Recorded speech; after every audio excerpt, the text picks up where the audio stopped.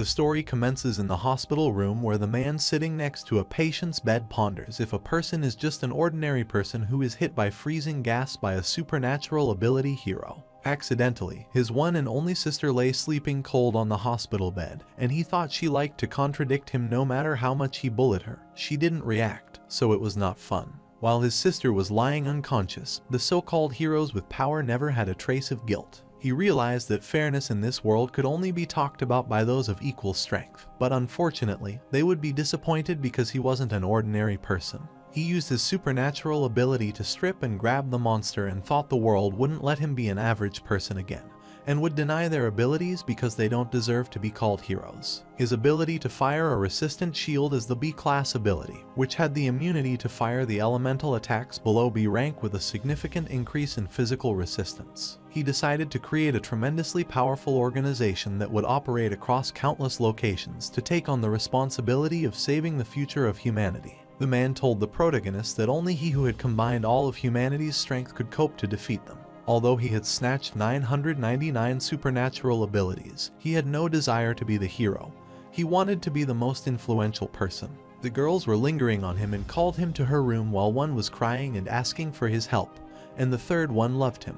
After getting hit by the hero's superpower, his sister was in the hospital, and he was sad since she wasn't responding to his irritating actions. He tells the truth that he was hiding from her that in their family, she was the one who had awakened her ability that allowed her to fly. Just like her, he was also an awakener, and he could steal ability from others and make it his in his orbs, which were above her, stealing her skills. He stole her ability completely, which was D-ranked and was named Mental Blast, which sends a mental blast to attack enemies. Even though the commands were weak, they had special meaning. He thought it was a D-rank skill, but if it were more substantial, Fei Fei wouldn't instantly be turned into an ice statue by Lai Kenyang's unintentional attack. He wondered if it was unintentional because the distance from her was far outside the room. His parents said he committed the murder, but the man said that he saved more people, so he should rest in peace because there was nothing that could be controlled. It was a coincidence as Yang was just at the convenience store, and they also didn't wish this to happen as heroes are not gods. They try their best to fight monsters. Sometimes, they might accidentally harm others when battling them,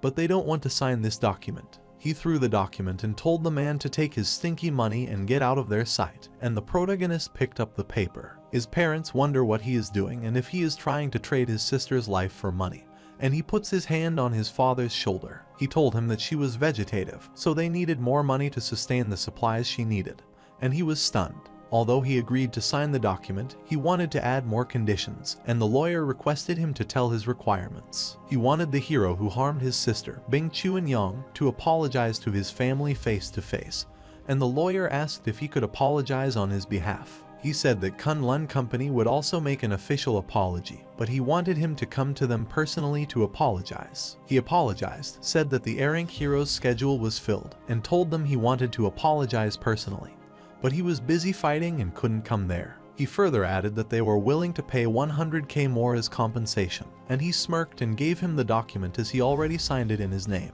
He was glad to receive the paper and thanked him for being understanding. Later, he called them and said he settled the matter by only adding 100k more as compensation. He was glad and appreciated lawyer Wanga's. He ended the subject well and decided to send them money via his secretary later. After the call ended, he thought heroes always liked to fight and wondered if he had also awakened his ability. He could be like them. The protagonist asked Fei Fei if she would blame him for signing the document, but he did that because of their family condition. He promised to inspect and find out the truth, and he didn't believe it was unintentional. He thought some Awakirs weren't fit to be called heroes, so he wanted to change the world. He was Yang Zai, an intern reporter. The person unintentionally harmed by the rank hunter was his sister Yang Fei Fei. For the sake of his plan, he moved out of his house and joined a Mingyu society small area. He entered the room where two girls were already present, and they greeted him by waving their hands. Ding Lan introduced herself to the girl next to her, Zio AI, and informed her that another roommate hadn't returned. They asked his name, and he introduced himself with a flat face. They wanted to celebrate the addition of a new roommate. Zio AI replied that her third exam was starting soon, so she had to visit the library tonight so they could celebrate it without her. The protagonist turned and uttered that he was fine without it as he had just come there and was exhausted, so he needed some time to rest. He went to his room, lay down, and checked his phone. he learned that the film of a battle between ministers and heroes was viral. It had so many ability video explanations, and he didn't know when it started, as the black cavity suddenly appeared. The monsters passed through the black hole and appeared on their planet, the Azure Planet, and only hunters with abilities could stop them from invading. Those hunters were given the title of hero to prevent hunters from misusing their abilities. Ability law was made. Only hunters who passed the test and got hero certificates could use their powers. While watching the battle videos, he saw the video where his sister got injured by that hero. He put the phone down to the side as he hadn't found anything suspicious even after looking at it for some time, so he decided to research it tomorrow. He was thinking of getting some rest, but already half a night had passed, so he had to quickly rinse his mouth and wash up as he already had work for tomorrow. He came out of his room to get ready quickly and saw a girl wholly drunk and was inclining with the wall, and he realized that she might be his last roommate. He called her, but she opened the washroom door and asked him if he didn't mind if she could use the washroom first. She went in and started vomiting and slept there, and he went to her and asked if she was alright and wondered if she needed his help. But he didn't want to be misunderstood, so he went to Ding Lan's room and knocked on the door while apologizing to her. She opened the door and was yawing and asked him what the matter was and why he wasn't sleeping when it was so late. He apologized for disturbing her sleep and informed her that the other roommate was drunk and in the washroom, so she should help her. Because they were all female, he hesitated to help them, but she told him to leave her there as this wasn't the first time she was in that state. She wanted to sleep as she had to go to work tomorrow and it was already late, so she suggested he should sleep earlier and shut the door. He thought he had to help her himself, so he went to her and asked if she could get up, but she didn't respond. So he went close to her and apologized in advance, and he picked her up and detected the ability that was the big brain. He realized that she was awakened with an F-rank ability, which boosts the brain for a short time, causing thinking and calculating speed to increase, and her potential was average since she was unaware of her ability. He laid her down on the sofa and said she might think she was astute sometimes, so if she studied well, she might be a smarty in school. But he was taking her abilities now and wanted to repay her someday, and he completely stole her technique. He wondered if he could combine both skills using Big Brain and Mental Blast, as he was curious about its effect. He wanted to fuse the ability of a Big Brain and Mental Blast, so a dialog box asked for confirmation as both the skills were Mental Spirit abilities. He combined them, and after the fusion was completed, a new D-rank ability named Super Brain was formed. With this ability, when the Metal Blast would be used, the brain would be boosted, thinking and calculating speed would increase, and he would have increased deduction ability. He wonders if he could find any evidence from his sister's injury video after using the deduction ability. The following day, while he was sleeping, someone knocked at the door, and he opened the door and wondered who was there. He was surprised to see Lin Nai's in. She returned his jacket and thanked him for yesterday, and he thought the drunk girl looked so pure. He received the jacket and told her it was fine as he did what he needed to do as a man and remembered that he stole her ability last night. Even though she wasn't aware of it, she was once awakened and owned a power, and he asked her if she felt comfortable. She was fine as she was used to it, and he told her not to worry about her and was glad to hear that she was alright. While they were talking, his colleague, Fan Peng, arrived at his apartment and was shocked to see a girl with him, which frustrated him as he thought he dated behind his back. The protagonist told him not to spout nonsense because she is his roommate, and his friend thought he was too rich, and that it was terrible to rent a whole building. He made the hairstyle and coughed and greeted and introduced himself, so she greeted him too, and he told her he was Awakener. He could take a single hand in photography, so if she wanted to take beautiful pictures, he could take one. The protagonist pushed him behind and told her he was there to pick him up at the company. He asked him what the rush was, but he didn't even finish his conversation. At Dear Kang's newspaper, he watched the video where his sister was injured by her and activated the super brain deduction method. All the video was made into small sections, and he noticed a weird movement while trying to find evidence that his colleagues had hit him with his elbow. He asked him why he wasn't taking the initiative because his roommate, Lin Na-zin, was also a pretty and high-class grade girl and said he would take the initiative if he didn't want to. He cleared his misunderstanding and told him they were just roommates, so he shouldn't overthink this. But his colleague thought the roommate could quickly get involved in a romantic relationship and said he could teach him if he didn't know. While conversing, they heard someone shouting that the monster with the ability had appeared, so he went near the window and looked outside. A single-eye jellyfish was attacking the people, and they were running away quickly to save their lives. An announcement was made requesting the citizens to head toward the shelter, and to heroes to come out and fight the monsters as the disaster level B-rank monster has invaded. Sour Spicy heroes arrived and requested the citizens to calm down and not worry.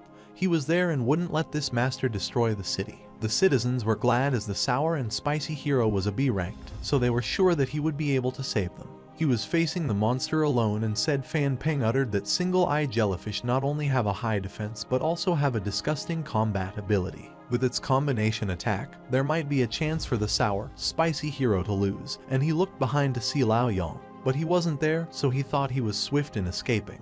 While capturing the moment with his unique abilities, he laughed at thinking that ordinary people are slightly weaker. But it was the golden time for him to earn money with his ability. C-ranked hero Flame Butterfly arrived and asked him if he needed her help. He thought she was there at the right time, so he instructed her to focus on attacking it as he would restrain it. Instructor Zhu and Mao Huang were in the hero streaming room, and they told them to say something as they sat silently while watching the live combat. Instructor Zhu uttered that a Sour Spicy hero specialized in close combat, and was very arrogant when he first started as a hero. Mao Huang asked him why he would rate him that way, so he replied that after activating his abilities, he needed time to eat a bowl of sour spicy noodles. So he usually waits until other heroes deal large amounts of damage to the monster first.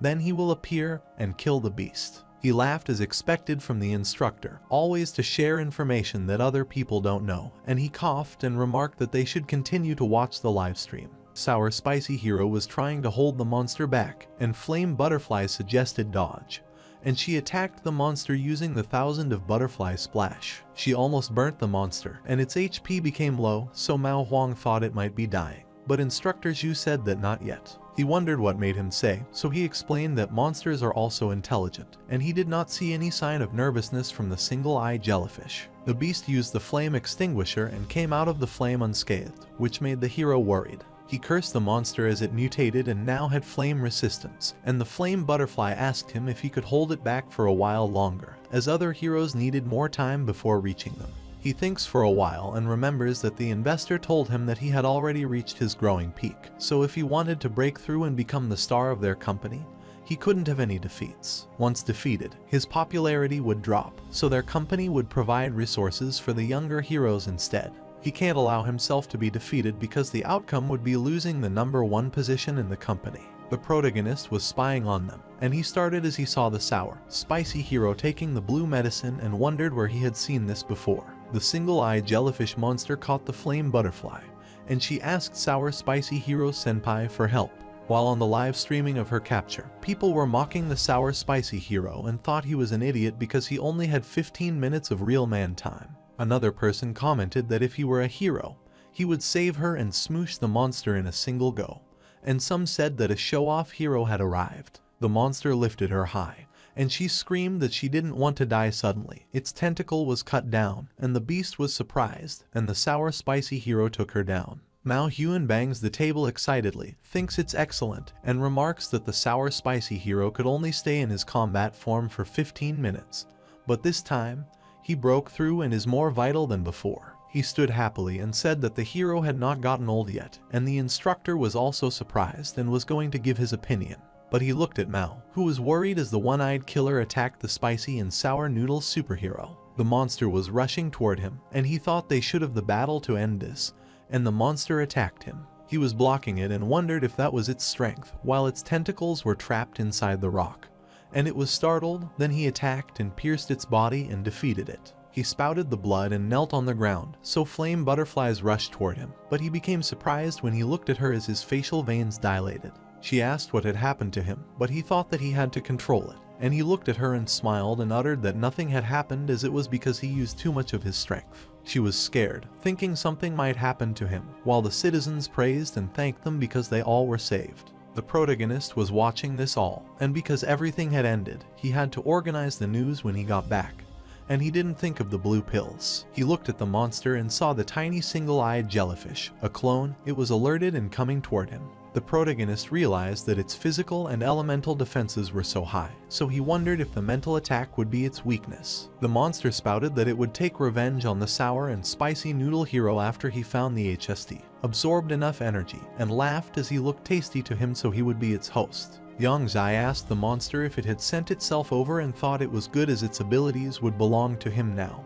He used the mental attack, and it fell on the ground. The flame butterfly hero realized that someone was using his abilities, so she turned to see who that person was. The protagonist thinks it's good as he was the weak clone, and even if his weakness is mental attacks, his D+ mental attack couldn't kill it instantly. He used his extraction ability and got the monster ability, a grade D ability named Fire Resistant Shield, which was immune to fire attacks below grade B. It also increased physical defense to a large extent and was a beneficial tank technique. When he used the method, he realized that it was like an invisible shell that covered the body's surface, and he thought that no matter how strong his abilities were, it would have a weakness. This phrase popularly spread in the world of abilities, which doesn't seem to work on him. While he was still pondering, the flame butterfly reached Thea and asked who was there. The protagonist hides as he doesn't want the world to discover his powers yet. She gets down and thinks it's strange as she feels a rush of mental energy there and sees someone. He wore the mask, changed his get-up, and asked her if she was searching for him, and she turned and asked him if he had used the ability just now. He came out from the shadow and said yes,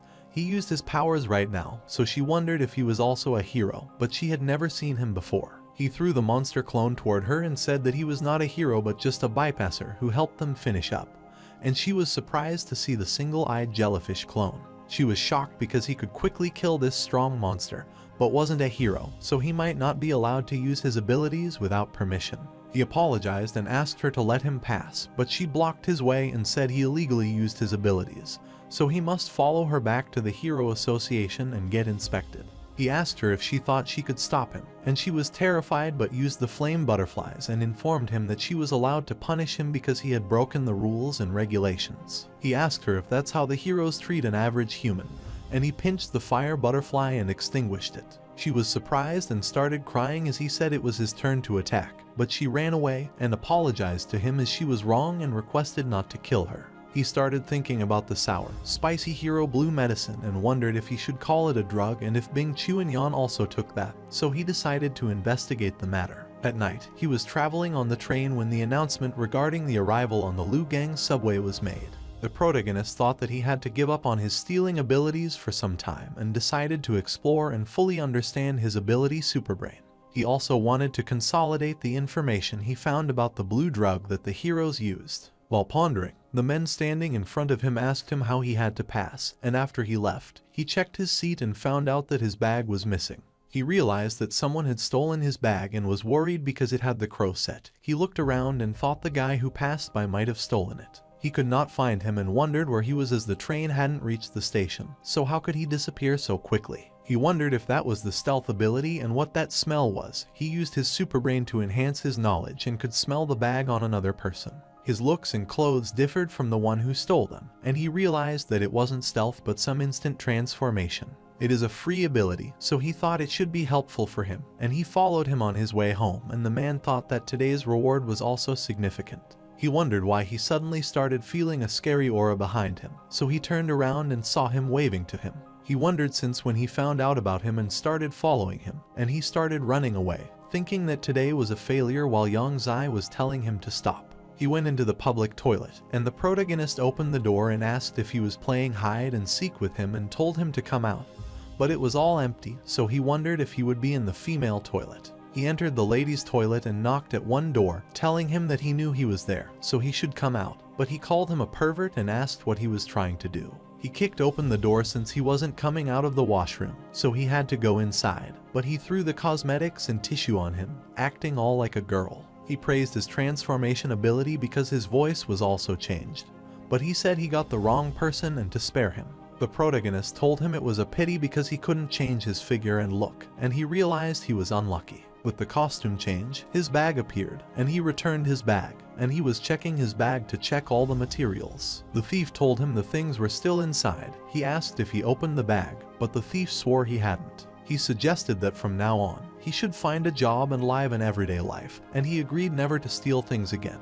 He thanked him for sparing him this time and was very grateful. The protagonist asks him when he said he would let him go, and he uses the mental blast on him and steals his ability. He thought that even though he said he wouldn't steal the skills for the time being, it was a free ability, so it would be a pity not to take this. Costume change was an F-rank ability for it to work. He needed to think about the costume then. He could easily change it instantly, and it also had storage space. He used the technique, his costumes changed, and he found this technique convenient. He came out of the public toilets building when two officers asked him if he heard anything as they received the report that a female bathroom had the girls screaming at someone as a pervert. He informed them that he listened to the sound and even saw the male scum, wearing a female costume, sneakily walk into the female toilet. The officers decided to take action quickly, capturing the man. The protagonist thought that some ability users weren't fit to own abilities so that he would change the world. 1 week later, the taxi arrived at the bar, and he came out of it. Fan Peng saw him and waved and was contented as he finally came, and he asked him why he needed him to come out to him. He put his arm on his shoulder and asked him to guess who he met while playing in the bar, and he wondered who he was talking about. He looked at him and said that his girlfriend, Lin Naizu, had told him she was a bar girl, but he clarified that she was not his girlfriend, so why was he speaking to him about her? While entering the brothel bar, Peng asks him why he is acting in front of him and thinks he would believe she is a bar girl after seeing it with his own eyes. He suggested sitting somewhere first, but he was looking at her, and she also saw him and wondered why he was there. After they took their seat, he was thinking about it, so Peng remarked that he shouldn't be sad as there were girls everywhere. He told him to enjoy and listen to his arrangement since he came to his territory, and he called the girls. 3 girls came there and greeted him. He introduced them to him and said that they were his good sisters, and then he introduced his best friend and colleague Lao Yong to them and commented that he is very handsome. They sat next to him and ushered Fan Peng away and praised the protagonist as he was very handsome, and one of them offered him drinks. The next door, Liu Yuan put the glass down and uttered that he was very unlucky today. If his McLaren hadn't been driven away by his brother, then he would have lost to Gao Zheng.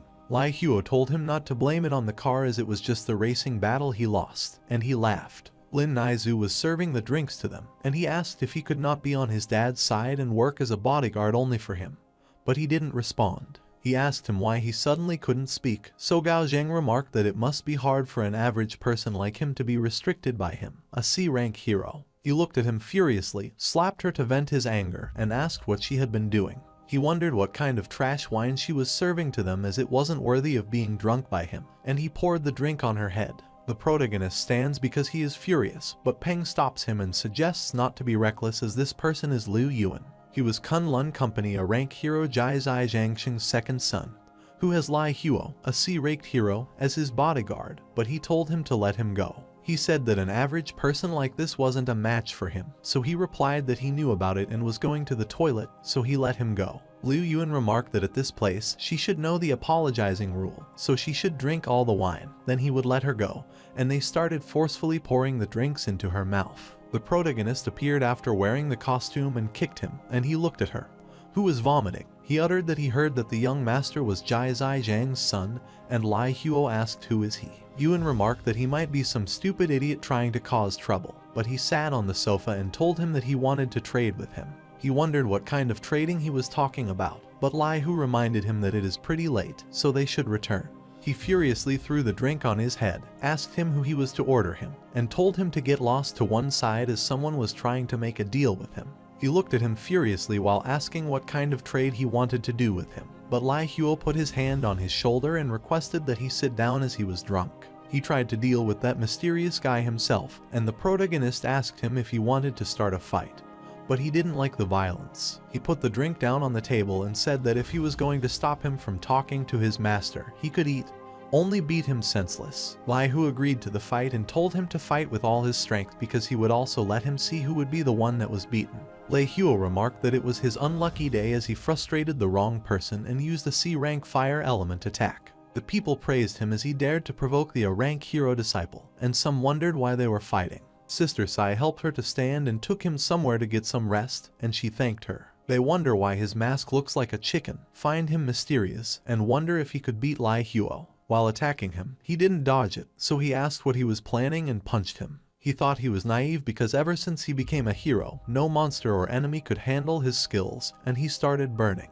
Everyone was shocked as he burned the protagonist to death, but he stretched his hand out of the fire and came out unscathed. He was stunned to see him unharmed, and Lao Yongzai used the mental blast, after which he was speechless and was standing like a dumb. He hit him on his back, and he fell to the ground, which shocked Yuan, and he wondered if he was that strong that he could defeat him with a chop. He stole his cranked fire fist ability, which generated the flame on his fist, and attacked using a flame.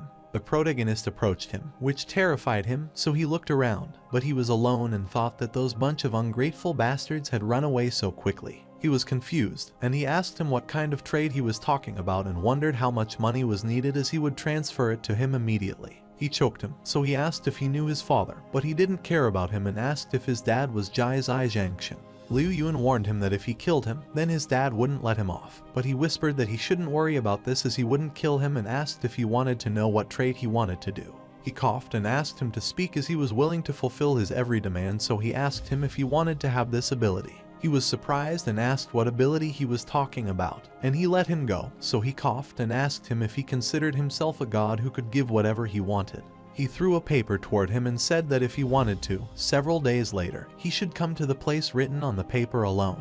After he came out of the bar, he received a call from his friend who thought that he was stuck in the toilet bowl if he didn't reply to his call. The protagonist uttered that BR was too noisy, so he came out to breathe some fresh air, and wondered why he called him. Fan Peng told him that he missed a good show, and he decided to go out and tell him the details of what happened there while they ate some BBQ if he wants to come.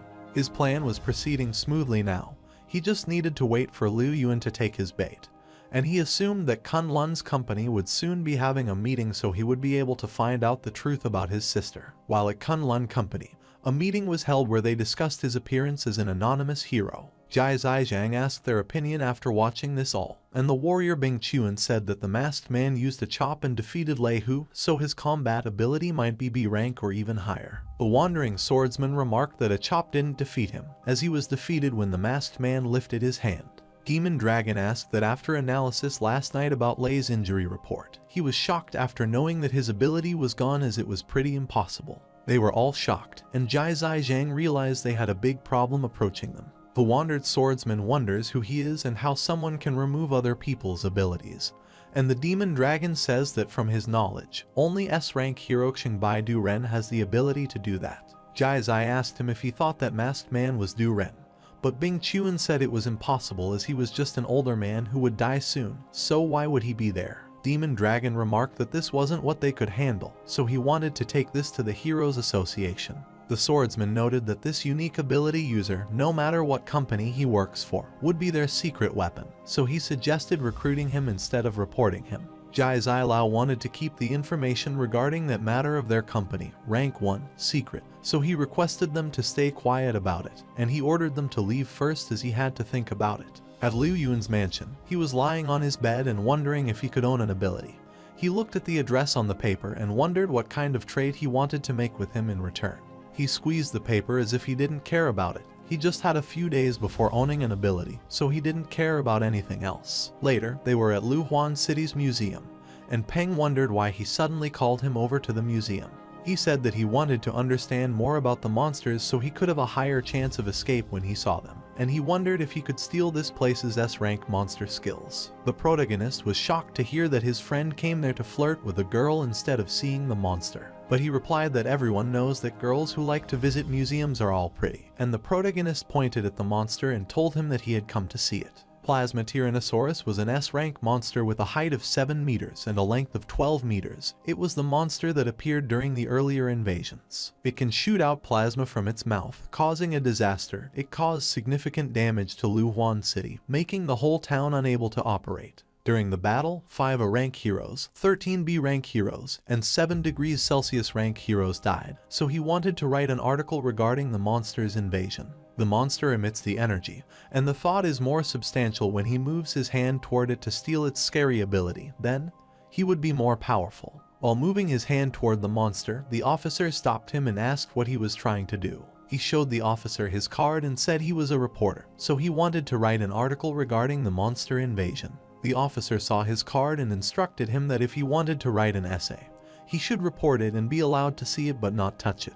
He made eye communication with his friend and understood what he meant, so he took the offer with him, apologizing. He told the officer that they didn't touch it and asked him where he could find the pretty girl mutated beast to distract him. He wondered what he meant by the lovely girl beast and asked if he was a crazy weirdo, and he also agreed that it wasn't normal and it was the weird type.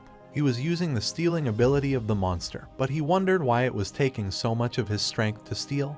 He completely stole its abilities. All the energies from the monster were stolen, and after he absorbed the power, He was surprised after seeing its detail and information. It was an E-rank ability named Plasma Blast, which can create plasmas that can be used to charge the phone. Lao Yang had never expected to steal an E-rank ability from an S-rank monster, and he wondered if it was because it had been dead for many years that the capacity inside might gradually decrease in power. It could be that his ability to steal was due to early timing, so it remains the same rank. So he realized that he couldn't obtain much from this museum. He thought he shouldn't waste his time after coming there, as he must continue touching the corpse there. Later, he was at his apartment and could only obtain 3 low-ranked ability orbs even though he had been in the museum for a whole day. One of those 3 abilities was the F-rank clone ability, which can create a clone that lasts for 1 minute, and may let his clone help him switch for some time. The other one was also an F-rank control ability that can increase someone's favorability toward him. He was pissed because these abilities and powers were weakened so much now, and he remembered that because the orb could be combined, those abilities orbs could be separated. He decided to use Leihu's ability orb to test it out, so he tried to dismantle it. But nothing changed, so he decided to try it again. In his second attempt, he succeeded in dismantling the ability altogether. The ability was divided into a level 1 dark power, the foundation material, and a rugged and robust item. He looked at the cube, wondered if the abilities could be formed from small cubes of dark power, and realized he could dismantle and separate an ability orb. Since the abilities could be dismantled into the lowest stack power, he wondered if he could use these dark powers to fuse and boost the ability. He combined dark power with knowledge, which upgraded to an E-rank control ability, allowing him to insinuate a target subconsciously. He was surprised that he could upgrade his abilities, and if that was the case, he wondered if he thought he would be able to create an S-rank skill. He was thinking about creating an S-rank skill when he heard the noise coming out of his room. She told them to let her go and not touch her, and they asked if Lao Yun came to look for Lin Naizu. She was crying, and her parents wondered if all she knew was how to cry. His father smoked out and told her they also didn't mean to lie to her. The protagonist took her out of her room while still crying, and her father said that if they didn't do this, she would willingly send them money. Her mother explained that her brother needed money to buy a house and car and get a wife, which totals up to more than millions. So how could they afford so much? She asked them if they lied to her, saying that her father had cancer, so they needed the money for the treatment. Asked them if they knew how depressed she was all that time. She had to work day and night and take 4 part-time jobs to earn more money and send it back quickly. Her father uttered that he just wanted to see how much she could make, and afterward, he would have tried to get the remaining amount of money. But their Lin family heritage couldn't be cut off. Since he said he would try to get the remaining money, she asked for confirmation if he said he would get it by selling her to some unknown stranger. Her mother tried to console her, saying that although that man's education might not be high, he has good values, so they wouldn't let her suffer. She got away from her grasp and asked if she even knew about her sufferance and if she knew where the $50,000 came from. She uttered that she had to accompany people to drink wine, and she earned it by doing so, and they didn't even know about it. They were surprised and felt like the thunder fell on them, and her father got angry at her because of her shamelessness. Their Lin family's reputation was ruined. He lifted his hand and said he would beat her to death as she did not even know how to self-care. She yelled to hit as the customers hit harder than them, but the protagonist stopped him as she was still his daughter. He looked at him furiously, asked who he was, suggested not to butt in when teaching his daughter, and asked if he also needed to teach him. He realized that her father wasn't even feeling guilty after doing all this, but her mother regretted doing it.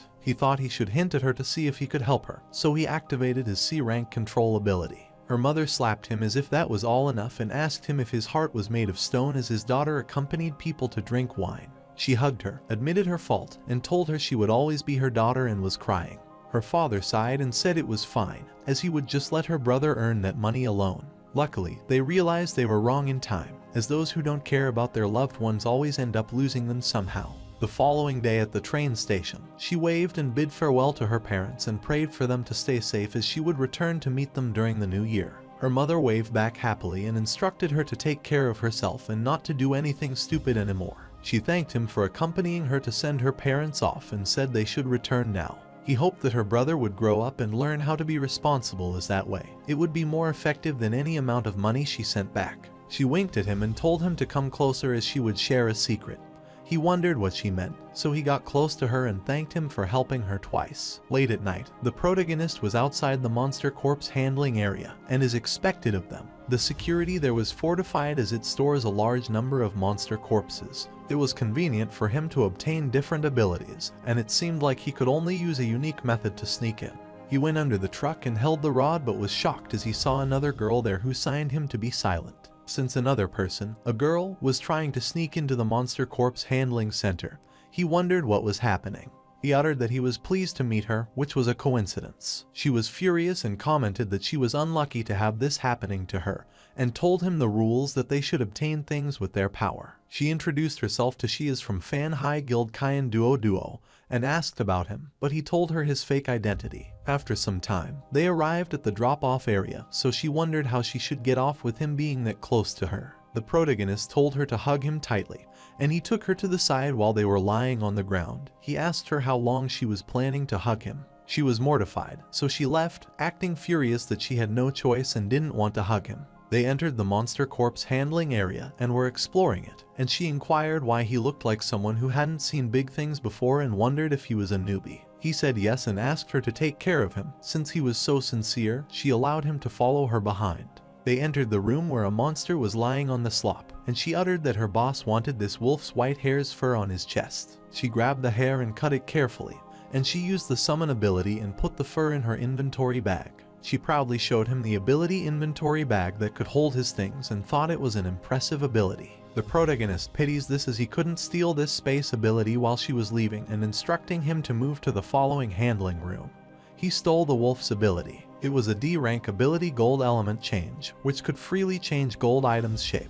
They were stunned as the security alarm rang, and she wondered if they had been discovered. The man rushed into the room where they were standing and uttered that the monster had revived. They were shocked, but soon the monster grasped him and dragged him back while he asked for their help. She was terrified, wondering what that thing was, and held him for support as her legs got numb but got more scared when the monster tentacle captured her and pulled her behind. The protagonist made the flame see the passage and followed her while she was asking him to save her. The hand of the monster was too fast while following it, and he saw so many gold attribute shelves, so he decided to use the D-rank gold element change attribute and attacked it. His attribute cut its tentacle, and she got out of its grip and fell on the ground. He rushed to her and asked if she was all right. She uttered that the monster's tentacle was so thick that it hurt her, and she wondered what kind of monster it was and why it revived. He said they would know about it after they saw it, and they saw a giant-headed monster with several tentacles grasping many humans, asking for help. The monster moved its tentacle toward them to capture them, but Lao Yongzai used the gold element attribute change and formed a shield to block its attack.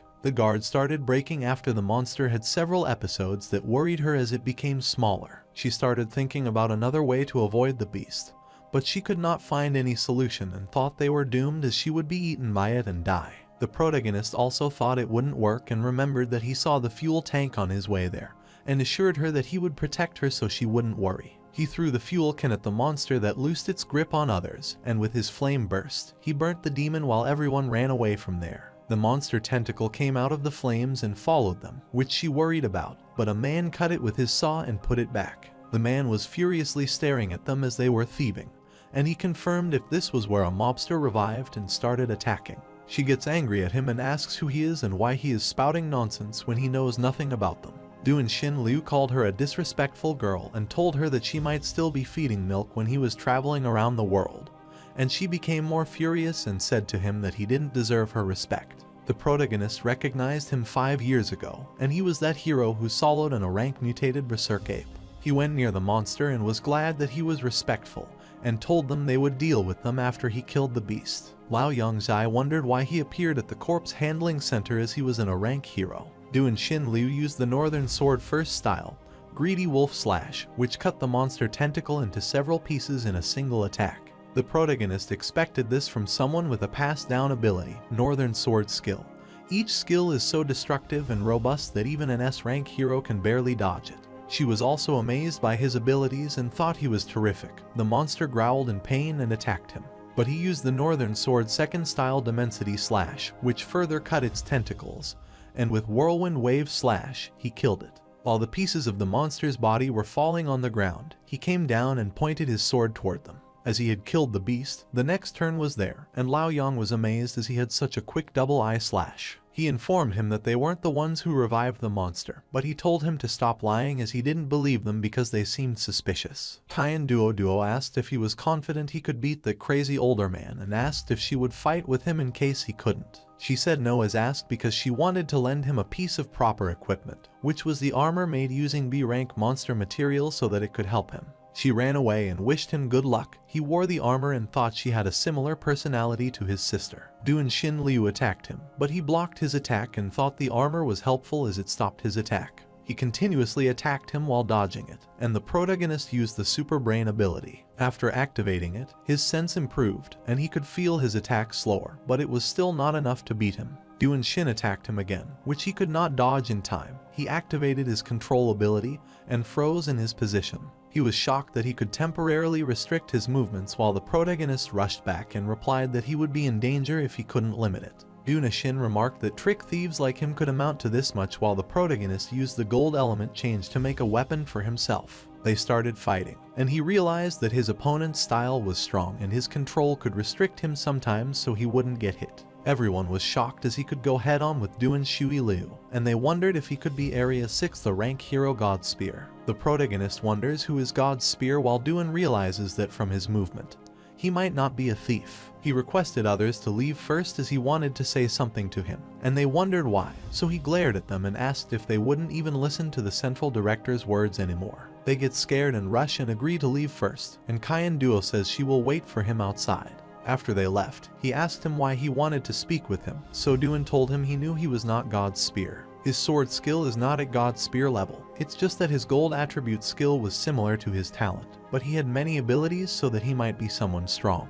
He knew he didn't come there to steal some monster's fur, so he asked if he had come there to pursue the world truth. He wonders what he is talking about as he never heard about the world's reality, so he decides to find out more about it from him first. He agreed and said he came for the fact, so he laughed and remarked that young people are passionate. So he guessed it fine if he told him the truth, and he said yes, so he explained that the Monster Handling Center's main motive was to open the Monster World's gateway White Cavity. He was shocked, so Duan further said 15 years ago, Wrong City's White Cavity had been successfully opened, so the Hero Association sent a Notch Hero Squad to the Monster World with a special responsibility and a mission. He was also part of that mission, but during that operation, countless S-ranked heroes risked their lives to protect him and 2 others so they could return to Azure World. Every monster dangling center was built on Azure World's space weakness area, so they must keep burning monster corpses. Then, they will have the chance to open the White Cavity, the gateway that leads them to the monster world. The protagonist asked him about the revived monster, so Duan Xin explained it just because they didn't know about the details, so they said it that way. It was because the White Cavity passed by and caused the monsters to mutate, and they, who are the Azure World humans, were trapped by the demons. Those who get treated like cattle only when they gather strong heroes, then they had hope of winning. He told him to leave now and reminded him that they are also humans no matter what organization and field he is from. The man was talking to his secretary about Duan Xin Liu's mistake and thought he liked to create trouble. The secretary wonders if he doesn't know he can't tell outsiders about this matter, but the man supposed that even if he doesn't say it, others in the organization will soon find out about this. With their current strength, they could not take over that world, and his secretary informed him that she sent the headquarters video. Over 25 seats were preset and already had S-rank matters voting conditions. He decides to start the meeting with the Lugang City Hero Association branch, which will report the situation. Whether or not they talk about the White Cavity to other rank and above ability organizations, they should begin this. Later, he was in the hospital with his sister and was telling her that last night he was informed about a cruel truth. Last night, when he came out of the monster corpse handling building where everyone was waiting for him, they wondered what happened. Everyone wondered if he defeated Duan Shui Liu as he was the only one coming out, while Kyan Duo asked him if he was alright. He did not want to let outsiders know about his ability, and he told her that he was fine and told her to look into his eyes. She wondered why he was saying that, but when she looked into his eye, he used his control ability on her. He hypnotized her and told her to forget about his flame and gold element ability, and remember that he bought the armor from her, so he owed her $10,000. He snapped his fingers, and she became conscious and was confused. She turned to leave and said that it was great he was fine, and because his house had door restrictions, she would take her to go and see him next time. At the present moment, he was lovingly touching his sister's cheeks and uttered that Kyan Duo was just like her, who loves money and acts cute. Before he succeeded in taking his revenge, he wanted to find a way to let her wake up. Later in his apartment room, he was holding a gold attribute material and used his gold element to change his ability and make the sucking star ring. He made the ability medicine and thought he shouldn't let others find out about his abilities, so he decided to use these two things to lie to Liu Yuan. Then he looked at the snake mask he had made recently and changed his costume using his costume changing ability. He named this new costume Snake and will use different skills than his previous getup of Ujai, so he will use a C-rank plasma blast and only use flame when needed. He made countless costumes of himself that belonged to the same mysterious organization as him, which would be called Judge. He named it this because he aimed to judge those who weren't worthy of being heroes, and Liu Yong's master would pay the organization's higher fees. Later, the protagonist goes to the address where Liu Yuan is sleeping on the ground, and he hits him with his foot, telling him to get up. Liu Yuan asked if he was tired of living as he dared to disturb his sleep, but when he saw him, he apologized for acting rudely as he just woke up. The protagonist was glad to know that he came, as it seemed like he trusted him. He stuck to his leg, started crying, and uttered that if he gave him the ability, they could negotiate the things he wanted. Whether it was money, girls, or authority, he would give him whatever he wanted. But he kicked him back as he didn't need any of these and said that it is easy to obtain ability, so he instructed him to look into his eyes. He took control of him and asked him for information about the blue drug, but he didn't speak, and he wondered what was happening and if his hypnosis failed. In order to confirm that it worked, he told him to slap himself once, but he didn't respond to that either. He wonders if it could be that it must be preconceived first or if Liu Yuan has an ability, and wonders if it's a C rank or higher rank ability so that the control might be ineffective. He used a mental blast on him, and he got unconscious. He pondered that when he was bullying him at the bar, he didn't fight back, so it doesn't seem like he had the ability. He decided to find out whether he had the power or not and was shocked as he knew, and he completely stole it. It was an A-rank ability reborn that allowed him to return to one day before death after dying, and he was surprised to know that he had an A-rank ability. He absorbed the ability as it was a trump card and didn't want to mistreat Liu Yuan after receiving his ability. He gave the knowledge he stole from the Monster Corp's handling center into his body and told him to wake up. After waking up, he requested him to provide him with the ability, and he wondered why he was asleep. Lao Yong said that it's okay to sleep when he is tired and asked him if he could see the ring, and he said yes. He told him it was the star-sucking ring made by his organization, which he could use to steal abilities. He was surprised to know how it worked and asked him afterward what they could do. Then he showed him the power of medicine and explained that his organization used unique methods to make ability genes to let ordinary people have abilities by ability medicine. He was amazed to hear that and asked him for confirmation if he wasn't lying. So he threw the medicine toward him and instructed him to drink it so he would know if he was lying or not. He wonders if it is poison but thinks that if he wanted, he could have killed him earlier when he was sleeping, but it was his only option, so if he didn't do it now, then he would never get the ability. He drinks the medicine in one shot, and the bottle falls from his hand. There is a sudden surge of energy in his body, and he wonders what he has given him.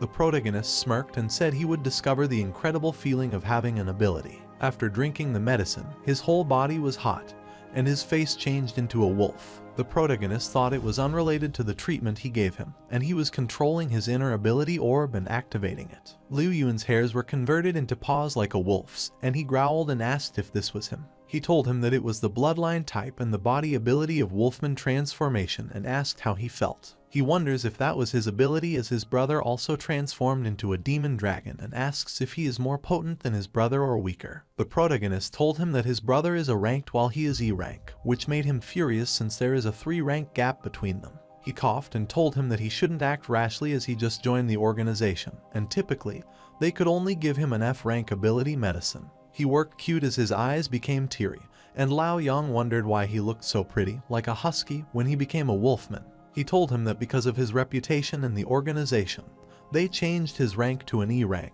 and after hearing him, Yuan thought that his organization seemed to have all rank abilities. This means that one day, he could become more potent than his father and knelt and grabbed him, and while calling him daddy, he asked if he could change it to an A-rank ability medicine. The protagonist told him not to call people his dad. Then he wanted to call him Godfather as no one had ever treated him so well as the protagonist before. But Liaoyang told him it was useless even if he called him Godfather, as the organization has its rules and regulations. After accumulating sufficient achievement and credit, he could exchange the rank for it. So he asked him what their organization does. He explained that their organization's name was Judge, and a strong lord created it. The boss had 12 managers under him who were 12 Chinese zodiac, and he was also one of those managers. He asked if someone as strong as him was only a manager and then how strong the boss was, but Yang told him he didn't try to guess, as the boss doesn't reveal himself quickly and is very mysterious. He was eager to upgrade his rank and asked him the quickest way to obtain credit. The protagonist instructed him that he had to complete the organization's mission.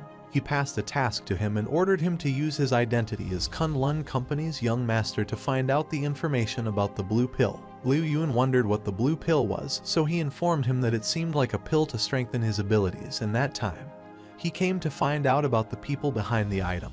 He liked the medicine as it could enhance one's ability. Still, Yang suggested not to have weird ideas, as the hero who has used it before has accidentally harmed innocent citizens. He cancelled his transformation and asked him who accidentally harmed innocent citizens. The protagonist informed his company, a rank hero Bing Chuan, and he was shocked as that hero usually acted arrogant, but in secret, he was just trash who used pills. Liaoyang said that after he investigated for helpful information, they would meet at the exact location again, and that time, he would give him the D rank ability medicine. He said there would be no problem. While the main lead was leaving, he remembered one thing he forgot to tell him. He said his ability was only practical within 1 week, so he had limited time to gather information. So he must complete the mission within a week, and he was crying due to shock after hearing that, as he expected it to be for an unlimited duration. When he was going to work while drinking juice, he was shocked to see the search notice about his other form, Yujai. Huan Duo put that notice everywhere, searching for him, who was wearing a black cape with a green mask. He looked like the one she had drawn, and she asked people to contact her if they had any details and evidence about him. While he was reading the notice, his boss saw him and yelled at him as he was late. He apologized for being late, and his boss wondered what he was doing. After work, he looked at her. He sighed as he never expected her to do this, and he saw her and wondered why she was there. He looked at her behind the wall while she scolded the people with her and asked what they were trying to do. The man instructed her to be obedient and hand the master's sword back to them. She wondered what they were talking about and told them not to mention the blade, as she didn't even have a single penny with her. They told her to stop lying with them, as she tricked them because they were young and innocent, using the fake orb to trade for the demon blade Muramasa. They warned her to return the sword to them. She didn't want to die, and the protagonist recognized that sword. It was the legendary S-rank monster-made weapon, and he wondered if she had this. She realized the trash sword was good because that was the case. She decided not to give it back and hid her inventory bag. She becomes a stranger and innocent and tells them to stop trying to frame her, as she has never heard about it. She uttered that she didn't know what they were talking about, and they mistook her for another person. The protagonist looks at her acting and thinks that she sucks at lying, as anyone can tell that she is greedy and doesn't want to return the demon sword. The girl said if that's the case, they should attack her, and the man accompanying her attacked her using the military-style Santoryu and shadow-style shadow clone jutsu. The protagonist was stunned, as both were successor ability users and were above C rank. But she pulled a tool from her bag and told them she was not weak. She had a B rank weapon, a scythe weasel fan, and she moved the fan as she wanted to get blown away. The pressure of the wind was so high that they couldn't bear it. Then she flew away with her fan and uttered that she would never return what she obtained. The girl was furious and used that her rank ability, Snow Queen, and Kyan-Du wondered why it was snowing suddenly. Since the situation was getting out of control, the protagonist changed his costume and became Yujai. While the girl throws the snow on her and uses the bizarre tornado, the protagonist worries for her. The reporter arrived at the scene and reported that at the ZH Kin store, there was an ability between the ability users, so he asked for the surrounding heroes to come and provide reinforcement and help. She was trying to fly away from the snow but got hit by it, which hurt her a lot, and she fell, so the girl was sure that she would return the thing that didn't belong to her. She was still unwilling to return it to her and pulled out 2 knives, silver and gold, and asked her which one she had lost. The girl looked at her furiously and was freezing her, so she suggested that she behave better and return it now, or she would freeze both legs and destroy them. Kyan Duo said she wasn't stupid enough to return valuable things, as she got them with her abilities. She was the one who lost that, and she preferred to throw it away rather than give it back to her. She threw the broken sword toward Yujai as she was giving it to him for free. The protagonist expected this from her, that she would see her and thanked her for the sword, and he looked at the blade, which was so broken that he assumed that no one would want it even if they gave it to them for free. Kyandu also thought the same, but never expected that this broken sword would be good and that they would chase after her for it. The girl realized that she had companions and shouted to her man to get him, and the man surrounded him using the clone's ability and attacked him. The protagonist looked at the broken sword as it absorbed his mental spirit energy, so he could not control his body. He cut the ninja into 2 hands and was stunned as he didn't expect this. Then the other man attacked him from behind to kill him. The protagonist was worried as his mental spirit would suck dry soon, as he couldn't hold on much longer while she was attacking him from behind. He guessed that he would be using the reborn ability that day. Then energy passed above the head of the people, and it broke the snow attacks of the Snow Queens. The barrier of breath was created between them, which was the skill of the Wanderer Warrior, and they were shocked. The Demon Dragon asked the girls from the Sakura group why they were acting arrogant in Area 6, and they dared to cause trouble in their area, too. The Snow Queen explained that they were taking back things that belonged to them and told him not to think of them as weaklings they could bully. Kyandu shouted that her master traded the sword with her, so it was her thing already, not her there. The girl thought there were already 2 more ability users, so she had no chance of winning. The wise choice was to escape. She attacked her and told the Demon Dragon that even though they killed their people, she just wanted her thing back, and she could spare Kyan's life and leave Lugang City right away. But he asked her who said they were planning to let her leave Lugang City and if they thought that Area 1 was where they could come and go as they wished. Demon Dragon decided to leave the rest of the matter regarding the girl on him, as he wanted to go and test Ujai's skill. Wandi Warrior said that the company intended to recruit him, and he told him not to use too much of his power. He uttered that he wouldn't, as he was helping his little brother to teach him a lesson, and he attacked him. The protagonist was pushed back, and Kyandu was worried about him while the Demon Dragon was amazed as he could hold back against his attack. The Snow Queen took advantage of the moment and attacked him with 0 degrees, but the Wanderer Warrior broke it with the help of a sword or a slash, and she was stunned as it was so powerful that the wave reached her, and she cracked into shreds. Wanderer Warrior cursed it as it didn't hit her, but Kyan was worried as she was cracked into pieces. He told her that it was an illusion as she ran away, but he was sure that she might be near. Then Kyan looked for the protagonist, who also disappeared frontier sight. He was hiding behind the wall because of that stupid sword, which made his whole body so weakened and exhausted that he couldn't even muster any strength. He wonders how he could turn this around and remembers that it was a monster-made weapon, so he wonders if he could also steal its abilities. He stole the skills from the sword and obtained 25 dark power cubes. Even though he never extracted any ability orb out of it, he didn't expect to get so many dark power cubes. But he guessed it was expected since this sword material was an S-rank monster, and he wondered which ability he should upgrade first so that he would have enough power to fight with the Demon Dragon. He decided to upgrade his D-ranked ability Metallic Transformation, so he started upgrading it and upgraded it to an A-rank ability Metal Control. It could control all metal within a 1 kilometer radius, hold an enormous amount of about 1,000 tons, and change him into an Iron Man. He started attracting all the metal around, so the Snow Queen looked behind as she felt something.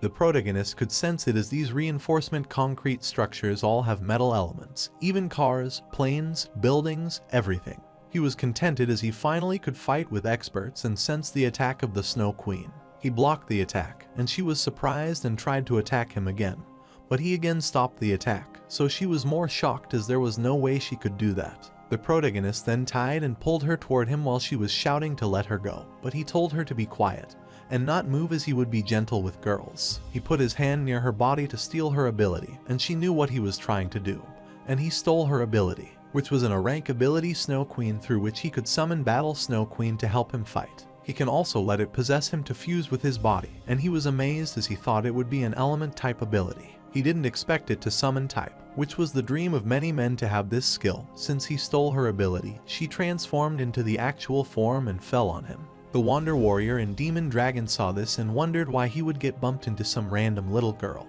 and felt that his aura was different at the present moment. He told them that she was not the random little girl but the Snow Queen, but he already handled her and inclined her with the wall. Demon Dragon told him to stop joking, as trash like him could not defeat the Snow Queen. Since he didn't believe him, he suggested they should fight and asked which one would fight with him, or both would attack him first. The reporter informed the audience on the live broadcast that a guy wants to have the duel, which would be 1-2, and his opponents are 2 rank heroes. The people thought the demon dragon could overpower him with one hand, so that person should stop acting arrogantly. Some realized that he might not be joking and became a fan of the Black Capes man and thought he was overpowering. The reporter wanted to show the public if the 1 versus 2 amazing scenes would occur. Demon Dragon told him that even if he stirred it up in front of an audience, he would not team up with Wanderer's swordsman and fight against him. This would make him lose his rank hero composure if he did that, and the protagonist thought it a pity. If it not, 1 versus 2, the battle would be exciting, and Demon Dragon remarked that to defeat an opponent,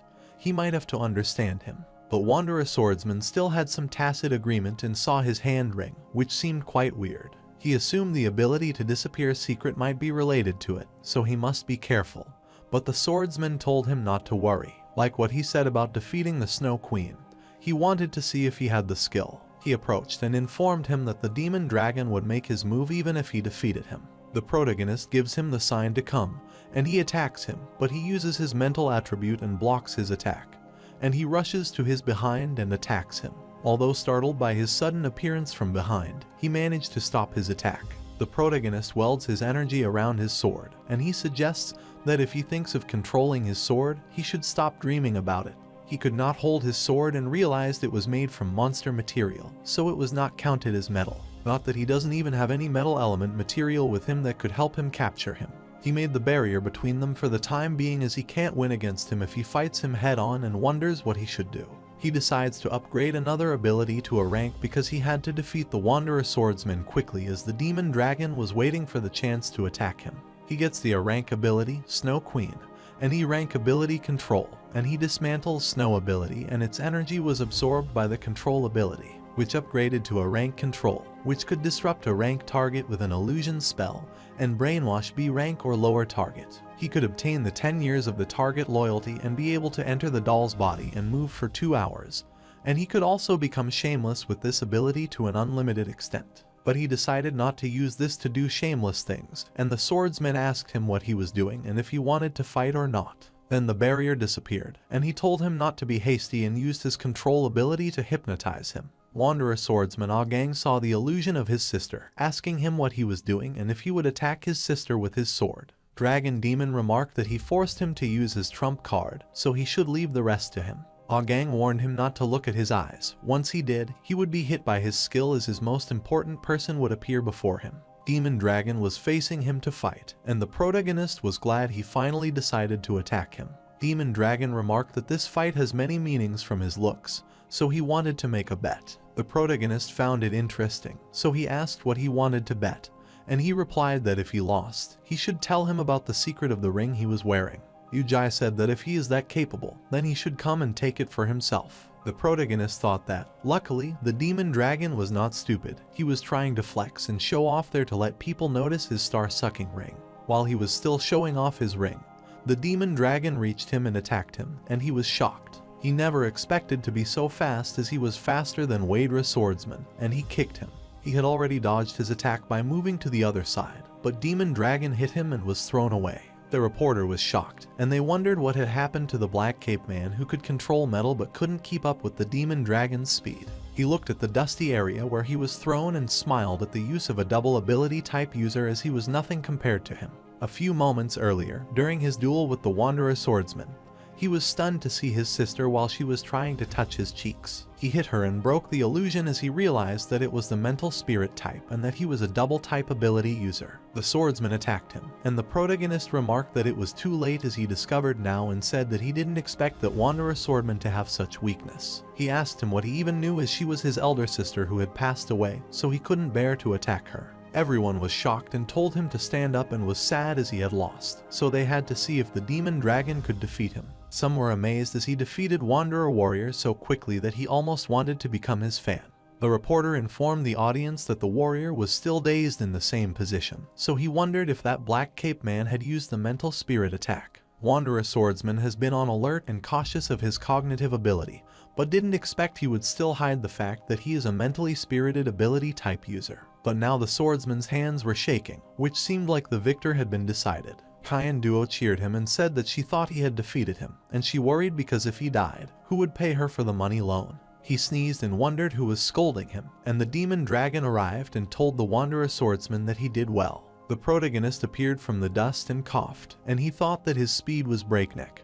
He had strong attack power, a body entirely of dragon scales, and his defense was also high. He could use fire breath, which isn't logical, and the demon dragon was amazed and remarked that he was not bad as his bones were hard. The protagonist used his control ability, and he was shocked when he saw his little brother, who asked him to save him as he was injured. He was disgusted by him as he dared to become his cute little brother and was furious, so he used the dark flame earth dragon transformation.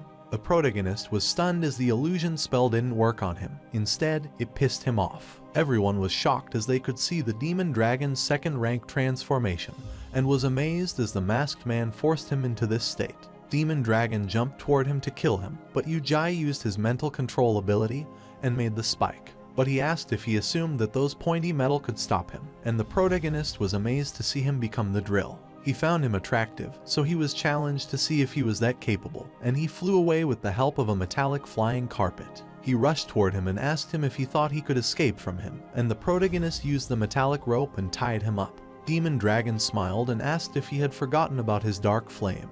He was burning his metallic cord using it. The reporter was amazed that the demon dragon's dark flames could melt the metal and comprehended that these metals couldn't last longer against him. Tyan Duo gets furious and hits him, remarking that her brother Ujai is not only strong but has a strategic mindset so that he wouldn't do stupid or useless things. At the same time, the demon dragon was stunned as he could not melt it with his flames, and Ujai thought that even though B-rank flame resistance was not too strong, but it could not be burned on the first try, so that was the time for his attack. So he lifted many metal cars and material. With a mental control ability, he made the giant cube above the head of the demon dragon and then commanded the fist of Titan to fall. It was getting closer to the demon dragon, and everyone started running away from the area.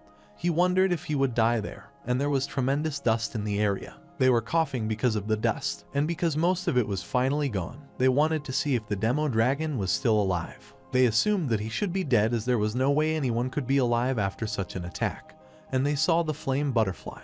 His father, Jaizai Jiangxing, was watching this from one of the buildings, and the laser emitted from his eyes was breaking it. The spectator was glad to see the A-rank hero and assumed the demon dragon would be saved. The wanderer swordsman was sitting near the unconscious demon dragon as he used the barrier of breath, but they barely managed to survive. He apologized for embarrassing the company, but Jai Zizhang was pleased to see them alive. Another female warrior appeared and asked them if they needed her help, and he requested her to take care of the demon dragon.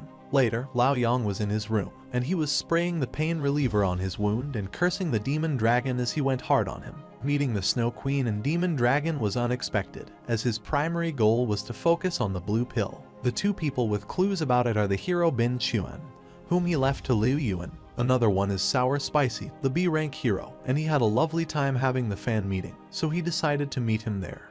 He was stunned as it transformed, and the broken mask fell on the ground. He explained that he hit the table corner and was applying medicine to his bruise, but she stared at him suspiciously. He knew she suspected him, but he uttered that they all had finally returned. He had something to tell them and told them he was moving out. They were surprised and wondered why he was moving out. He explained that he was the man, so it was inconvenient to live with them. Previously, he had no money, but now he had a raise in salary, so he decided to move out. She asked him then what would happen to Sister Naizu, but he clarified that he had nothing with her as nothing had happened between them. Zioai thought if that was the case, then there was no point in stopping him, but they decided to exchange their contact numbers and contact each other when free. The protagonist wanted to treat them to food tonight as a breakup meal, and they were stunned because Naizu slammed the door of her room, and he wondered if he had said something wrong. If they were going to eat, then he thought it would be better if they all went together, and Xiaoai remarked that Naizu was so pretty and she took care of him. So she wondered what part of her didn't fit him and why he was treating her that way. She turned back as she wanted to nap and suggested that he settle things with her first and then consider eating dinner together. The protagonist thought that saying he had no feelings for her was a lie, but he didn't want to drag innocent people into this danger. He knocked on her door, and she told him the door was not locked and permitted him to come inside. So he went inside while she was lying on her bed and he apologized to her, so she asked him why he was apologizing as he was the one who said there was nothing between them. He uttered that she was also aware that he didn't mean it, but she yelled and asked him if he disliked her because of her background. Lao Yongzhao said she misunderstood as it's nothing like that. She asked why he would dislike her and wondered if she was ugly. She was continuously crying, so he requested her to calm down and asked if they couldn't be just pure friends. But she told him to question himself if he didn't like her even a single bit. The protagonist supposed that her love for him most probably came from a sense of security because of her family, but she decided to entrust it to another feeling. Because of his reply, she thought of it negatively, like her background and black history that made people look down on her. He thought of her just like a weak porcelain doll, if touched by someone she cares about, would crack and break, so how he could be so ruthless and hurt her. He wanted to tell her something, but she uttered he might be suitable as she was rushing it. And after that hug, she assumed that both of them might have a love for each other. She realized that it was not the time, but she also didn't want to be a stranger, so she asked him if he could be his prospective boyfriend first. And he sighed and agreed with her. Meanwhile, at night in his villa, Lai Kenyang was lying on the sofa and was drinking, and Louis Yuan was keeping an eye on him. He thought if it weren't for the sake of completing his godfather's mission, he wouldn't have spent a large amount of money for him at party there. After he got unconscious, he rushed to him and quickly checked his pockets for the phone, communicator, and wallet. He found a box in his pocket and wondered what this was. He got conscious and was mortified and asked what he was doing. He looked at him while holding the cigarette and said that he was looking for the lighter and asked if he knew where the lighter was. He gave him the more delicate one and asked where the girls and why they were gone. Liu Yuan told him that they were waiting for him outside and he should pick one today, and he would let her serve him, so he chose the one with the sling. After some time, he looked for the box in his things and finally found it. He opened it and found a sweet, but its scent didn't smell sweet as it had a weird smell, and its smell made him wanna eat it. He was shocked after taking a bite as he had a pill hidden inside the cube, which he found inside the box. He was stunned after hearing a sudden knock on the door and wondered if Lai Kenyang was that energetic. But he continued his task and stole one of the pills from the box and hid it. Then he knocked at the door and asked him if he was alright. He opened the door and was wet, so he looked behind to see the girl, but she had already died. He asked him for confirmation if she died, so he said yes, but he assured him it was fine, so he could leave first as he would get the company people to come and handle it, so he bid him farewell. After he left, he exhaled peacefully because he was scared that he might be caught, and if that were the case, then he would have died. While in the parking area, furiously threw the box inside the car and cursed it because it's already countless times now. After eating that medicine, he couldn't even control his strength, but he decided to calm down and was stunned after looking at the pills. He wondered why there was one missing, and he looked for the missing one inside his pocket but couldn't find it. So he decided to ignore it, as it was not far from the trade date, so more or less it didn't matter, and he left. Meanwhile, the protagonist's apartment glass was frozen, and he was shivering in the cold because the queen appeared. She approached him and asked if he was alright, but he requested her to stay there and not come any closer to him. Xiao Zhu told him not to worry as she wouldn't harm him. The surrounding temperature would be slightly lowered. He was so cold that his nose started running, and he asked her if she called it slightly lower. He used his ability Fire Element. After seeing the fire, she asked him if she could get a little closer, so he wondered if she was not afraid of fire. She uttered that she liked the warm stuff and was so pleased by the warmth that she thought her master was terrific. The protagonist thought it was fortunate that now Queen producing cold air was only a passive effect, if not even the C-rank fur element can't handle this cold air. She found his body warm, so she stuck to his leg. He let her off this time because she acted all cute. He took the clothes and wrapped them around her while she was clinging to him, and he thought he wouldn't let her do this next time. Later, he was at the Sour Spicy Heroes fan meeting, where many of his fans were gathered and were waiting for him excitedly and expressing their love for him. The protagonist also acted like one of his fans and was holding a signboard in which he wrote that he loved him. He changed into a crazy fan so that he could get a closer interaction with him, but he gets bumped by his fan, who steps on his foot, and some even pulled his hair. The host announced that the Sour Spicy Hero had already finished preparing, so she asked the fans if they were ready, and they said yes, but she asked them to scream and shout louder so the fans would say that they loved him, and he made his appearance. He told them they were safe because all danger would get crushed in front of his meta fist, and his fans screamed excitedly. The protagonist was continuously getting squeezed by one of his fans, due to which he was thrown forward and was about to fall. But the Sour Spicy Hero grabbed him and instructed him to be careful because he had caught him. He pretended to be his extreme fan and apologized for being careless. He thanked him and introduced himself, and they were shaking their hands. His fans thought he took care of his fans, and they envied him. While shaking hands with him, the protagonist was trying to enter his ability orb inside his body, and he looked at him cunningly and said that he was his fan. After the fan meeting ended, they were on their way when his secretary was glad that the trash fan meeting had finally ended, and she praised her boss as he did excellent work. He said it could not be tiring as he shook hands with so many people, so he felt so dirty and tired and wanted to hurry up and wipe to disinfect himself. He sat inside the van and instructed her to go and eat first because he wanted to take a slight nap in the car as he had a particular program he had to join that night. She asked him if he would be alright and if his body could handle it, but he slammed the door. He told her that even if he couldn't handle it, he must also remember to free up weekend time as he needed to accompany his family and celebrate his daughter's birthday. So she agreed to go and eat first, and after she left, he thought that the money he owed was like an endless black hole, so he had to earn a hefty sum to seal the hole. So he thought he should go to gamble again. But he was hesitant to gamble again and heard the protagonist's voice. He asked if it was tough to live this way, so he looked behind and asked if Ujai fought with the demon dragon and others. He wondered how he got there, so Ujai explained that his inner body could sense and know where he was. He informed him not to be sacred as he was there to ask him a few questions, and the sour spicy hero thought he was no match for him as he could solo both demon dragon and wanderer swordsman. He supposed he should do as he wishes, and he told him that even though he and the demon dragon are from the same company, but they are not on the same side, so he shouldn't come to him. The protagonist remarked that he thinks sometimes he might know that. He instructed him to look into his eyes, and he started controlling him. It was a strange place. He wondered if that place was a sour spicy hero's mental spirit world, and he was able to peek at all his memories. He was searching for his memory about the blue pill and found one in which a man whose face was distorted was giving him the medicine.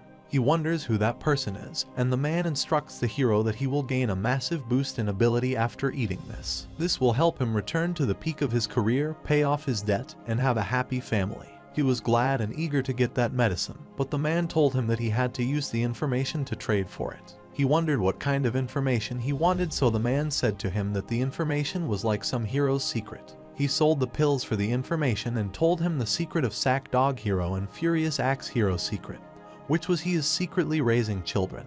The protagonist realizes that the trader wanted the hero's black history as a piece of information to trade for the blue pills, and he wonders if he changed for something else. He swiped their memories and realized that they had not just met once but twice or thrice. During one of their meetings, the trader asked the hero if he recently heard a new ability user called Ujai appear. The sour spicy hero said yes and informed him that he bullied his CEO's son and beat up the demon dragon and wanderer swordsman. The trader gets interested in him, asks about his abilities' secret, and wants to know all about him. The man asked him about all the information he had about him, so the sour spicy hero told him that he only knew that he seemed to be able to erase other abilities. But he never showed his face in public as he didn't know what he looked like, and the trader found him attractive as he could erase his abilities. He gave him the blue pills while returning, and he ordered him to gather some information about him on his daughter's birthday next week. After collecting the news, he wanted him to come and meet him, and he bent his head and said yes. The protagonist realizes that the reason behind the blue pill is to grasp the weakness of many ability users. Then, he used the blue pill to corrupt and control them, and he wondered what their actual purpose was behind holding so many heroes. After the hero gains consciousness, he shouts that the true hero is forgiving, but he isn't there, so he wonders where he went. Meanwhile, Liu Yun was waiting for the protagonist at the decided location, and he wondered why he was not coming yet. He was furiously moving his hands to repel the mosquitoes away as they would be bitten to death by them while waiting for him. The protagonist appeared at his back, and he asked him what he was murmuring about there, and he was stunned. He rushed toward him as he finally arrived after so long of waiting and told him that he had been waiting for him so long. He proudly said he had been using his tremendous effort and finally got a pill from Lin Kenyang. Lao Yang's eye thought it might be the same pill as the color and quality were the same as the one inside Spicy Sour Noodle's superhero memory. Louis Yuan informed him that because of this pill, Lai Kenyang accidentally killed someone, so he asked for confirmation if the side effects of this pill were that terrifying. The protagonist says that to pursue power and fame, these corrupted heroes can do anything so they wouldn't fear the medicine's side effects. He also agreed with his godfather as those people don't deserve to be called heroes. The protagonist asked him what he thinks true superheroes would be like, and he wondered if that question bears the weight of the organization's expectation of him. He uttered that the more powerful someone is, the more significant their responsibility. Heroes should make saving humanity their life's duty. They shouldn't destroy their belief in power and fame. The protagonist thinks he is stupid if he would believe his world and wonders which movie line he copied. But he praised him and said that including the organization funds contributed before it was enough to exchange it for a grade D ability potion. He threw a potion toward him but was shocked as it was just a grade D potion he got in return. Yujai told him that he must raise his grade slowly and not be eager for instant success. He should give it back if they don't want it. But he hid it back and said that he wanted it and thanked him and liked its pretty color. He wondered why it tasted like ketchup, but the protagonist told him it might be his imagination, and he decided to insert 2 grade E ability beads first. He fused 2 beads and made grade D ability the power of a werewolf, which is now not controlled by the moonlight and could freely transform into a werewolf. Liu Yun found it weird as he was not changing this time, and the protagonist thought that naturally, he would not transform if he didn't activate the ability beads. He told him that maybe he needed a slight warming up to absorb it, and he wondered what he would do. The protagonist punched him in the face, and he told him to endure it to make him stronger. His godfather had to be ruthless. He struck him so that his nose was bleeding, but he beat him many times, which hurt him a lot, so he asked him to spare him and not hit him in the face. He realized that his ability had indeed improved as he felt much more potent than before, and the protagonist suggested that he keep his ability to maintain a state that won't be tired. He changed to his original form, and the protagonist told him to continue gathering information and evidence about blue pill. He should also take note of being careful with those who consume blue pills as their emotions are not unstable. He thanked his godfather for his concern, and the protagonist allowed him his second mission. He should gather information about those heroes who do evil or dirty things in the dark. He wonders what this information is and whether the organization plans to have more workforce. The protagonist asks if he thinks anyone could casually join their organization as those heroes were just like raw material. He wonders if the organization plans to absorb and remove their ability as they consider them raw material.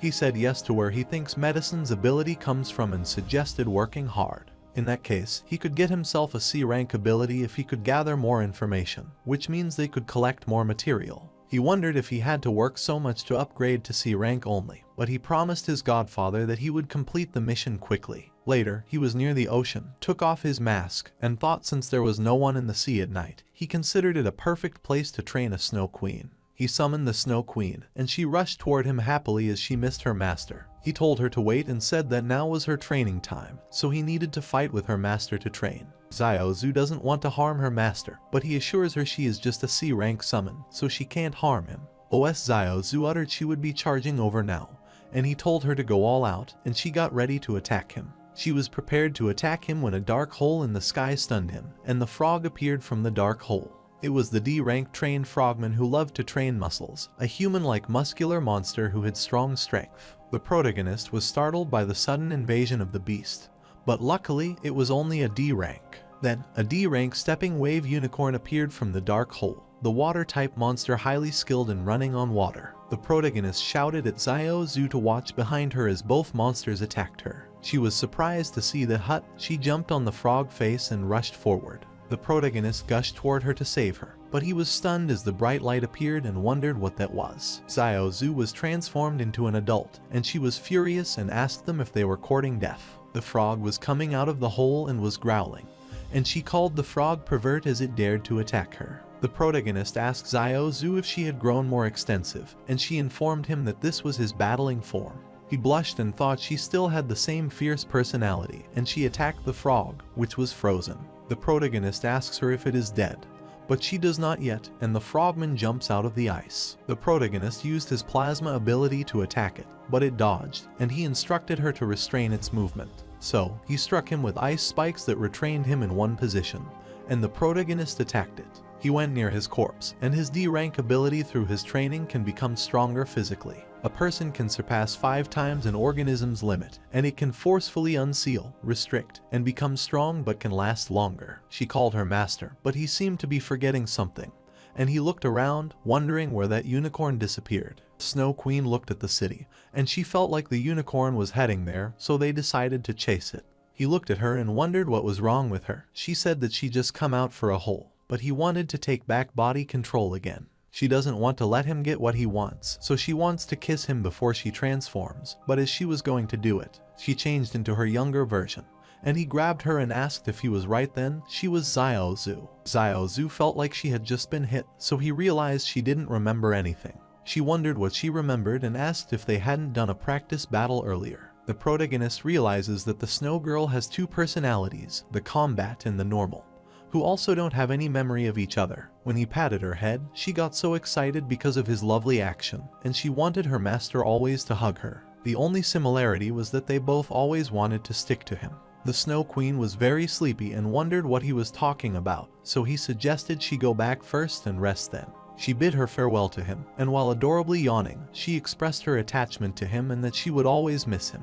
After she went, the protagonist looked at the city, and as expected, that beast went to the crowd. Meanwhile, Liu Yuan was driving the car while singing that he was the wolf running on the grassland, and then he heard something dropping into the ocean. So he looked there and wondered what it was, but he was stunned after he saw a unicorn running out of the ocean. So he quickly parked his car and waved toward the people partying near the beach. He thought they were idiots as the beast was coming toward them, and they were still eating. The girl saw him waving his hand and told her companion to look at the road as someone greeted them. The man thought that if he was driving the sports car, he was even attracting attention on purpose, so he thought he was just a show-off. One of the girls was trying to listen to him as he was screaming out something, and she figured out that he was telling them that there was a beast behind them, so they should run.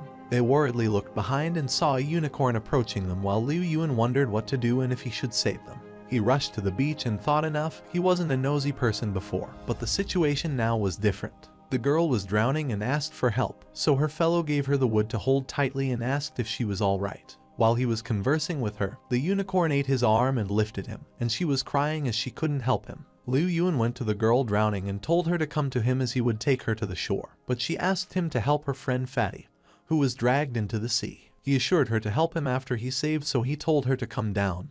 Otherwise, the beast would go again quickly. She grabbed her, took her to the shore, and wondered why she looked so heavy when she looked so thin. Then, a chopper appeared in the area as they received the call from the crowd saying that a beast in huge waves had appeared at the Luking town seashore. She wanted to check out the conditions of the casualties, and she saw Liu Yuan carrying the girl. She comprehended that these two young people seemed to have a narrow escape and successfully escaped the danger. She was stunned to find out that unexpectedly, the one who took the risk to save a girl was the rich internet celebrity, young Master Liu. Meanwhile, Evil Dragon was working up, and he wondered if the glacier adventurer recently went to the heroes conference with his dad again.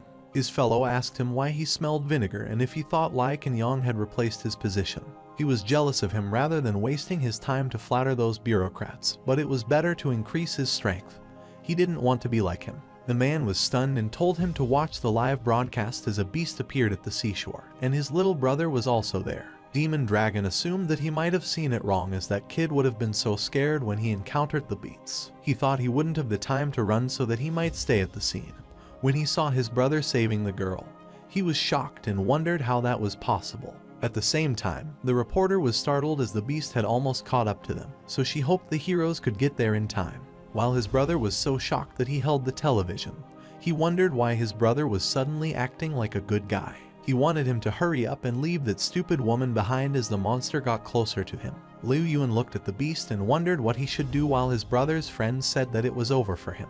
Demon Dragon was worried about his cute little brother, but his friend told him to wait a minute, and he was shocked. As it turned out, his little brother could also see the transformation ability as he had been transformed into a wolfman and a demon dragon, and he was shocked to know that his little brother had an ability. The girl blushed to realize he was a hero, and he became overconfident and told her not to be obsessed with him as he was just a legend. He growled and confidently rushed toward the beach, saying the natural man must kill beasts. The protagonist was on the other side and was glad he saved Fatty, otherwise it would have led to a tragic event. Lao Yongzai was looking at the shore to see the outcome of his disciple's first battle and how capable he was. He was chasing the monster and decided to be careful with his back. He got closer to it and grabbed its limbs. He laughed as he waited for the beast to use his attack, so it should have eaten this, but was shocked as the monster dipped into the water. But he twirled the unicorn, threw it away, and was glad as now, whenever demons invaded, he would no longer be an average human who escaped or hid until the rescue arrived. He was excited and wanted to overtake his big brother and older man and become an S-rank hero. The protagonist, watching this from afar, thought he did it nicely, which changed his opinion about him. Liu's friends gathered around her and asked if she was alright as they were scared to death because of her and asked about Fatty. She greetingly told them that the monster dragged Fatty into the sea while he protected her, and they were shocked. She pointed at Liu Yuan and said the hero promised to help her rescue Fatty. He wondered what was happening. The tornado appeared underneath him, and a unicorn appeared and attacked his back with a horn, and he was thrown away. The reporter saw him bleeding as his back was injured, and because he had taken a lot of damage from that double hoof kick, he thought he might be at a disadvantage. While his brother Demon Dragon leaves to save his brother, his friend wonders if he is rushing there. He was worried about him and requested him to take care of the company, and he flew away using the rocket belt. Liu Yuan's back hurt severely, and he was still in pain from the previous hit when he saw the monster was prepared to attack him again. The monster attacked him when the tornado appeared, and the reporter thought this was bad as the beast had gone berserk. The tornado had taken him away, and he was asking his godfather for help. He was unable to breathe. He thought he would be pierced into half this time, but was stunned to see the protagonist far ahead. He requested his godfather to save him, and the people gathered were worried as he seemed to be sucked in by a tornado and wondered if he would die. Liu was paying for him to be safe. Then the protagonist appeared. They were relaxed as a reinforcement hero came. The reporter was also surprised to see the mysterious hero Yu Jai, who appeared on television some time ago, appear again. The protagonist remarked that his exposing his ability was helping him put out the bait first, and next up is to guess whether or not the blue pole will take the bait. He used the metal control and was looking forward to the consequences of his temptation. Due to his ability to control metal, the nearby metal pole was distorting, which stunned the man standing beside it. He made the metallic spikes and attacked the unicorn with it, and Liu Yuan fell as the tornado disappeared. The reporter was shocked as the mysterious hero used one skill to kill the monster. The protagonist gets him on his flying board, and he returns to his usual self, and he is never the unicorn corpse. He wondered who told it to do such an evil thing, so he asked it to hand over its ability orb, so he stole its ability. D-rank ability Surf Expert makes it able to walk on water and control water flow, conducting an attack. Because Liu Yuan, his godson, helped him draw the attention of the blue medicine pill, he decided to let him have all the credit. He slowly descended to the shores, and their wounds were all bandaged in time, so it was not life-threatening anymore. Liu Yuan becomes conscious and sits, but his wound hurts him. Liu hugs him and is grateful that he is okay. She was thankful to him as he brought her friend Fatty back and even got himself back safe, and he blushed and uttered it was all a piece of cake for him. He called her pretty miss and requested her not to hug him so tightly as she was pressing on his wound. People gathered around him and asked him why he had changed so much as online. They say he is a trash son of a wealthy family, good for nothing. He uttered those were all fake rumors as he is the hero of justice that protects humanity like the god Yu Jai. He looked at the departing protagonist, thanked him for saving him, and promised to do his best to serve him from that moment. People also thought Yu Jai was a true god as he arrived quickly, killed the monster instantly, and thought, don't take credit, the title would fit him. While praising him, the man standing behind jostled him and came forward. He wondered how that rude person was. Liu Yuan looked back and was shocked to see Crab Scissor's hand. Crab Scissor's hand told Liu Yuan that he had violated the regulation of the ability law, so he should follow him back to the Hero Association. Everyone wondered who that man was, and one whispered that he saw his clothes, but there was no Hero Association mark. They thought that Hero Association people are busybody, way too stubborn, and follow the rules. Some of them knew he was called Crab Scissors and liked to use honorable excuses to do disgusting stuff. Liu Yuan clarified that he was saving the people, but they didn't care about his motive. He knew he wasn't given the authority to use his ability in public areas, so using it meant breaking the laws, so he must follow him. Demon Dragon arrived and said that Kunlun Company would handle this matter, and he wanted to see who dared to bring his brother for interrogation. They were excited to see the Demon Dragon as he was a rank hero, and he asked him why he was there. Demon Dragon assumed the Wolfman regeneration ability was vital as his wounds had almost healed. He told him that he couldn't cause trouble next time, and he agreed as he knew that and asked him to stop being naggy. While leaving Crab Scissor's hand, he hoped their company would give the Hero Association a good explanation they could accept. Demon Dragon wonders why his brother suddenly awakened and became an ability user, as he has never shown ability talent before. The following day, after drying his hair with a towel after taking a bath, he looked at the orb he got last night from the unicorn monster. The ball had the water elemental ability, and he thought he already had quite a few fundamental skills, like flame, plasma, metal control, and surf expert. He thought it would be interesting if he could combine all gathered element abilities into one. He thinks about his sister and wonders if he might feel the power of an ability after using many abilities. Maybe he could try to find a healing ability that might be able to cure his sister, but he wondered where he could find healing type ability user information. He thought that he could try to sneak into the sour spicy hero's body and find out more information, so he used his ability to control.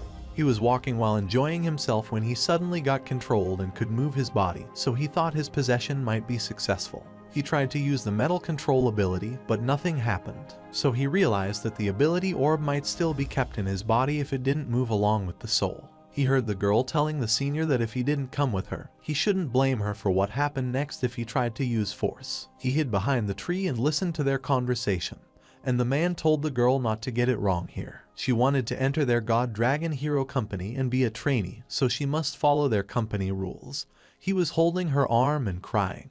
The guy wonders which girl in their company has a pretty and lovely face, so he suggests she should serve him or service her boss. He was in a rank hero ability organization Saint Lord Priest who is best at healing type ability, so he is best at these things. The protagonist heard the healing type ability and thought that even God was helping him. He tore her dress, and she started crying and yelled that she didn't want to go, so he should go away. The protagonist, currently in the body of Sour Spicy Hero, appeared and kicked him back in the bush, and she was stunned. It made him furious, and he wondered who would kick him. The Sour Spicy Hero said that he was the justice guy so that he would descend punishment upon him. The man asked Sour Spicy Hero who he thought he was as he was butting into a business unrelated to him.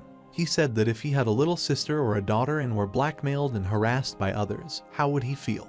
He wondered when he harassed her and explained she had already been working as a trainee in the company for many years. He suggested he couldn't look at her inner self struggling and suffering as from inside. She wanted to obtain this sort of chance. She yelled at him, and he was spouting nonsense and said she never enjoyed such a thing. The Sour Spicy Hero told her to think well and consider properly. Once this sort of trade starts, it will never end. If she wanted to become a hero, she should stick to her starting passion and goal and understand what he means. She thanked him for saving her and thought he was a good person while the harasser was staring at her continuously. She looked back at him and called him trash, which made him furious, and she left. He was staring at the Sour Spicy Hero and thought people said his transformation needed to eat sour spicy. Transformation can only last 15 minutes at most. But where would he find the noodles to eat in this situation? He called him a bastard as he dared to let her escape and let the things he had gotten rue away. He should know the consequences. He wondered what products he was talking about, so he replied that being beaten be him and he should be prepared to get crippled. He eats the spicy pill and transforms into his hero form, and the man is shocked as he didn't expect it, but he punches him in his chest, so he rolls back. The man uttered he forgot that he could eat compressed capsules and transform. But he knew he could only last 15 minutes, so when the time is over, he will come out and then beat him up until he begs for mercy. The protagonist thought that his ability orb could not be transferred along with his body, but could also increase the entire spirit as it connected with his soul. After collecting so many ability orbs, his mental spirit is terrifying, but the mental spirit decides ability power. The Sour Spicy Hero can only last for 15 minutes because he cannot control his energy. He goes all out until he gets exhausted. But he could use Sodong Menet's spirit power to let ability be unleashed. He could only release full strength instantly. Just like this, his duration for transformation can last longer, and he smiled cunningly and used his mental ability to find him who was hiding in the bush. He rushed toward him and knew that weakling likes to hide. He was shocked and wondered how the hero found him and if he was a B-rank hero. The Sour Spicy Hero uttered that he might know but has been hiding his true power. He gets scared and requests him to let him go as he accepts his defeat and promises to call God Dragon Company to give him benefits. He uttered as if he wouldn't cause trouble after he let him go and tried to get revenge. But he reminded him of something, and the man got scared and wondered what he was thinking as he was staring at him, so he asked if he was gay while he laughed. He started calling him Big Brother and requested him to talk instead of using violence, but he didn't want to end this way. Just talk. He cunningly smiled as with the body possession, the protagonist can not only teach Trash a lesson, but he can also prevent people from hating him. He could also avoid having a grudge against him and coming after him as after this incident, they would only find Sour Spicy Hero for troubles. He dragged him inside the house while he was crying, and he begged him not to trip him and not take off his clothes and to spear him this once. Later, he was looking at his pictures, and he thought with these, he wouldn't dare to harass the hero or the girl sexually. He wrote a note on it that the new picture on the phone couldn't be deleted to prevent forest rangers from causing him trouble. He thought the sour spicy hero should understand this reminder, and because he had gotten the information he needed, he felt he should leave his body. He ended the control so the hero gained consciousness, and he looked around as he was still in the park and wondered if he had fallen asleep now. He read the remainder on the phone that pictures can't be deleted to prevent causing him trouble, and he wondered what pictures. So he checked his phone, and his eyes widened out of shock, and he asked what was this. Later, at the Heroes Association Lu Gang City's branch, the branch leader Wu Zai and co-leader Oh Yang were having a meeting with Jai Zai. Wu Zai uttered that the first season defense planning would need their help with the large cavity scale, so they must be cautious. Oh Yang said that after this planning time, everyone will be role models for attacking and making monsters retreat to the monster world. They should portray the image of those who chase away the demons. Everyone thought they must support the association foe association, and they would even risk their lives. And his fellow also agreed as this was their job. Jai Zai thought the association intended to let the company organization send an A-rank hero to the corpse holding center and enhance cavity control. The intentions were clear, but if one had the image of a monster chaser, one could earn lots of money. The most crucial key to information hearing is that Beast World can upgrade items and special weapons, equipment, or weapons. This is the main reason the heroes are so eager to do their jobs. The stronger one has the most say. So, having a strong ability user is the key to an organization being undefeatable and highly positioned. At the same time, the hero, Bing Chuan, was amazed to know about the upgrade abilities of a particular item in the cavity. Later, the protagonist activates his clone ability, makes a clone of himself, and realizes what the clone looks like. But he feels weird looking at himself. He was holding the metal control and plasma orbs and wondered how he should combine the abilities. He dismantled his metal control, lowered his rank, and upgraded plasma to an A rank, and he also needed a B rank supportive ability. He created a B rank ability shadow swap so he could create a shadow weapon to attack. He inserted the ability orbs in his body and ordered the clone that Ujai is calm and dominant, so he should be cold-hearted. He transformed his costume, and while his clone was leaving, he told him to become the second Sant that harvested ability as its Snake Man turned. Meanwhile, the protagonist reached Shaju City, second city. Before going there, he never thought it would be so hot there. When he left the airport, the taxi stopped before him and asked if he needed a ride. Later in the cab, he looked at his message from Liu Yuan, who told him the information he needed to investigate. Saint organization members' information has been sent to their email, so he wished him success. The cab driver informed him that the city must develop occupation Gamkin, so he recommended going to the Sambate, which had a large casino. He assured him that he could safely return to the hotel after he had won the money. Because he was so young and handsome, he wanted to recommend him some good places, and he wondered what pave he was talking about. The driver showed him the pamphlet of the Dream Paris and uttered that places GL is very enthusiastic and the cost is not high. The protagonist wonders if this kind of occupation earns a lot and realizes Shaju City is chaotic. Soon, they arrived at Saidan Hotel, and he handed him a bill of 500 Azure coins, and he was speechless. He looked at the statement written at the front and was stunned as he multiplied it by 5 times and asked if he saw the price wrongly. The cab driver replied that he had never seen wrong as the other chargers were for the information as he gave him the second area first lesson.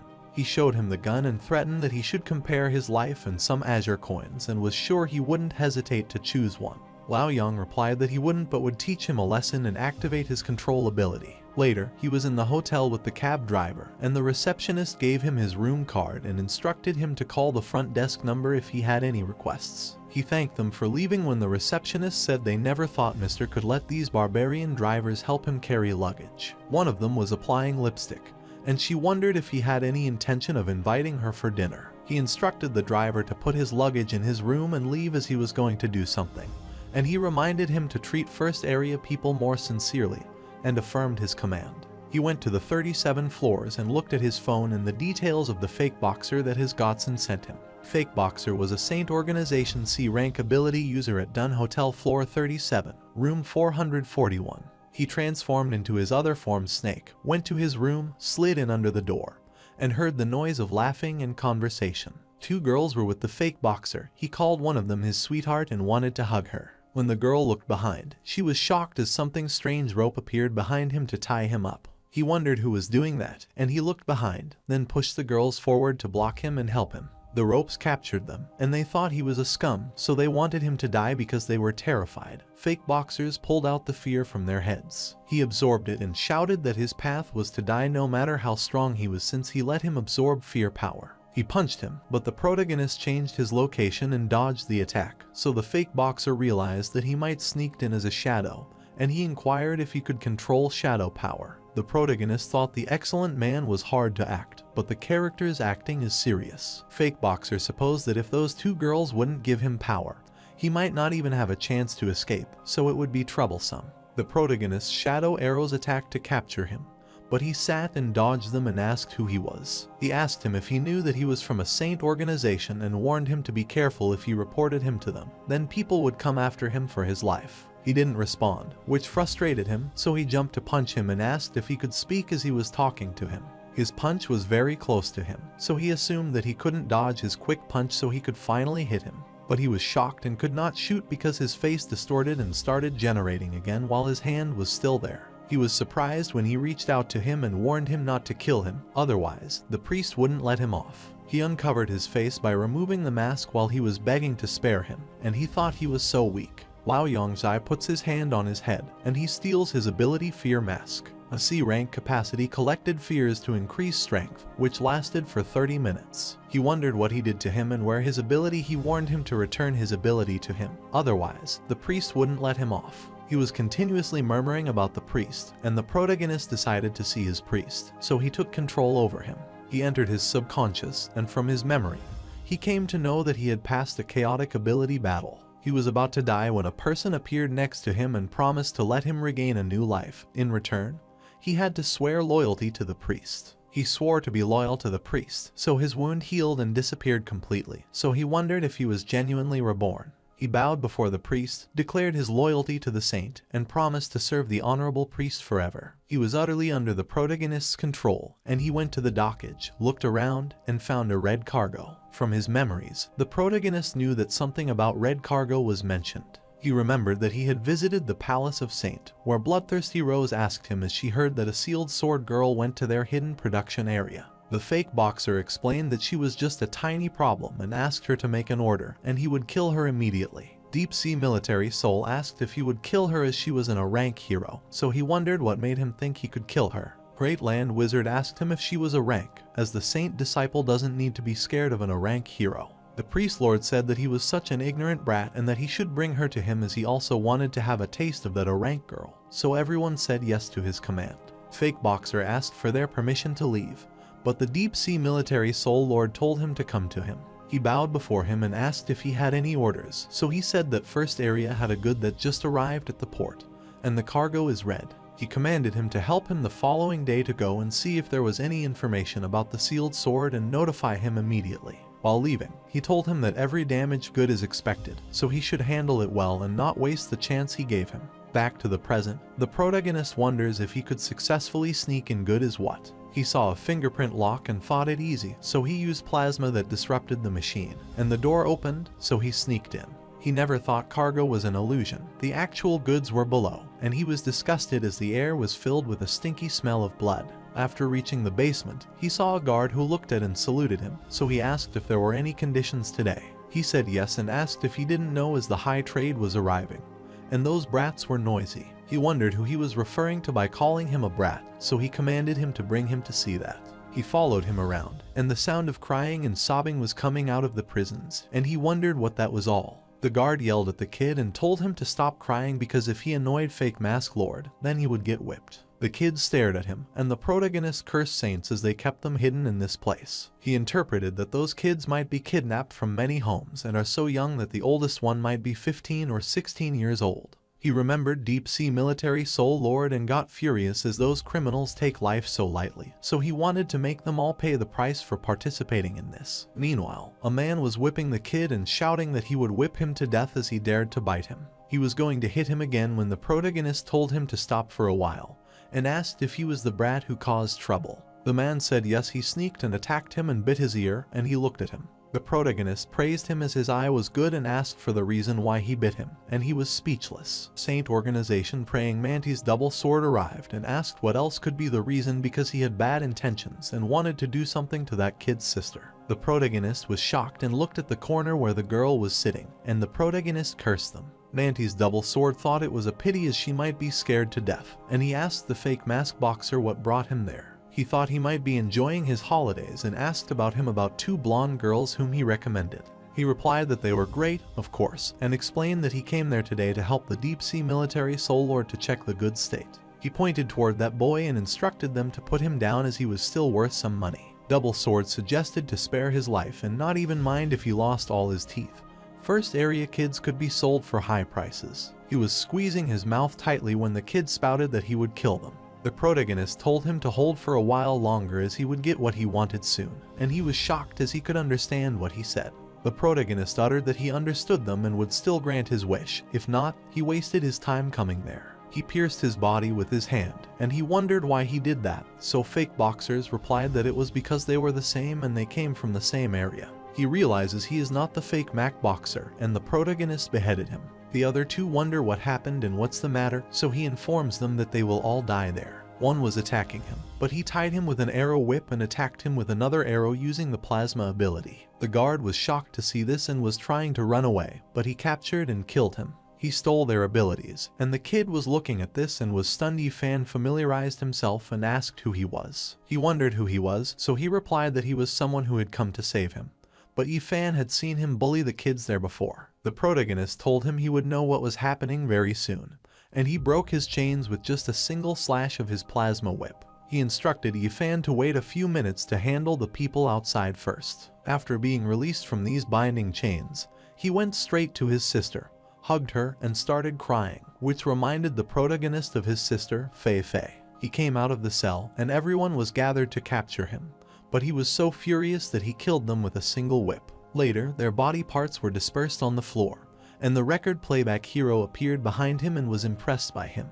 He suggested to the spearmen that they would surround him and let him run and agreed, but wanted him to attack further. They were both blocking his way from opposite sides. He started the music, due to which the pain became unbearable for the kids. They were crying, and he was also covering his ears. He thought his music could excite people's pain. Luckily, his mental spirit power was strong enough. But the kids can't hear any longer, so he should get rid of him first, and he was standing there strangely. The record playback hero was overconfident as he thought that no one could block his music, and he attacked him through his CD and wished he would go to hell. His face disappeared, due to which the CD went through him, and he shot him behind and kicked him. He spilled blood and asked for help, so the spearman threw his spear at him and it pierced through his body, and he punched the record playback hero so forcefully. The spearman was shocked, asked if he killed him, and wondered why he betrayed the organization.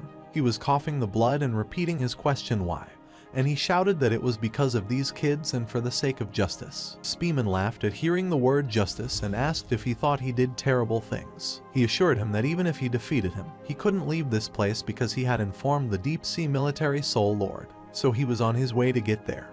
And the protagonist looked at him and smiled as they were all rushing to die, so he decided to kill all of them. Now, he was the only opponent left for him, so he was terrified and absorbed his fear to strengthen himself. Spearman threw his spears toward him, but the protagonist stopped it with his arms and threw them back toward him and threw it back toward him. His spears pierced his body from multiple sides, and he died, so the protagonist took a peaceful breath. The kid was worried about him because he was severely injured from attacks, but it was nothing for him to save them. He opened the prison and told them to hurry up and come out without squeezing each other, so they should queue up and walk out. Yifan came while carrying her sister, and he uttered that he did not want to feel the pain of having no strength and wanted to become as strong as him. So he asked him if he could teach him, and the protagonist agreed to teach him. But he had one condition: to swear eternal loyalty to him and ask him if he could do that. He agreed to his condition and promised to become his most loyal subordinate, so he gave him the orb. He was shocked to see it, and the protagonist told him it was an ability orb with which he could turn his arms into a metal-like sword like prey mantis. With this ability, he could temporarily protect himself. He was glad and thanked his master. After he left, his next task was to handle that corpse, and he started stealing their abilities and getting so many of them.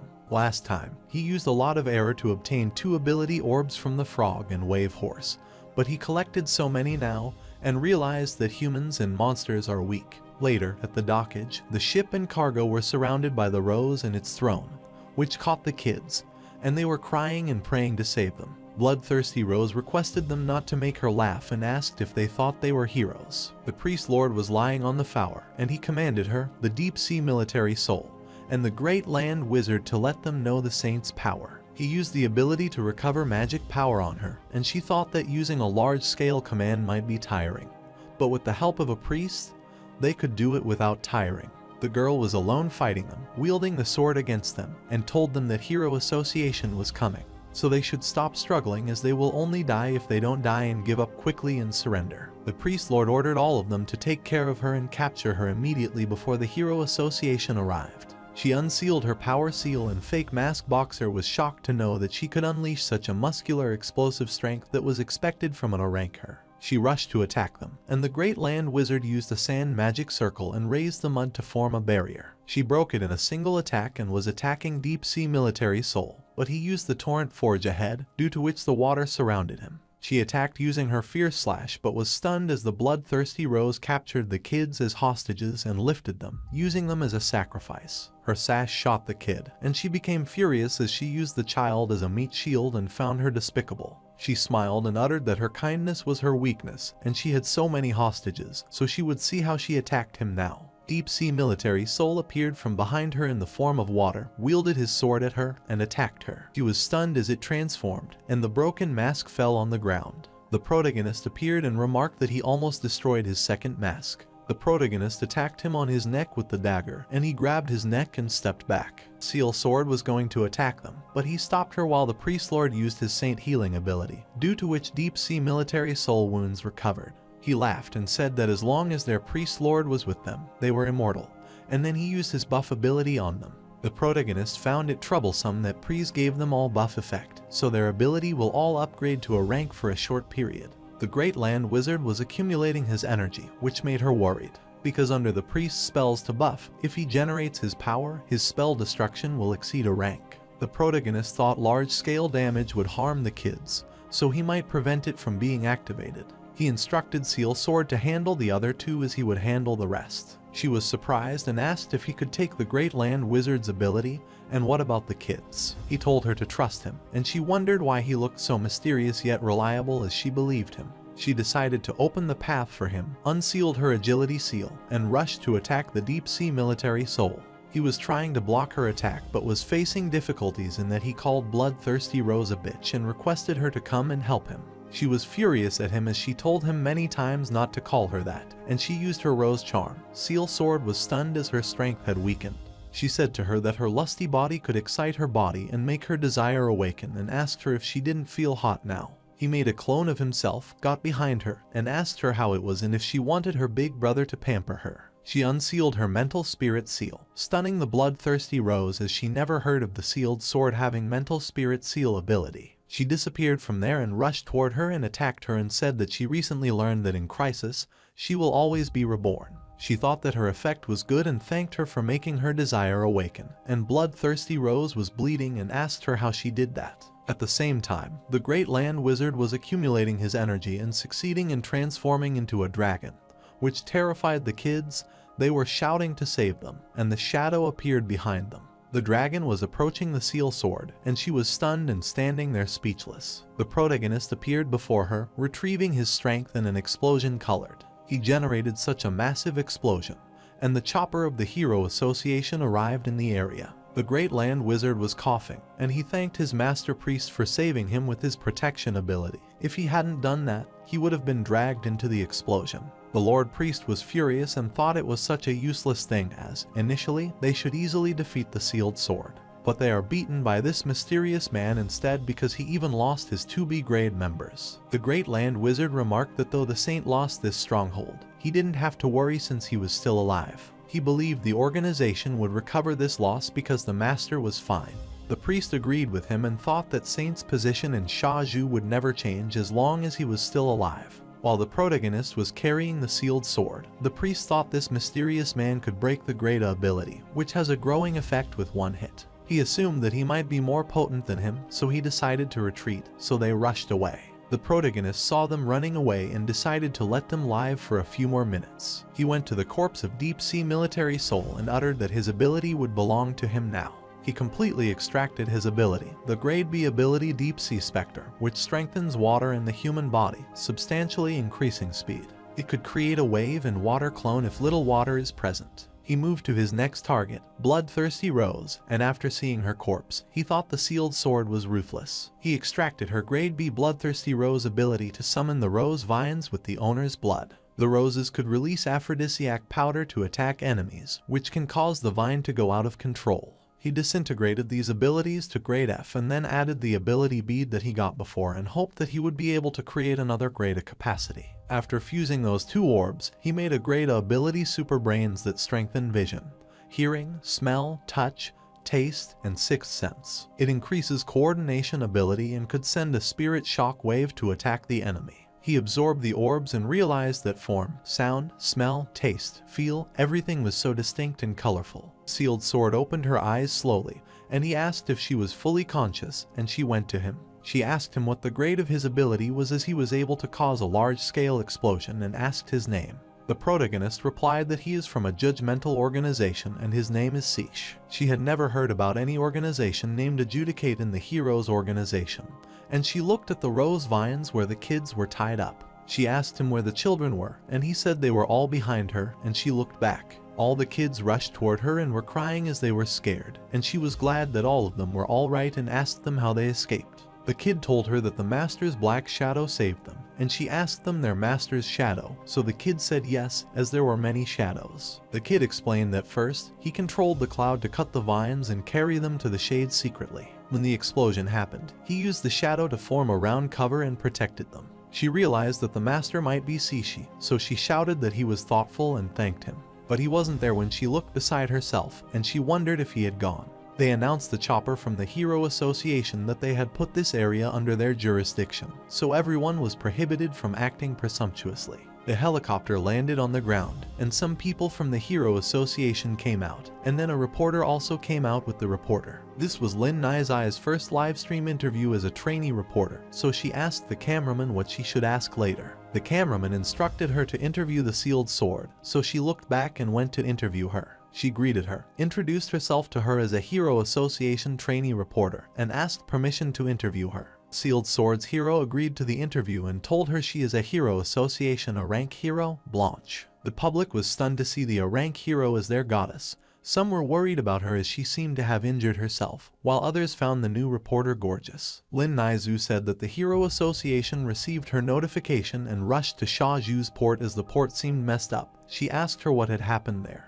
She apologized for letting everyone worry and explained that she came there to save these kids who were about to be used for illegal trade by the Shaju's Saint organization. Kubik was shocked to know that something like that happened there and one of their brothers had been lost 6 years ago, and they wondered if the kids were saved and were all right. The reporter has also heard about the criminal organization as they reside in this area and do illegal things, and she hoped that the government could investigate this case. She shook her head as that wouldn't do because these unlawful activities have been going on for a long time. She made a lot of effort to seek internal to obtain the required information and finally saved these kids. The public felt pitiful for those kids, was glad they were saved, and wanted the Hero Association to punish the saints. Sealed Sword explained that if she had faced the priest and his subordinates alone, she wouldn't have been able to save the kids. Luckily, a mysterious person appeared and helped her. Lin Naihu was shocked to know, and Blanche said that his combat ability was above her, and he used one skill to destroy Buff's effect, an A rank ability. Everyone was shocked that someone was more substantial than an A rank hero, and they wondered if it could be Ujai and wanted to know about him immediately. She pointed toward the cavity, uttered that he caused the scratch put, and wore a weird snake pattern mask. He told her that he was from the Judge organization and his name was Seish. The people knew that Lord Ujai was a gold attribute awakener, and this one used the lightning ability. They wondered what that was and how strong they were and thought that the organization's recruit standard must be S rank or above. Lin Naizu looked around but couldn't find anyone else, so Blanche pointed in the direction. She told her that the priest lord had escaped, so he went in that direction to chase after him. Meanwhile, they were at the parking, and Lord Priest looked at the excellent land wizard and said that he had already used his remaining abilities on him. He asked if this sand attribute magic could get rid of that strange man.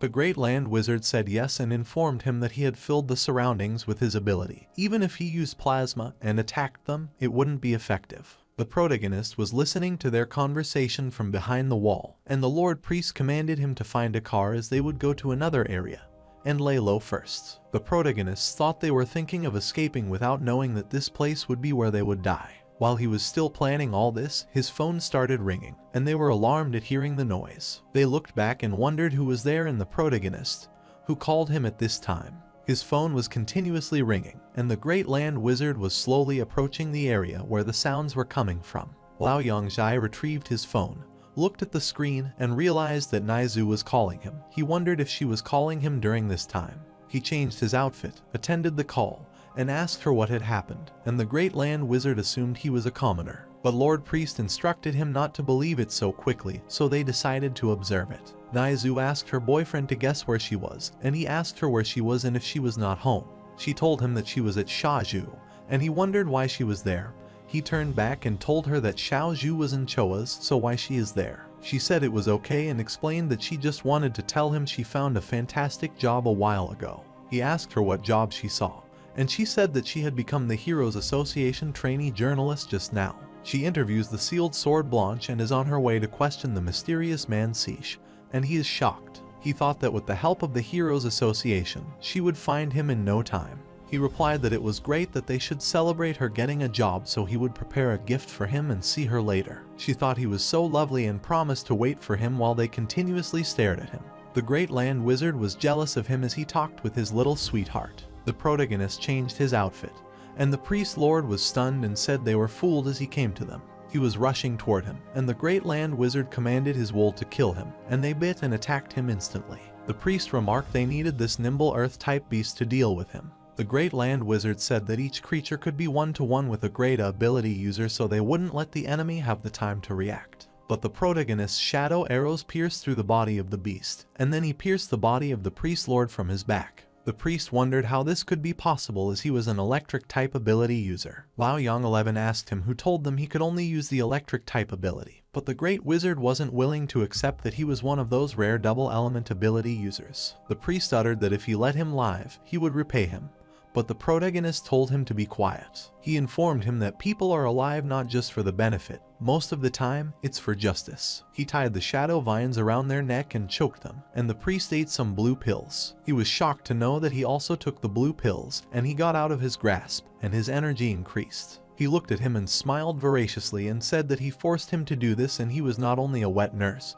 but he also had a last measure. He put his hand inside his mouth and retrieved a weapon from his mouth, and he felt the same feeling from the Blanche sword. He laughed, said he still had the spear of judgment he didn't expect from him, and spelled Sacred Thorn Undo. With the power of his spear of judgment, he created many light loops and combined unlimited spears with which many spars appeared and shouted to send the criminal for judgment. All the spears rushed to attack him simultaneously, but he dodged all of them. They kept following him no matter how many times he avoided them. One of the spears attacked his leg, and the priest lord was contented to see this and laughed evilly. He remarked that he should continue to jump and run just like an annoying pest, but in the end, he would die in his hands. The protagonist thought it was terrible for him because the slight damage of an immense destructive power could pierce through his limb. The protagonist looked at the light loops and realized that the light covered the whole ceiling, which allowed it to detect his location instantly, and then they compared the speed. Another group of spears was attacking him, and the priest asked him if there was anything faster than light. The protagonist used his super brain ability, due to which everything around him stopped, including the spear, and the priest, so he instantly teleported from his current location. He used his instant shadow slash. He pointed the spear at him, then reached the other on the priest's back and removed his time-stopping ability. He was laughing but was startled when he suddenly saw the spear pointing toward him, and it pierced his body. He was surprised to know that he could also use mental spirit ability, and that he was a 3 ability user and coughed out blood. He tried to heal himself, but the protagonist suggested he shouldn't. Otherwise, he would die once more, and he activated his ability to steal and started stealing his ability. He was able to steal an A rank ability Heart of Light that recovered, able to heal the physique of a B rank or lower ability user. It could be to buff the physique of a B rank ability, Stealth able to hide a rank or below. It also had a Saint Heal, which enabled him to self-heal in a rank or below target wound. Spear of Judgment was able to use Saint Light and generate a large spear to purify the enemy, and after knowing his description, he infused the heal ability orb in his body. Lao Yongshai never expected that he would also have the blue pill, as he almost died there because of that pill. He went to the Great Land Wizard's body, stole his ability, and thought the sand type knowledge was also good.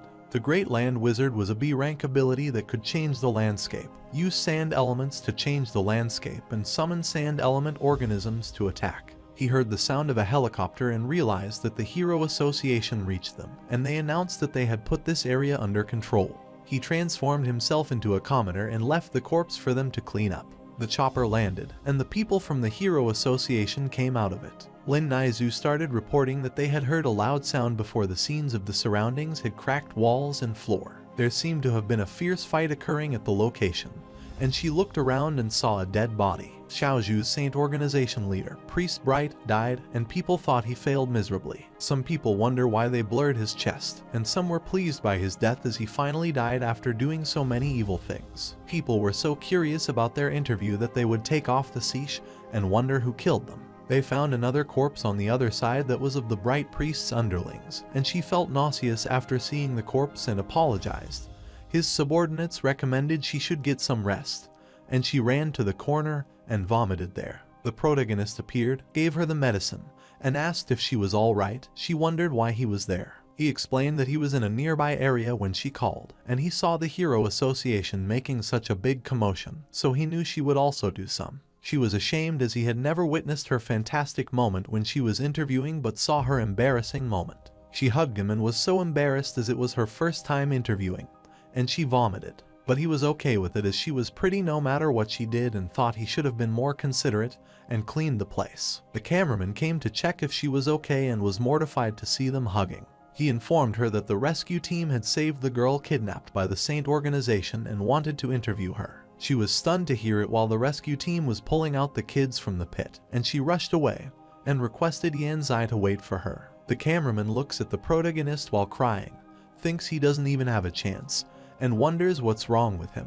She talked to the kid gently, and he looked at her. Then he looked at the ability orb of the Heart of Light and thought that he would very quickly be able to return safe to his sister. He was contented as he had collected all element abilities, wind, sand, fire, and water, and his higher rank abilities were light, dark, sand, lightning, and metal. So he assumed that the Judgment Organization's third mysterious person would appear now, who would be called the Dragon. Later, at Shaju City Central Hospital, the kids went for the regular checkup, and the doctor instructed them to come down, queue up, and follow him, as he was going to take them for their body checkup while Yifan was inside the ambulance and sighed as he hadn't seen the protagonist after so long. He looked outside and was stunned to see his master was calling him out loud, but the protagonist gave him the sign to be quiet. He activated his control ability and took control of the doctor. Then he went to him and asked about his sister. He replied that he was aware of the fact that she had died, but he wanted to bring her home as he didn't wish to leave her in that place. The protagonist replied that, fortunately, he had been carrying her with him as he felt like she was still alive but was in a fragile state. He was surprised and wondered if that could happen, and his master used the Saint's light healing ability on her. She got conscious and called her brother, and he was so glad to see his sister alive. Yefan was also injured, so he recovered and informed him they would sneakily leave that place later. He instructed him not to let them discover that she healed quickly while wiping his teary eye. He affirmed his command. He wanted him to call his leader instead of his master and give him the money his organization wasn't giving them. His sister is younger, so he wants to let her lie about the original everyday life, and he only has one request for Yifan, which is to get into Yanjing University hero class. He was shocked as, in that case, he needed to have a strong ability, but he didn't have that. The protagonist uttered he didn't have to worry about it and gave him an ability orb and instructed him to use this and the previous ability orb as it should be enough to get him into Yanjing University. He was astonishingly staring at the ability orb Forge, which was of crank ability. With Forge, 5 senses, strength, and agility could be enhanced. Its limit was 10 times the self-talent. He excitedly assured his leader that he didn't need to worry because he wouldn't disappoint him. The protagonist told him to live well as he didn't have to find him personally as he would contact him regularly. He exited the ambulance and transformed into his original self, and Lin Naizu found him and yelled at him. She was furious at him and wondered where he run off to as she had spent a lot of time looking for him. He explained that he was helping the hospital to take care of the kids and wondered why she was searching for him.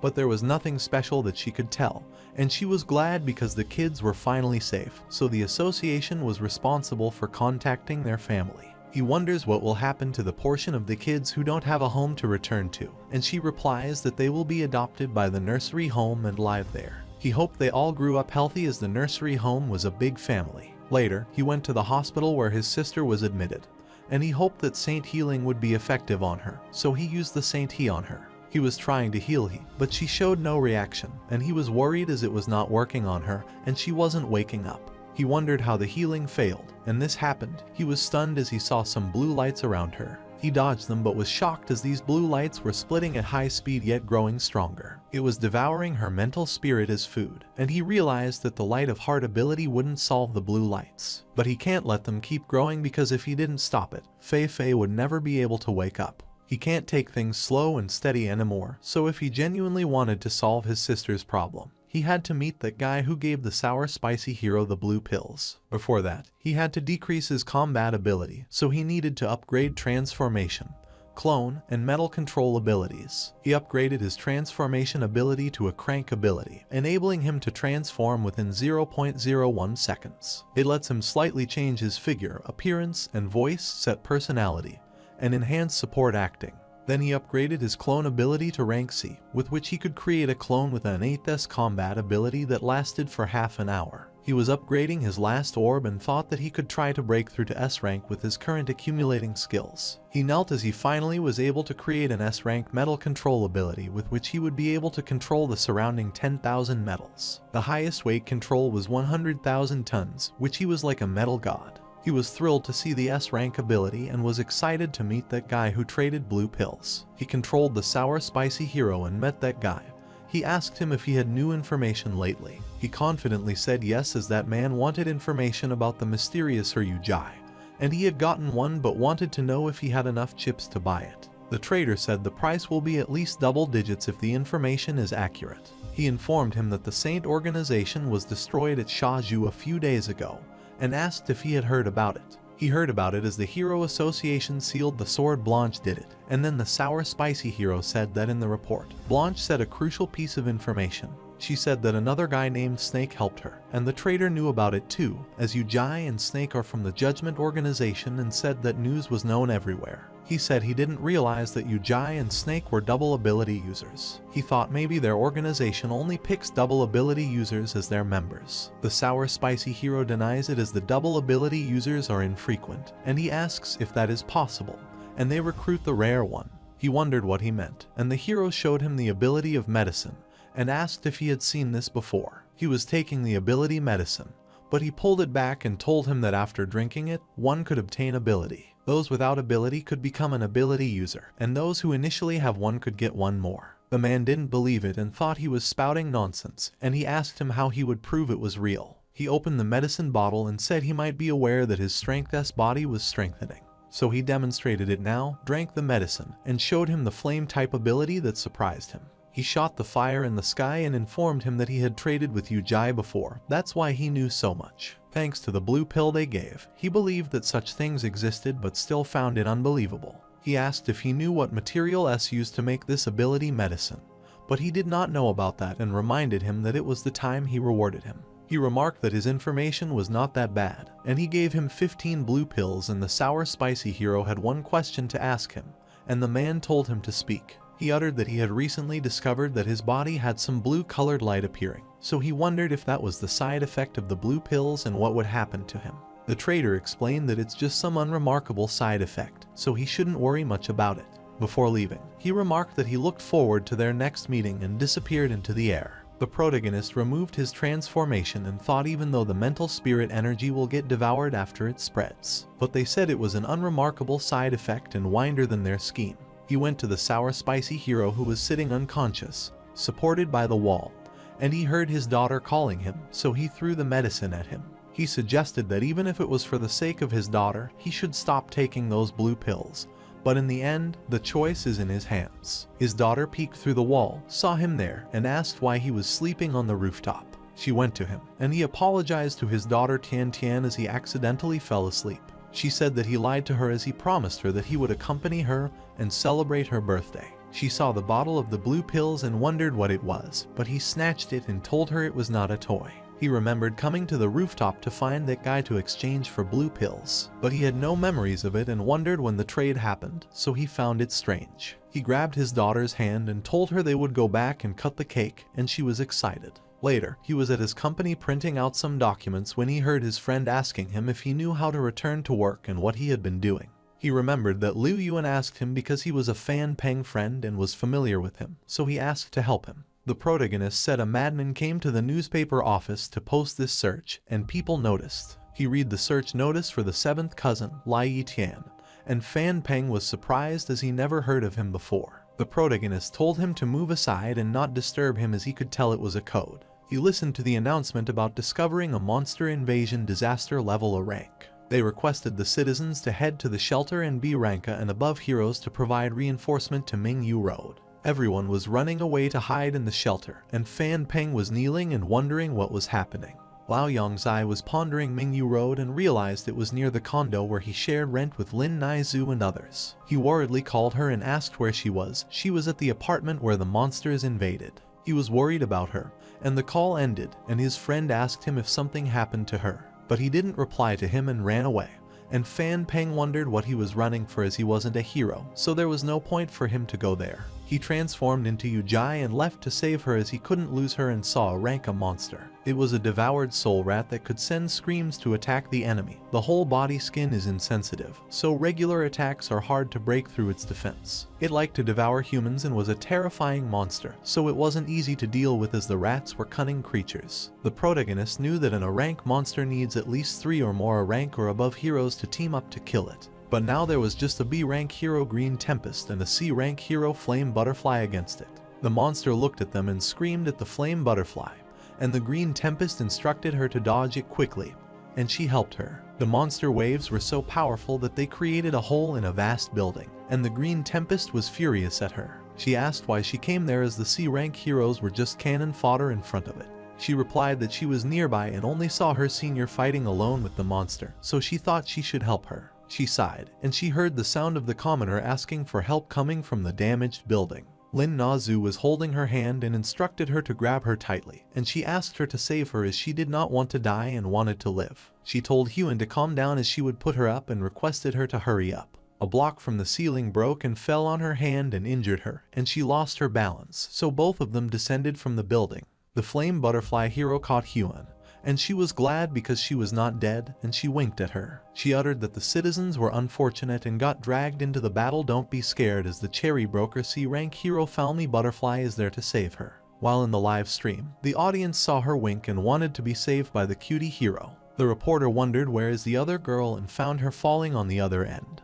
But then she disappeared from the scene. Everyone wondered what had happened, and if someone flew past in the blink of an eye, she was gone, and some people worried that she might fall. The reporter reported that something flew past just now, but they couldn't see what it was, but the girl was saved. The Green Tempest hero saw the wave of the scream of a rat monster going toward the helicopter where the reporter was staying, and she told them to dodge it. She activated her Gale Blast and attacked the waves to help the helicopter escape, and an explosion flipped the helicopter. Meanwhile, the protagonist took her down, aided her on the bench, and apologized for being late. Then, he used his Saint Healing ability to help his wound recover so that she wouldn't feel hurt anymore, and he covered her up. The reporter was shocked to see that the best genius A rank hero in Lugang City these last few years has appeared. Everyone was thrilled that Burst's Fist Fighter had returned, while some wondered if she had paled before. Why was her skin tan now? While few people were unaware of her, they asked who she was, and she said hello to everyone and asked if they still remembered her.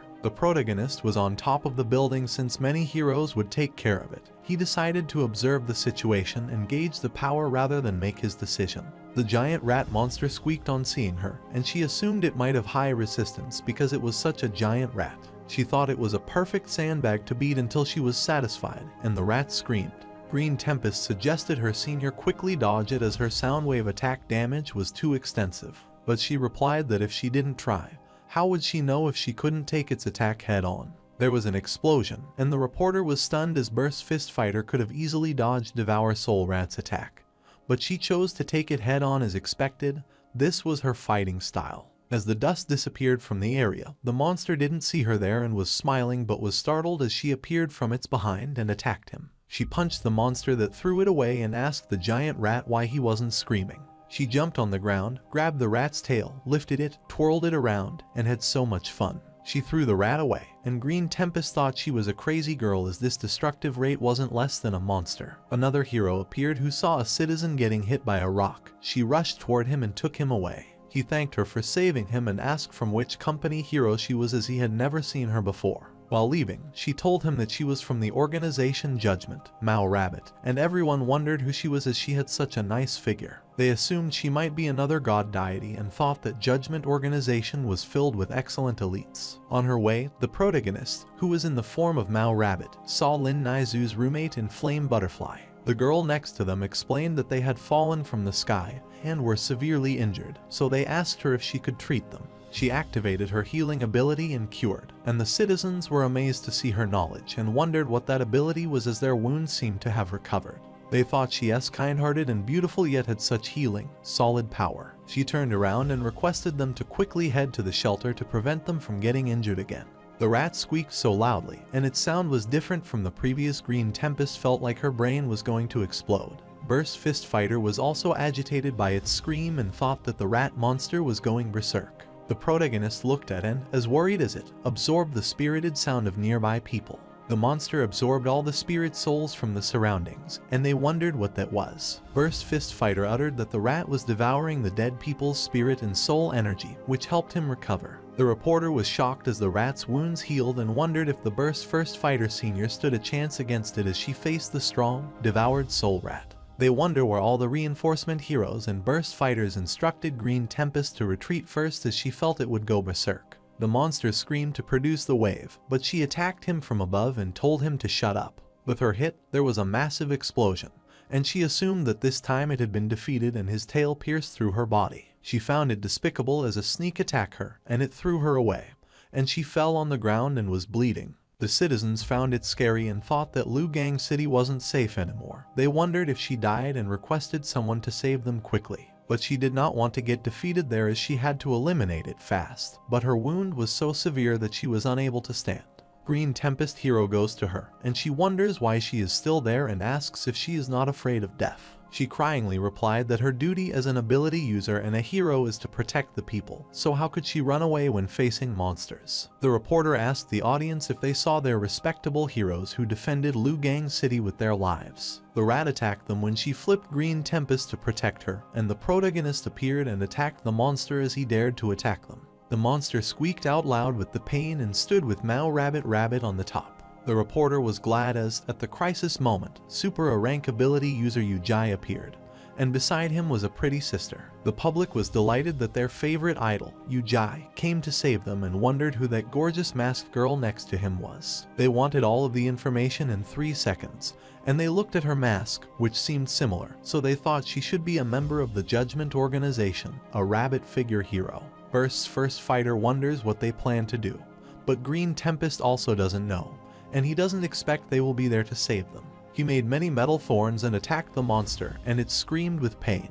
The Burst First Fighter understood that the rat had the Devour Energy healing skill so it wouldn't be trounced. The most critical part is how odd they seal its recovery skill, and Green Tempest wonders why they would fill it instead of tying up its moth, and she hits her on her stupidity. The protagonist lifted the monster with his finger movement and increased the distance between it and the ground, and it squeaked loudly. But the protagonist created the metallic wall in front of him, blocking the sound waves, and he generated it as it got damaged. He instructed Mao Rabbit not to let it open its mouth, and she made a snowflake tornado and attacked the monster. Everyone was shocked as they froze such a giant rat and supposed it might be a high-rank ability. The monster used its mental spirit energy and absorbed the spirit soul energy from the ground, which surprised Burst Fighter, and she wondered if it was recovering its body again. He raised the monster higher and suggested it shouldn't think of absorbing any more energy. After it reached a certain height, he said it could not interact with any corpse from this height naturally.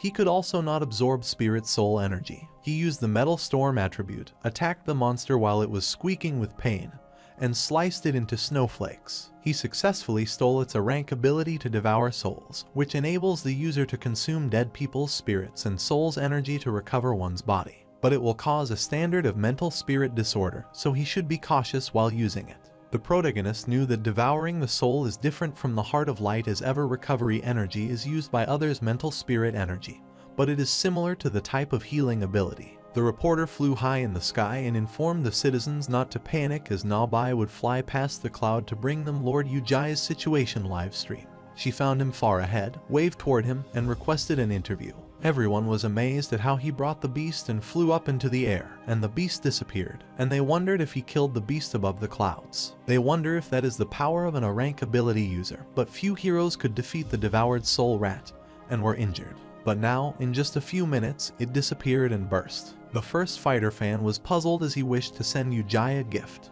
The burst fighter felt the pressure he gave, which was much stronger than the divorced soul rat, so he interpreted that he might be an S-rank ability user. They were stunned as they felt someone behind them, and they looked behind and asked her what she was planning to do.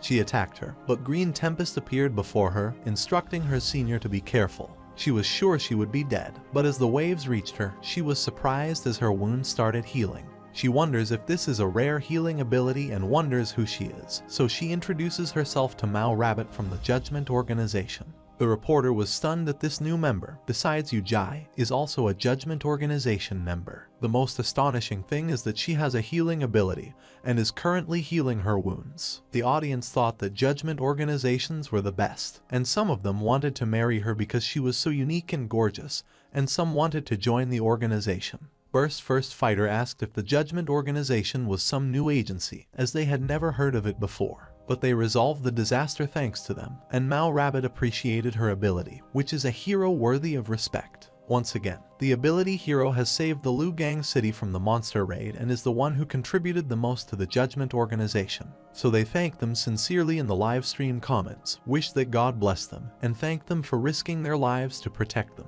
Green Tempest Hero was stunned by her beauty, while Bust Fighter was furious as all the spotlight got snatched from her. Meanwhile, Ujis Godson contacted him to meet, and he wondered what information he had brought for them. His clone informed his master that her time was up, and it was flickering as the clone duration ran out. It disappeared. The protagonist finds it convenient with the ability to return to his main body in the future directly, and he should use the clone to replace him to complete the mission.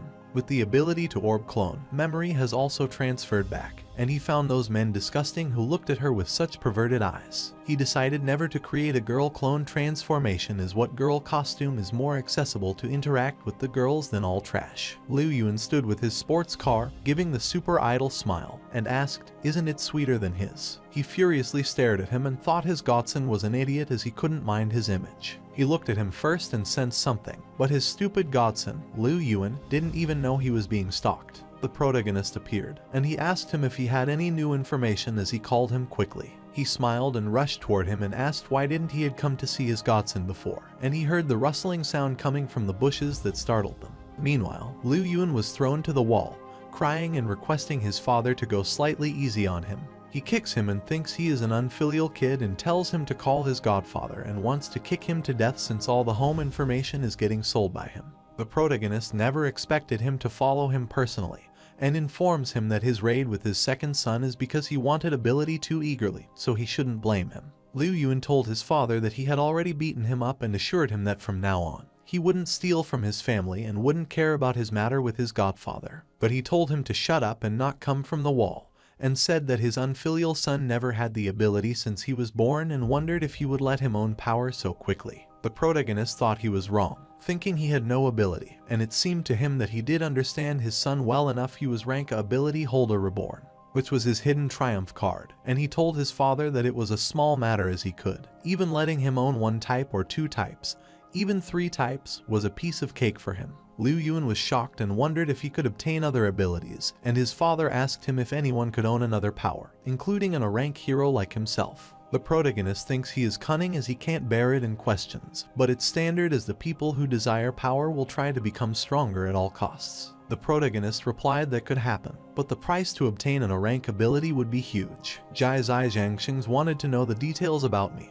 and he threw a pill toward him and asked if he knew something about it. He looked at the medication, but he hadn't seen it before. The protagonist asked him if he didn't even know that in his company, there is someone who consumes this type of blue pill. Once the ability user consumes these blue pills, their combat ability will increase thrice. Jai asked him if he was also from the organization that produces these, but he denied it. He informed him that there was another organization he had tried with Liu Yuan to obtain information about this organization. He told his son to come down and tell him everything he knew about this matter. Liu Yuan informed his father that Lai Kenyang, the hero Bing Chuan, also consumed many of these drugs to flex. He caused many innocent people to die, and he saw it with his own eyes. His father wondered if a small pill like this had such a huge side effect. He asked how Bing Chuan kept causing so many accidents and finally found the reason behind it. After saying this much, he asked if he wanted to investigate the Blue Pills organization. The protagonist explains that he still needs his help to let him join the White Cavity plan.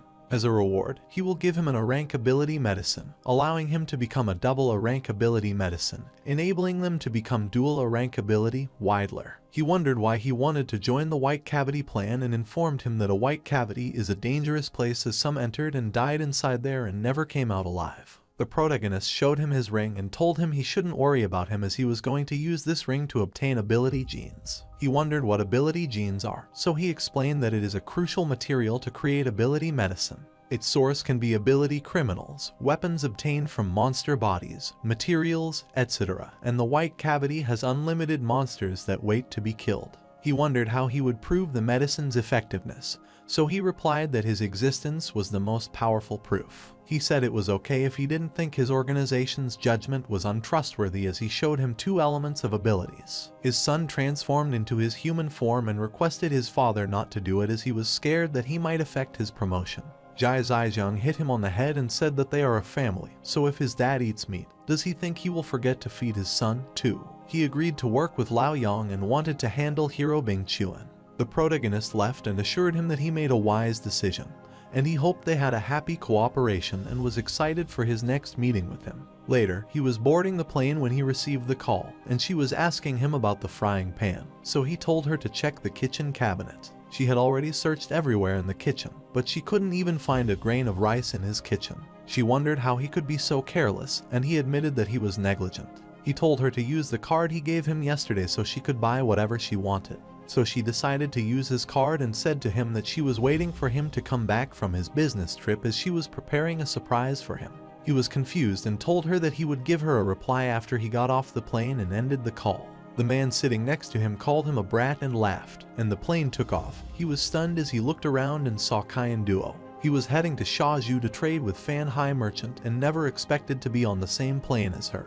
But he was sure she wouldn't be able to recognize him in his regular clothes. The man on the other side looked at her, amazed to see the two pretty girls. The air hostess was passing by when she asked her to pass a towel and requested that she wait a bit. The protagonist was continuously staring at her, and she yelled at him and asked what he was looking at and if he had never seen a pretty girl before. She called him a pervert and dirty scum, so he wondered if she knew that he was the Lord Yujai. She might admire him and definitely won't be so arrogant and shout as loudly at him. The air hostess was announcing when she suddenly dropped a handkerchief, and he was stunned. Someone put a gun on her back, and she was shouting for him as someone was hijacking this plane. The hijacker commanded everyone not to move and to raise their hands and put them behind their head. His companion also ordered everyone to put their hand on there and stand together, and passengers requested them not to shoot them. When he put his weapon on Lao Yangzai's shoulder, he realized that the weapons in their hand were all made from mutated beasts. The man asked him what he was looking at as he should quickly raise his hand and put it behind his head. But he thought that those with guns were all at least B-rank ability users and wondered which organization dared to hijack her plane in broad daylight. He wanted to think of a way to tackle the situation, as he couldn't transform into Yujai in front of so many eyes. The hijacker pointed the gun toward the air hostess and ordered her to open the cabin door. She opened the door and requested him to let her go. The protagonist was stunned when he heard the shooting sound, and they entered the pilot's cabin. One of the hijackers was controlling the plane, and his boss told him to proceed with the plan. The hostess was kneeling and was shocked as he turned the plane into manual mode, and she asked them where they were taking the plane. The boss pointed the gun at her head and uttered, "Of course, they are heading to Shaiju's highest building, Jubai Tower. There, they will all die together with their second area's ministers," and he shoots her. Meanwhile, the older man looked at Kyan-du and blushed as on his life last trip, and he could see such a pretty, so he thought it was not a loss. The protagonist was stunned as the older adult before his death, was also thinking of seeing the pretty girls, and he wondered where are these hijackers from. Kyandu listened to him and replied that they wanted to drive the plane to hit the White Tower, so they must hate Secondar for sure. She assumed they might be people from 35 areas, and he wondered why she said they would be from that area. She was surprised as he still didn't know that history and uttered that since Azure Stars established a peaceful city area, 35 space was invaded by the people from the second area before. After Peaceful 50 are had established, 35 area has been requesting the government council. They wanted to publicly make the second area apologize for that year's invasion and compensate for the losses and caused damage. But the arrogant second area's ministers of parliament denied and dismissed their request. The protagonist now realizes why their action is so extreme and violent. The era has changed, and now, using such scary terrorist attack methods wouldn't solve the problem. Kyandu also agreed with him as the only ones injured were those who were innocent citizens. The hijacker asked them what they were secretly chatting about, but she clarified that they didn't say anything significant. She apologized that they wouldn't dare to repeat it, but he grabbed her hand and pulled her as he thought she was daring. He lifted her and took her to the entrance and said that if she wanted to die, he would throw her down there right away. She was requesting him not to throw her out and was calling for help, and the protagonist got furious and rushed toward him. But before he could act, someone hit that man and saved her, and the rank hero Captain Cigar told her not to be scared, and he solidly carried her away. Then a rank hero Star Strip's Cape appeared and apologized for his late arrival, and the other her looked at him and smiled. Everyone was pleased because the rank, her captain, and Star Strip's ape had arrived to save them, and he thought it would be all right now. Hijackers rushed to attack the hero, but Star Strip's Cape immediately attacked them. The protagonist looked at his cape, interpreted that it was soul equipment with intense self-consciousness, and admired them as their combat ability is not to be underestimated.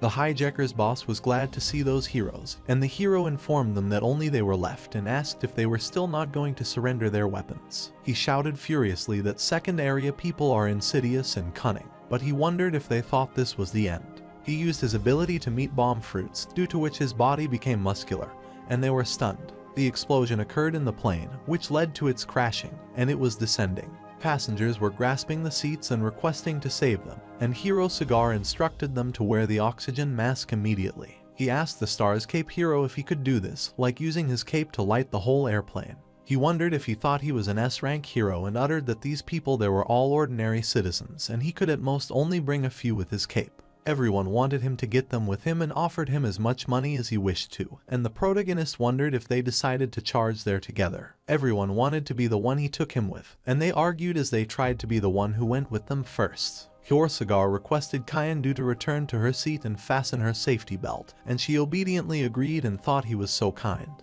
When she returned, her fellow said she was scared, but she assured him not to worry as she returned all right. Star Strip's Cape hero had an idea, and he laid down his cape and requested the captain to follow him outside. He inquired what he planned to do as they couldn't abandon the passenger, but Cape Hero told him to trust him, if not, it would be too late. They fly out on his cape, and the protagonist looks outside from the window and remembers that he could create a clone outside the plane.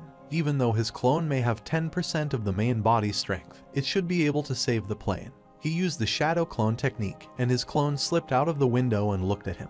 The Star Strip's hero suggested Cigar Hero quickly use his ability to create a colossal parachute to slow the plane's descent. He was amazed as he didn't think of that and praised that he was smarter than him, and he used his ability Cigar Smoke. He sucks in the smoke and then spits it out to create the balloons that were pulling the airplane. He sighed as that was very tiring, and he didn't even have much strength. Cape Hero thanked him for his hard work because being a good person was hard, and he was creating a pointed weapon. Cigar Hero replied that he was supposed to do this as an ability hero. The protagonist clone watched this from ahead and saw the plane getting dragged by something created by those two rank heroes who came to help. Cape Hero attacked him with his weapon that pierced through his body, and he remarked that he was disgusted because he was always like that. He was mourning with pain, and he wondered why he did this to him. The protagonist was also stunned to see this. Star Strip's Cape Hero thinks he is better than him, but every time they come to do missions, he always steals the spotlight from him, which makes him less popular, so he can't get support and financial sponsors, and he is coughing out the blood. While leaving, he remarked that because he likes to be a good person, he should die for these trash citizens. He will help to report to the media that General Cigar died during the plane incident while trying to save the citizens. He was a courageous justice man. After he jumped off the plane and left, the protagonist went to him and told him to hang in there as his heal type ability could save him. The general informed him that it was useless because he had used a soul weapon to injure him so it could be healed. He was stunned, and the prevailing thought he was careless as he never thought that he had to be hated by him. He was worried about his pitiful son, who had been waiting for him at home to play soccer with him. He entered the plane, and they were glad to see him but asked him where is the other hero. He informed them that General Cigar had used his strength to slow the descent but couldn't completely stop it. He apologized to them as he could only bring a few people with him and took a few with him down. But Yurong was also in them, and she wanted to be with Kai and Duo. They all thought they would die, but the plane landed in the desert, so they survived. Everyone wonders where that rank hero General Cigar is, and one of them also sees Yujai and wonders where he is. Kai and Duo was also scared to death as she thought she would die for sure, but surviving death doesn't feel great. She wonders why she couldn't see Lord Yujai since he came here to save them. At the same time, Star Strip's Cape Hero was leading the ambulance quickly to the location where the hacked plane crashed. He assumed many injured people would be waiting for them to rescue them. The live broadcasting team soon reached out to broadcast the situation after the hijacked plane crashed.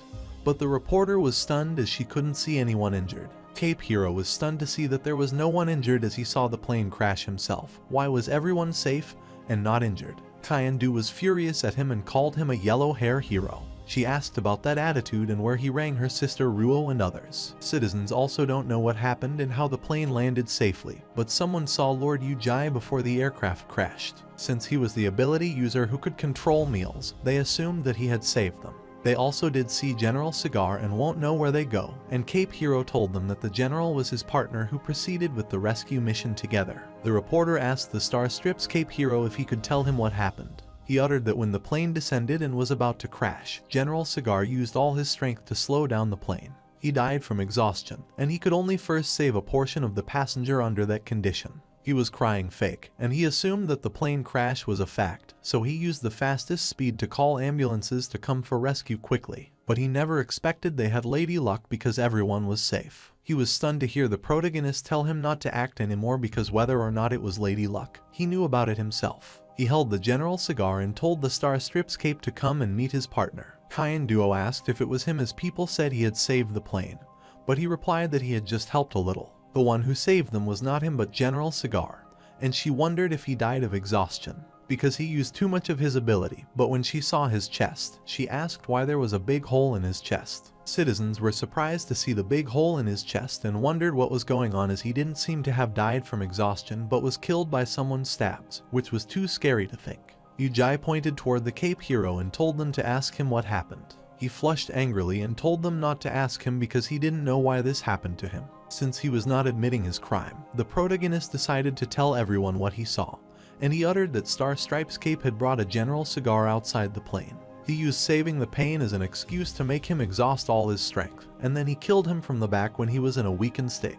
As for the evidence, he suggested everyone see his cape. The blood stain was the same as General Cigar blood. All they need to do is let the doctor examine it. Everything will be proven and straightforward. Everyone was shocked to see the blood on his cape and thought he wouldn't kill his partner and wondered how someone could do something like this. They felt if the truth was not what Lord Yujai described, then the wound, in general, couldn't be explained. The media asked Star Stripes Cape Hero to answer Yujai's suspicions and if they were true and asked him if he could let the doctor examine the cape. He was furious at himself as he was careless, and he never expected his perfect plan to be destroyed by trash like him, who appeared out of nowhere. He doesn't understand looks, figures, fortune, which part of him loses the General Cigar, and why he is more famous than him. The protagonist asked him if 35 hijackers were shocked when they saw him, and they showed betrayed expressions. He guessed he secretly made a deal with them to ask them to hijack the plane and ask if he was right. He laughed as he discovered that because he was correct and told him that he was also a 35-year-old refugee. He jumped to attack them, his cape spun, and he uttered that he sacrificed many brothers, yet it failed. He generated the sandstorm and said that hypocritical trash from Area 2 should go and die, and his sandstorm was carrying all of them. The Star Stripes Cape Hero remembered when he was young, and he had a favorite cape that his mother gifted him before she passed away. She said the superheroes who protect the world all wear a cape like that. He was born in an area of 35 places filled with ash. In that place, flowers were treated as saint objects and prayed to. That's a word without sunlight, even though they rely on leftovers to live. But he was happy as he thought the world was initially like this, until he occasionally went to Area 2 back then. He first knew that water can be sweet, flowers can bloom, and a whole area entire of it. The sky can be blue, and the clouds can be white, but 2 seconds people were terrified in the area. After they found out that he was from Area 35, they started to look down on him, ridiculed him, and even beat him up. He thought he did something wrong to suffer like that. But once he slowly sought the truth, he discovered that the wrong at fault wasn't him. The invaders occupied the resources, they bullied the weak and acted domineering toward others. When he understood it, his soul equipment awakened. He made the fake citizenship identity to stay at Area 2 and secretly sent information to the people from Area 35. He lured them to cause terrorism, then acted as a hero and saved the people just like that. He slowly changed from an average citizen to an admired rank hero. Those stupid people from the Area 2 treated him sincerely and were grateful toward him. He enjoyed their admiration as joy until General Cigar appeared, and the spotlight was longer on him. He couldn't hear it, so he made an effort to kill people, but he attempted to save people, which was so funny for him.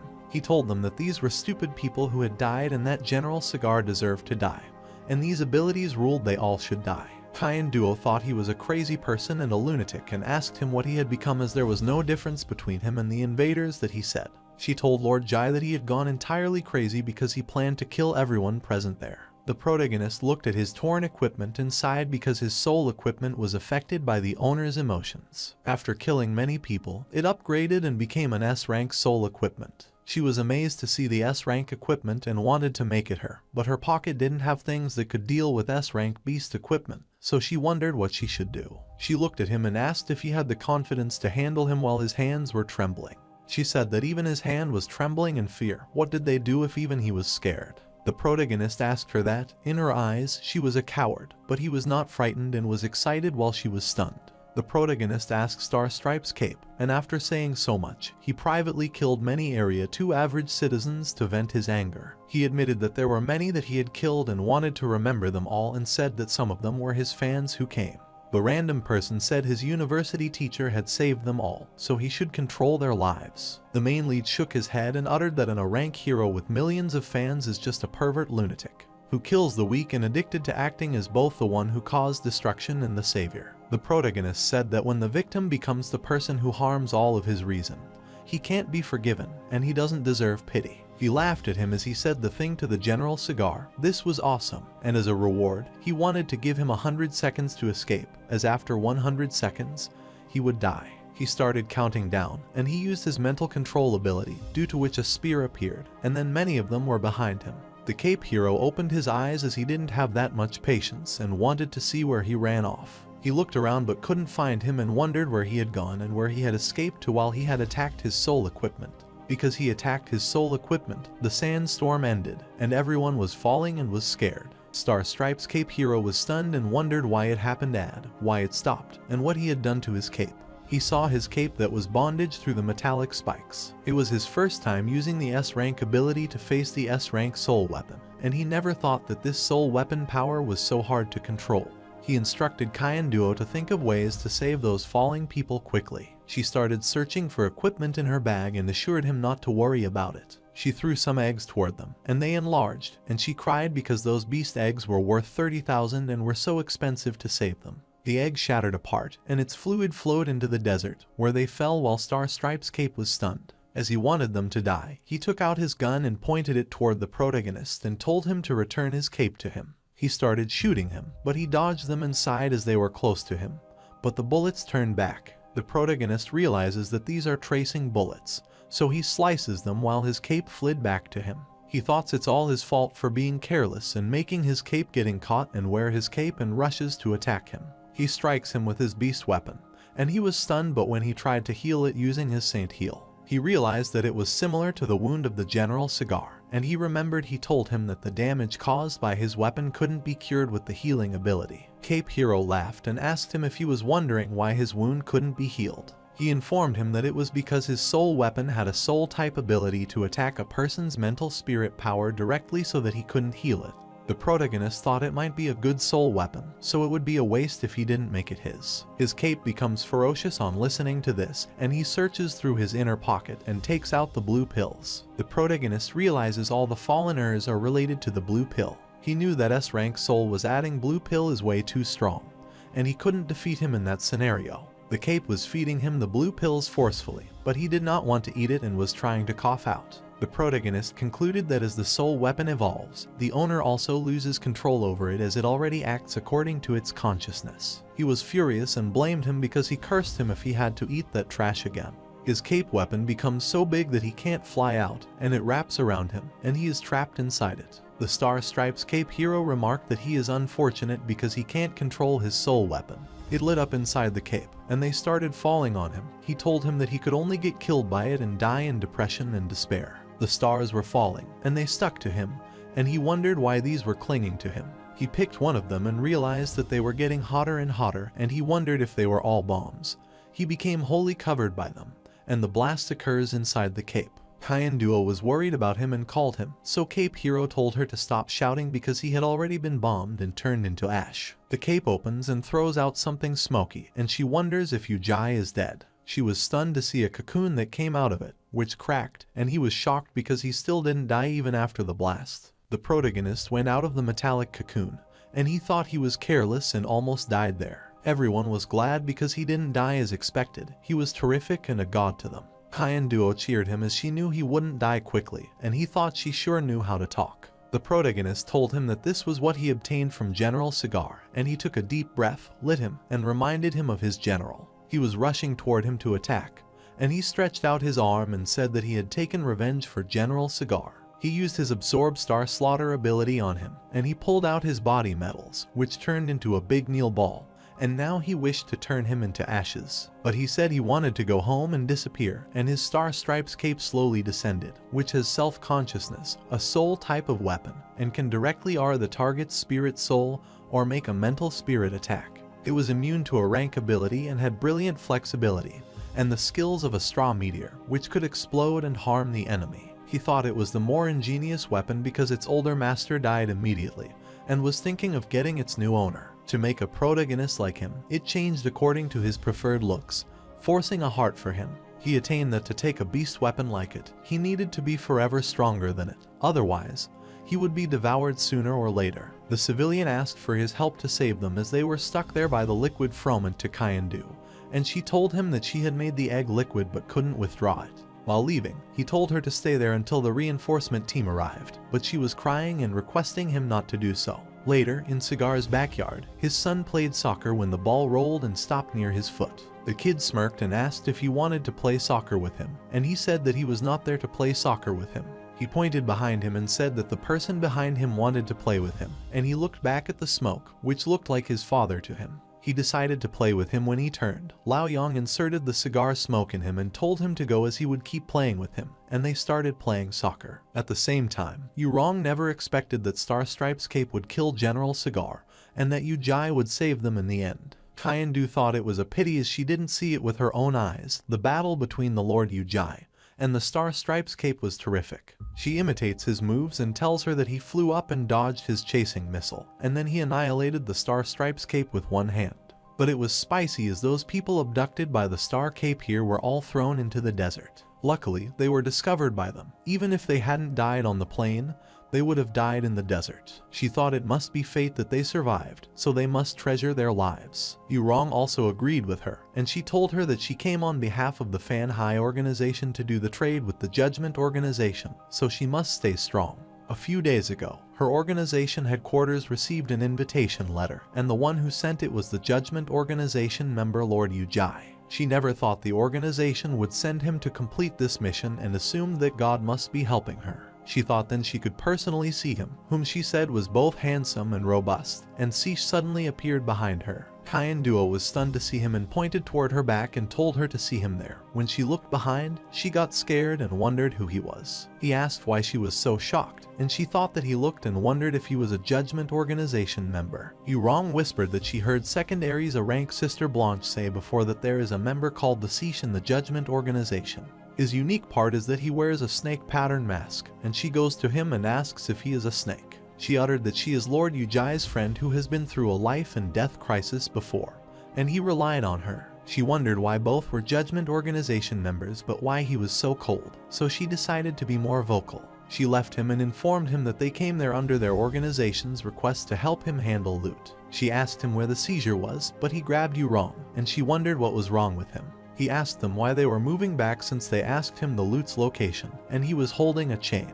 He pulled the chain, and Kyan Duo fell underground. He smirked as he wanted to tease her because she was greedy. Yurong went near the opening and asked her if she was alright, and she wondered where she was, but there was silence. But the protagonist started the countdown, and she shouted that she was rich, and she told Rong to come down and look at it quickly. She was stunned to see so many treasures as she had never seen one before. It was all shining brightly, and she laid down on the glory and wished to stay there for her entire life. The protagonist said that's all the Judgment Organization loot because if there's a particular reason, they will hand it over to Fan High Organization to handle it. She was absorbing all the treasure in her bag and winked and remarked that they would help them manage these treasures, so they should worry. She asked Rong why she thought they would give the Fan High Organization such a large sum of money. She explained that their organization is the largest business organization. After the trade, they would establish a fundamental relationship, which will help to make future cooperation smooth.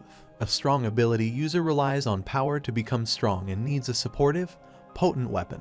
She understood what that meant as they said they had people who could make weapons using monsters' materials. Yurong uttered that when he needs equipment or weapons, they will send him their help in the future. Meanwhile, in his sister's hospital room, the blue lights were increasing in number, and she grasped the sheet firmly and called her brother because it hurt her. Liu Yuan thought his godfather started disappearing secretly, and he did not know what he was up to. He sighed sadly because he felt he was only a tool used by his godfather to become closer to his father after they met up.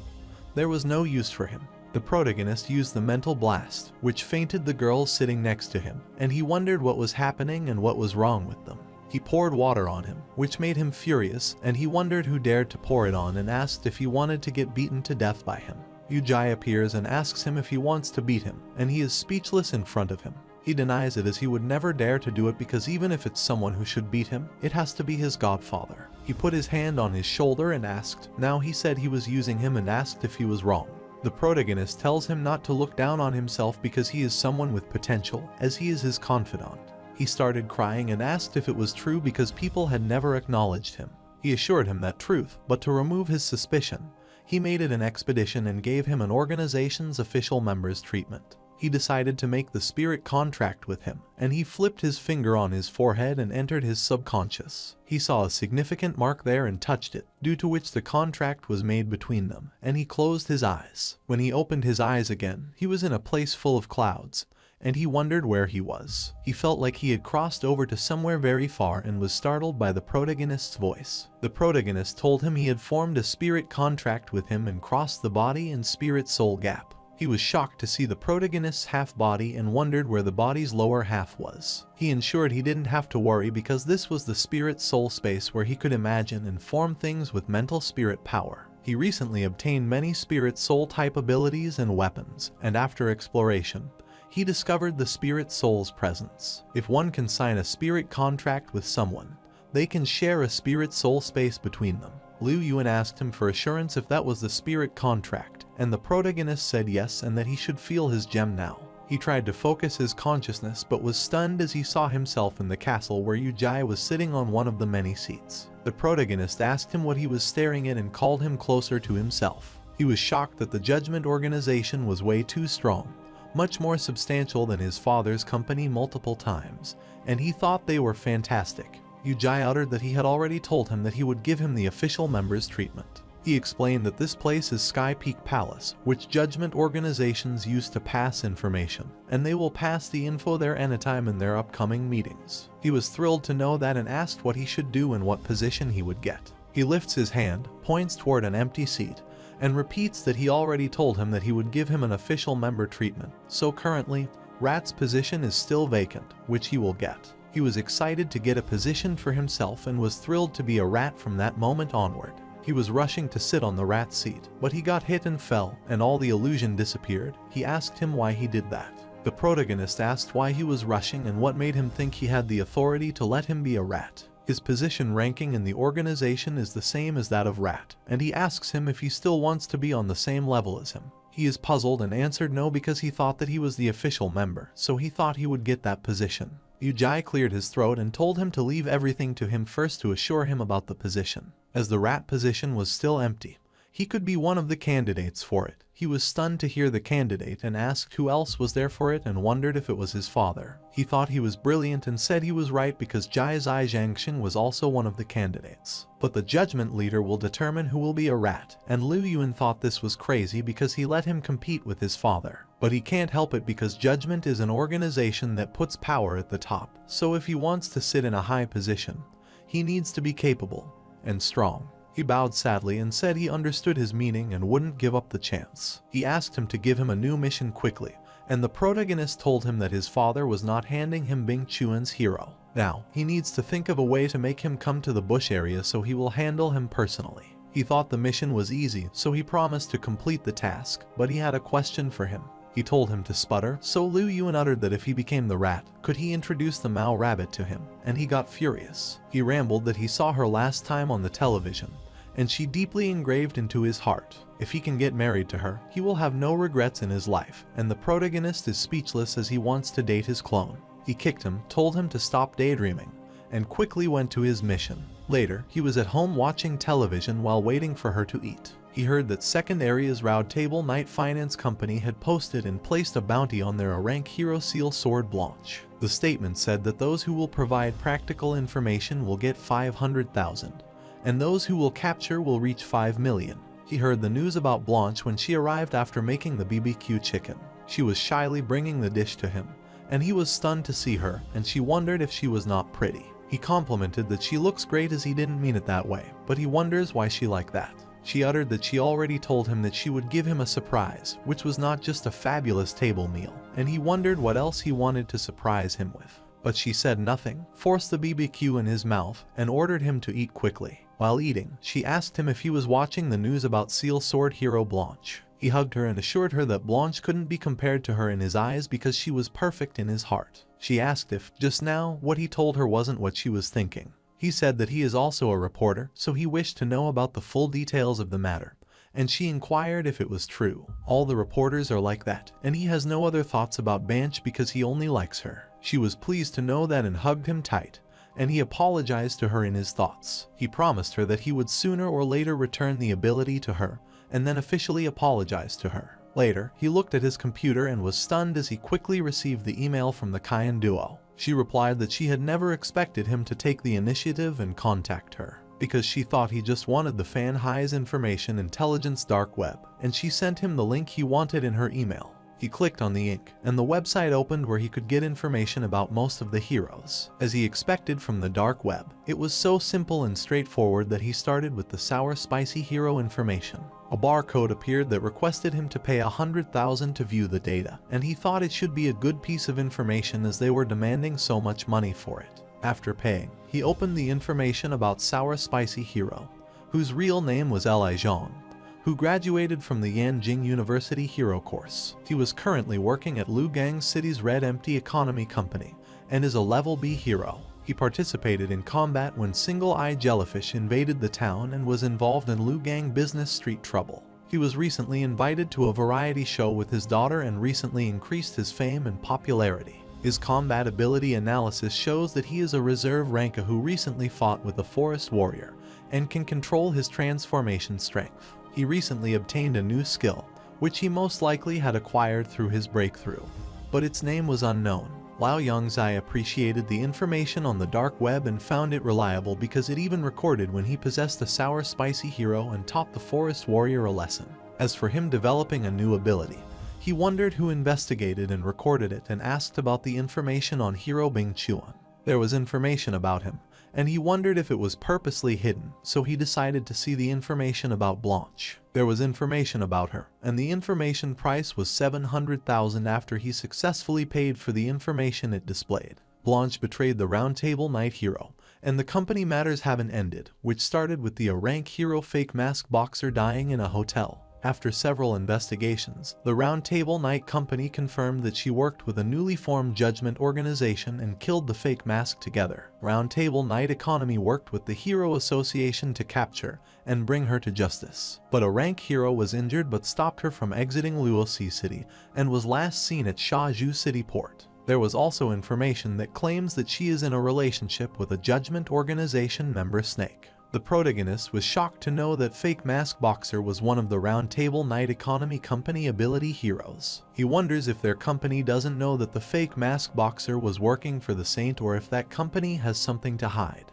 He asked why he would put them in a couple relationship because if Lin Naizu saw this, she might get angry again. He decided to check further if there was anything else and was shocked to know that the dark website claimed they had personal information about the Judgment members Ujai, Snake, and Mao Rabbit. They were selling the information about them to 30 million, and then anyone could know about these strong ability users' secrets. He was shocked to know that his information was worth 30 million, and he realized that Blanche was being chased after now because of him. Meanwhile, Demon Dragon was furious at his father because instead of giving him the chance to participate in a white cavity, he gave it to Hero Bing Chuan. His father stared at him and asked if he was questioning his decision. He previously promised the Demon Dragon that this slot would be his, so he wanted to train with Bust Fist Fighter in the White Cavity. His father yelled at him and said that he changed his mind now, but he was no longer the perfect choice. He wonders why he was doing this to him and if it's because he lost to Ujai last time. Jai Zaijian told him not to mention it because he isn't related to this, and he said his father has his own considerations. He doesn't know how angry White Cavity is, and he is doing this for his sake, but he pushes his hand away. He turned back and was furious because he thought his father was looking down at him, and he left. Jai Zai thought his son was stupid as white territory was not just the monster territory. Even those who entered were scheming things, so it was far more dangerous than he thought. When he came out, he was stunned to see his brother outside and wondered what he was doing there. As he heard their conversation, Liu Yuan asked his brother why he was arguing with their father. Demon Dragon told him that their father wanted to let Hero Bing Chuan participate in the White Cavity raid, and he was mad because of this. He was stunned and wondered if he had known that the White Cavity was a fortunate place as they could obtain many valuable monster materials from that place. Demon Dragon agreed because if people do know, they will think Lai Kenyang is Jai Zaijiang's biological son. He wonders why his father wanted to send Lai Kenyang to a White Cavity operation and what he is thinking about. He decided to quickly enter the Cloud Peak Palace and report this to his godfather, and he fell on the floor. Ujai asked him why he appeared at the time like this, and he said he wanted to report something. He informed him that his father sent Hero Bing Chuan to join the cavity operation. The protagonist wonders what he was planning, but Liu Yuan doesn't know because his brother got to fight. He argued with his father because of this, so he felt he was not planning to hand over Hero Bing Chuan to him. The protagonist uttered that if he gets rid of Hero Bing Chuan at that moment, people will get alert since he is related to and has a deep relationship with that man. He said they should enter the cavity together. It wouldn't be surprising even if something happened in the White Cavity. Liu Yuan assumed that his father thanked him for doing so, and Ujai told him that next up was his plan. This ensures that his father's plan doesn't fail, and that he and Bing Chuan enter the White Cavity, and the rest will be easy. He saluted him and assured him to leave the rest to him as he would make sure to complete his mission. After some time, he was at his apartment and considering upgrading his White Cavity's abilities because Lai Naizu had gone to work. Firstly, he wanted to upgrade his transformation and clone ability to B rank and started upgrading them. Transformation ability was upgraded to B rank, which can now transform and change the costume in 0.1 seconds, and he could use many of the costumes. He can also change his body size and appearance, voice, and even customize his personality, which provides acting supportive function. His clone ability was also upgraded, and it could create a clone with the combat ability of the main body, and the clone was now 6 hours long. Then he upgraded his dragon ability, which will be used to upgrade Deep Sea Nether Spirit and Fierce Fire to a rank. This will make him the commander, and his skill number 1 was Slaughtering Rain, skill number 2 was River Protection, skill number 3 was Water Steel Spear. He also gets an A rank ability Fire Lord whose skill number 1 was Phoenix Summon and skill number 2 was the Control, which could create the territory area fire. He liked the name Dragon, and he decided to choose his personality setting to be one of those who are arrogant. Later in the ship, Blanche gives the man a sack and thanks him for his help, and the man is glad to have a sack full of money and thanks her, but he is curious about one thing. He wondered why someone like her, who had fame and money, needed to smuggle something. She looked at him furiously and replied that curiosity kills the cat, so if he wants to live, he should just do his things. If anyone asked him about this, he had to say he didn't know and agreed not to ask her anything. It has been a few days since she stayed at Shaju, but now she can't even stay there because she has already changed from a star hero to a criminal. Those who are after her and want to capture her are all rank heroes, so it's tough for her. She thought a face mask boxer might be a justice ability user who acts like a hero, but he was Saint's loyal servant, so he needed to die. But she wonders why he does not ask the company for the reason and is busy trying to capture her instead. When the snake used a fake boxer mask identity to appear, she couldn't find his trace at Shaju, but she could see him at Lugang, where Yujai often seemed while she was pondering. She was stunned to hear the voice from behind. Someone was asking her if she thought she could escape from him, and she tried to jump but started to see the man whom she had given something to smuggle had died. She asked them why they were killing innocent people because they were after her. He replied that, of course, they came for her, but all those who helped her must die. The hero told her to remember how she treated him in the past, so now she had fallen to this state today, she should bear it. She furiously attacked and uttered that he should bring it on if he wanted to fight instead of hiding in the shadows. But he dodged her attack and asked her if she was pissed now, but he didn't care because he just wanted to use cunning moves to kill her. He attacked her and injured her, and she thought he was despicable because he was hiding while hiding. But he uttered that today was the day Seal Sword hero Blanche would die. Lin Naizu saw her and asked her if she was alright. She saw a wound on her chest and what was happening. She looked at her and told her to run away quickly, and she was startled by the unexpected attack. She ran away and asked for help, but someone whooshed and broke the attacking spikes in half. The snake of the Judgment Organization appeared before them and told them not to be scared because he was there now. The man was amazed to see him because he was that member of the Judgment Organization who had eliminated Saint Organization a while ago. The protagonist asks why he is not running away since he knows about him. The man remarked that he was arrogant and never expected to appear here, so he tested his capabilities. He attacked him with his Chrysanthemum Kai Blast, and he tried to block it, but his attack broke apart by his Chrysanthemum attack, and he was shocked, and they all got attacked by it and were injured. Blanche realized that T must be Wang Shuzian because he was attacking them using the Chrysanthemum Kai Blast. He appeared and was amazed because she still remembered him. She remembered him because 2 years ago, she captured him and got him imprisoned, and he even got judged to be jailed for his entire life, then wondered how he could come out. He laughed and told her that he had people who had helped him, and now he is no longer the weak Wang Shuzian, but he is an S-rank ability user now. She doesn't care even if he is an S-rank ability user and does not care about his life because she wants to send him away again. The protagonist knew his ability was higher than a rank, but Lin Naizu might be harmed if they fought, so he couldn't fight back now and decided to scare him away, and he uttered that he was indeed more vigorous, but there were 2 of them. The Judgment member S-rank ability user, Yujai, is also on his way there, so he asks if he thinks he could beat them. He laughed and asked if he had killed them before Yujai came, but the snake accumulated his lightning attack ball and told him to try if he wanted. Blanche told them to escape quickly because she would stall him, so they would get time to run away. Lin Naizu called someone and assured her they wouldn't abandon her and ran away, and told her to wait as she reached for help from the Hero Association. Wang Shuzian rushed to run away, making the excuse that they had more numbers this time, so he will come to claim their lives next time. After he left, she was glad because they scared him away, and Snake asked if she called the Hero Association. She explained that she wanted to scare him like he did because Blanche's unique identity would draw more unwanted troubles. Blanche wanted to ask Snake a question regarding the Judgment Organization, but he stopped her. Because she was injured, he told her to go back and get cured first, as he would come to meet her when he had time. After he disappeared, Lin Naizu murmured that ability users like them always like to disappear without a trace. But Blanche remarked that it's purely to flex as ordinary people are not like him. He asked if she had met the person chasing after her when she arrived at Lugang. She said yes and asked Lao Yongzai, who was carrying her, why they were at the port, and Lin Naizu said she wouldn't believe them because they had come for a walk. But they coincidentally saw her getting attacked. She thanked them for their help, but she wondered why they saved her because she was a wanted criminal. Lin Zhu remarked that the Blanche she knew had always sacrificed herself to save them at Shaju. She fought to keep the kids so Lao Yongzai didn't think she was terrible. While crying, she told them that she didn't kill the fake mask boxer, and she also didn't work with the mysterious Judgment Organization. She heard that the phony mask boxer was Shaju Saint's underling, so even if they killed him, it would only help to save more lives. But how he died was not necessary to her. The main problem was someone wanted to make use of his death to get rid of her.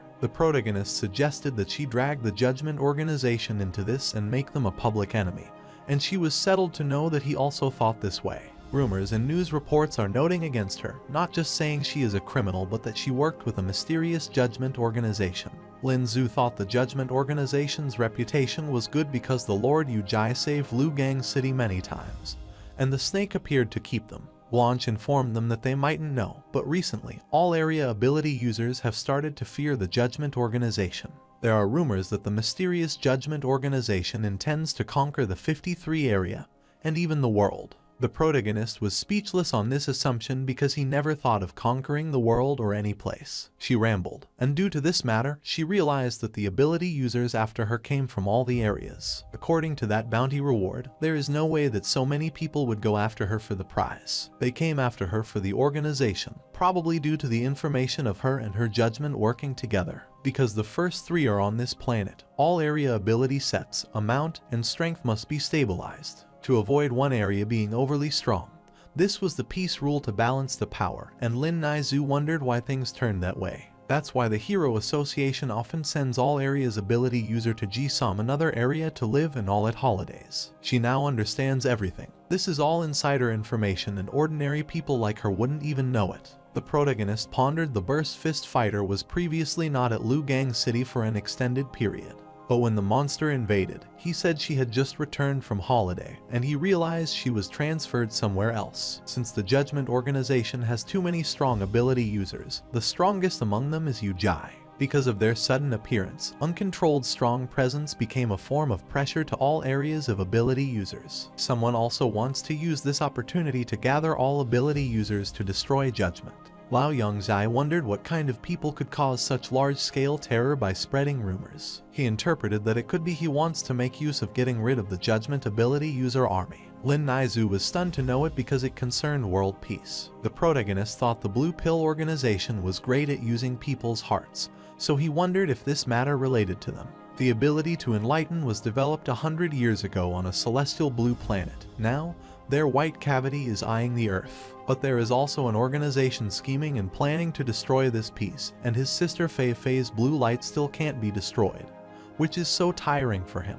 The protagonist asked Seal Sword's hero if she came to Lugang to crusade Judgment, but she denied it, because the situation was precisely the opposite, as she just came there to understand everything and help the Judgment Organization. He wondered why she would come to help the Judgment after facing so many problems because of his organization. She blushed and remarked that she knew the organization's member Snake because they had been through a life and death battle before, and he miraculously came and saved her just now. She trusts him, so she wants to go there and ask the organization about their true motive. The protagonist was dumbfounded on hearing she was saved miraculously by him because he listened to a fighting sound transformed in time and rushed to where his girlfriend was. Lin Naizu teased her and asked if she liked Snake a lot, but Blanche refused and said she didn't. Meanwhile, Kyan Duo massaged her grandfather, Kyan Bukui, at the Fan High Business Group base. He never thought that Judgment was born outside 4 significant sea territories, a substantial and rich organization. He asked Duo if she could join that organization and thought their Kyan family position would be much higher. She also wished to join the organization even though she knew Lord Yujai and was familiar with him.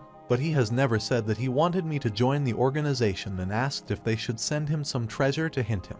Yurong complimented her that she is brilliant, so he agreed and instructed them to hold a monster weapons exhibition and invite him to come. Then, they should give him their family S-rank weapon, as he wanted to let the Judgment Organization know of their family power and sincerity. She was glad to hear it and thanked her grandfather for always treating her best, while Yurong was furious. The following day, after making breakfast, she puts it on the table, and he suddenly hugs her from behind. She blushed and told him that she received a message earlier, and they informed her there would be a morning meeting, so she couldn't eat breakfast with them, and he told her to let him drop her there, but she refused as he didn't have to. She told him to wash up and eat his breakfast, if not quickly, then the breakfast she prepared since early morning would all be wasted. Blanche was watching while hiding, and Lin Naizu put down the apron. While wearing her shoes, she told Blanche she was leaving now, so she should stay home and recover. While eating breakfast, she thanked Young 11 for caring for her but wanted to go. He asked her why, because everyone outside was after her life now, but she told him she had other things to do and a mission to complete. No matter the danger, she must continue and tell him not to be worried about her wounds because most of them were healed. She thought they would meet again if fate allowed, and the protagonist thought he secretly healed her wound last night. This was not because he wanted her to go to seek death, but when he looked at her, he was stunned because she had already disappeared, and he wondered where she had gone. Later, he was at the beach and wanted to try his dragon skill there, and he was wearing his dragon set and surfing on the beach. Looking ahead on the cruise, he saw two people who seemed familiar. On the cruise, Cunning Duo and Yurong were there, and Duo was arguing with them and telling them to get lost because they were not welcome there. Gil was with a flame dragon scepter and dark black swordmaster, and he asked her if she was sure. He reminded her if their love organization didn't back up their Cunning family, they might not even get 1S rank weapon. She remarked that they were the dog following behind her even a few years ago. She asked if now he think he is qualified enough to step over her head and bark. While curling his hair, he told her to blame her Cunning family for declining so quickly and remarked that even if he is a dog bu, he could ruthlessly step on her head. Yurong got furious and stepped forward and told him not to be despicable, but he said he would show them what despicable is. He ordered his men to tear Jai Yurong's clothes apart to see what the 4C territory's second beauty looked like. They moved toward them when the protagonist appeared and asked for directions to Liu Gang City. She was glad to see him. From his appearance, she supposed he might be from the Judgment Organization, so she asked him if he was Yu Jai's comrade. But the comrade sounded awkward to him, and he informed her that he was a dragon from the Judgment Organization.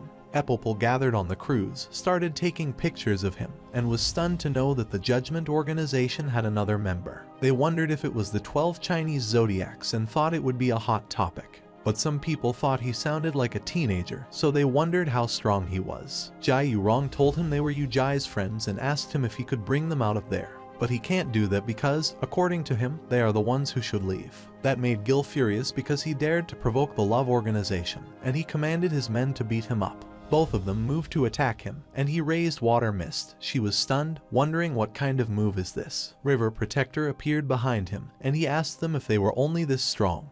He wondered if that was all they had, then it was his turn now. A dark black swordsman attacked him, but a river protector in the water grasped his sword, and he couldn't move it. Then he got pounded from behind, and he fell and wondered if the drip of water could also become a sharp weapon that injured people. He realized they had a considerable combat ability gap that he didn't even have any chance of defeating him. The flame dragon uttered that he knows he is a water element ability user, and his power significantly increases in water, but this gap can be easily offset. He attacked him using his flame dragon wand and wanted to teach him a lesson. The protagonist remarked that he was not strong but very noisy and asked him who said that he was only a water element ability user. He activated his Fire Lord, with which he would be able to control a flame that was lower level than him. He remarked that today he would let him have a taste of being chased by a fire dragon, and he was stunned. He ran away after knowing he was a double ability user and suggested his fellow run away. The public was filming the whole scene and was amazed to know that H have water and fire elements at a young age. The man thought the Judgment Organization power was so terrifying and scary. There would be considerable commotion since so many elite ability users are gathered at the Judgment Organization. He landed on the cruise and looked around for Gil, but he ran away relatively fast, and he wondered if he still said he wanted to beat him up just now. She thanked him for saving her, and Cunning Duo appeared and asked if he could help them find Yu Jai since he is also a member of the Judgment Organization. She told him they wanted to invite him to the auction the Fan High group hosted. He uttered that he had a way to help them contact him, and they could tell him this personally, and she wondered what way. He told her she could meet him by signing the spirit contract, and then she would become an outer member of the Judgment Organization. She was thrilled to know that she would so quickly become the outer member of the Judgment Organization. He explained that he came this time because Yu Jai instructed him, and he hoped they could become external members of the Judgment Organization. With this, they could continue to help the organization hide the loot, and he knew this world was more prominent than he thought. To understand the 4C territories, Kyan's family will be a helpful ally, and she agreed to join. Yurong said that if this doesn't harm the group's benefit, she would also like to join, and he made the spirit contract with both. Later, the draft of the Judgment Organization was a hot topic of discussion in the news. Demon Dragon saw the information while exercising, dropped his dumbbells, and left. Later, at the Fan High Group weapon auction, Ujai appeared, and people were amazed to see the recently famous strong ability user in the auction. They gossiped about him as they heard his backing is a strong organization with an S-rank ability user. They listened to the people say that the Cayenne family had fallen low, so they wondered why they had a relationship with such a large organization. Elder Cayenne welcomed him and was pleased to meet him as he had heard about him a lot, and he was also glad because he finally got to meet him. He requested him to take a seat as the auction would begin very soon, but Gil arrived and brought something with him and told him to wait. He remarked that important guests were just about to arrive. Why was he rushing to start it? He stared at the protagonist, who thought he seemed to have come prepared and wouldn't let the auction proceed so smoothly. He showed them his invitation letter and asked why they were not welcoming him despite his invitation. Cayenne Duo gets furious and utters he shouldn't even dare to think she doesn't know what he is up to because no one brings their weapon to an auction. He gets close to her and whispers as it seems to him that Cayenne's family situation is worse than he thought as they rush and find a backing. He told everyone that even though Cayenne family weapons were top-notch, the price was also high and expensive. So, considering the recent rumors, he bought some weapons to examine the product and asked if he was not overboard. Jai Yurong was furious because he questioned their gun openly, but Elder Cayenne told her not to panic. The protagonist walked toward him and said he was that person, and he wondered what he was talking about. He put his hand on his shoulder and told him that he had some origin with his senior, and Gil asked if there was such a thing. He asked which old in their Uruk family he knew, and he wondered how he would know because he had made up a lie. He could tell from looking at him that the lie would be exposed, so he could only use one thing regarding this type of question. He laughed and said about the answer to this question and thought he should ask rhetorically. He pulled the clothes from the weapon he brought and picked one of the weapons. While checking his other weapons, he asked if the person he knew was his aunt. The protagonist commented that their nephew brought some excellent items this time and told him to go and sit quickly. He left, sat down with Elder Cayenne, and the Oz started the exhibition and welcomed all the guests to the Fan High Group weapon auction. The first item he showed was a blue color centipede armor that can resist B-rank ability users' strong attack, and he started the bid price of 3 million. People started an auction from 3.6 million to 6 million, and Gil thought they were all bunch of dumbasses. That armor was not worth it if the price went over 5 million. And he believed that the Cayenne family could only use this type of thing to fool people and wonder if they didn't even have a proper weapon. The following auction item was a bright glove with which everyone was aware and familiar, which was one of the Cayenne Elder's master's pieces. The starting bid price was 200 million. Gil was stunned because he had brought forward something that had come out last, and his men's flame dragon said it was a 2-star S-rank monster's equipment. Dark Black Swordman uttered that an A-rank ability user could become as strong as an S-rank user after wearing it. At the same time, Duo and Yurong were also stunned as the price had already risen to 300 million. Chain Duo was worried because that bright glove was her grandfather's favorite masterpiece, but he had displayed it at auction. Elder Cayenne told Jai that he should also try the bidding if interested. The protagonist wonders how the Judgment Organization's whole fortune was only 200 million and how he added more bids. Elder Cayenne grabbed him and informed him that the Fan High Group had already decided to build a relationship with the Judgment Organization so he could buy this gift for him. He told him not to worry and bid because Cayenne's family would support him with his finances, so he decided not to reject his offer. Before he could bid for it, Gil raised his hand and bid it for 310 million. And the host asked if anyone wanted to raise the bid from that amount. He started his calling at 310 million. Then the protagonist bid it for 315 million, which startled him. The Flame Dragon asked Gil if they should still raise the bid, but he denied letting him have the bright glove because he supposed the actual show was coming up. The host finished the calling for the final bid and congratulated him for bidding on this glove. The next item was a 1-star S-rank equipment, a black jade shield, and the host was starting the bidding. But Gil went on the stage with his sword and told the host to wait because before they sold the things, they should let them examine the product first. He attacked the shield, and the protagonist watched it and interpreted that he was finally making his moves. Yurong uttered that Black Hade Shield was made using an S-rank monster Black Pattern B bid its most potent past OS spell, and magic resistance. It would be quite different if they wanted it to block Azure Blue's physical attack. Cayenne Duo asked the protagonist if he could lend her his bright gloves because she wanted to destroy that sword. But the protagonist pats her head and tells her to calm down and not worry, as she should be patient and watch. Gil attacked the shield with his sword but couldn't break it and was shocked and wondered how is this possible. He couldn't believe his eyes and tried to attack the shield again, but his sword shattered into pieces this time. Everyone wonders if that azure blue sword could be fake and can't believe the Uruk family's young master used the phony item.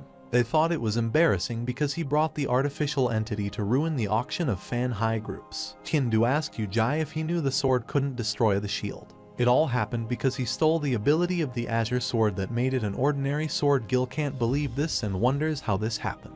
Flame Dragon informed him that just now, Yujai touched all of their weapons, and right after he touched them, their guns started to malfunction. Kyan gets enraged and tells them not to blame and frame others and asks them if their gun wasn't S rank. How can he spoil it just from touching one? Flame Dragon reminded her that his ability had reached S rank, so he might be able to change the metal item's inner construction.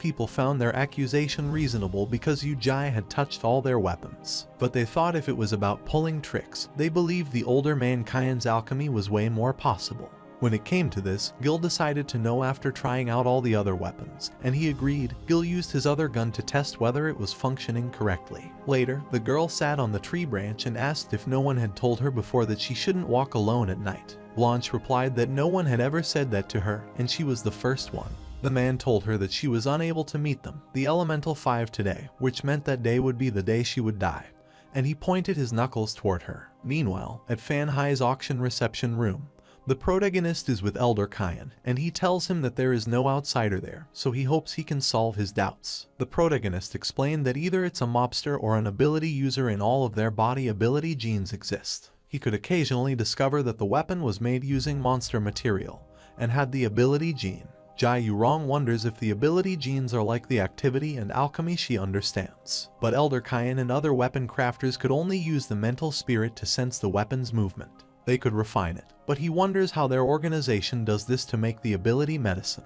He showed them the ring he was wearing and uttered that it collects the genes as this was his Suck Star ring. It's the tool that they use to collect ability genes. Kyan Duo thought it was too magical because they could contain the ability genes with just one ring. Elder Kyan has some attachment to alchemy, but it is unheard of to be able to collect ability genes. He showed him his wolf hair brush WH, a D rank item that can speed up recovery, so he asked him if he didn't mind, and he demonstrated what he said to them. He passed over the rush to him, and he thought it was only a mere 30 dark energy, so it was better to let it maintain this state. He stole its ability, gave the rush to him, and requested him to check if what he had said was true. When he checked the brush, he was stunned because its ability was indeed collected, and he thought it was a significant breakthrough in alchemy. Jai Yurong asked him how he could handle the assembled ability gene. The protagonist was connected because they finally asked the question he wanted, because telling the Kyan family about ability medicine concepts could help to increase the Kyan family's combat ability. Then, next up in his plan would be the 4C territories journey so he wouldn't have to fight alone.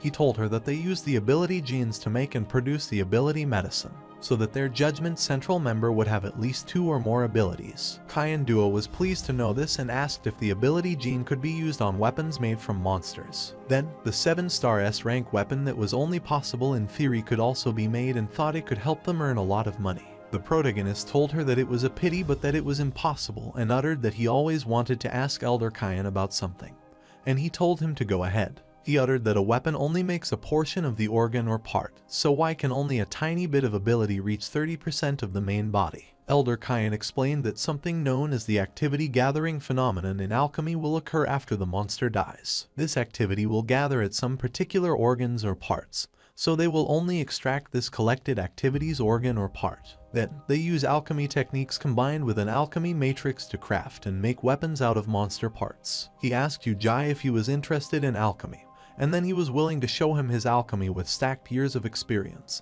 and he was interested and would like to see it. Later, at Lugang City, the announcement was made for the Evil Elemental 5, which says that Chang King Street has gathered around 10 ability users in the Lugangs. The men wonder what he is saying and how there are so many of them.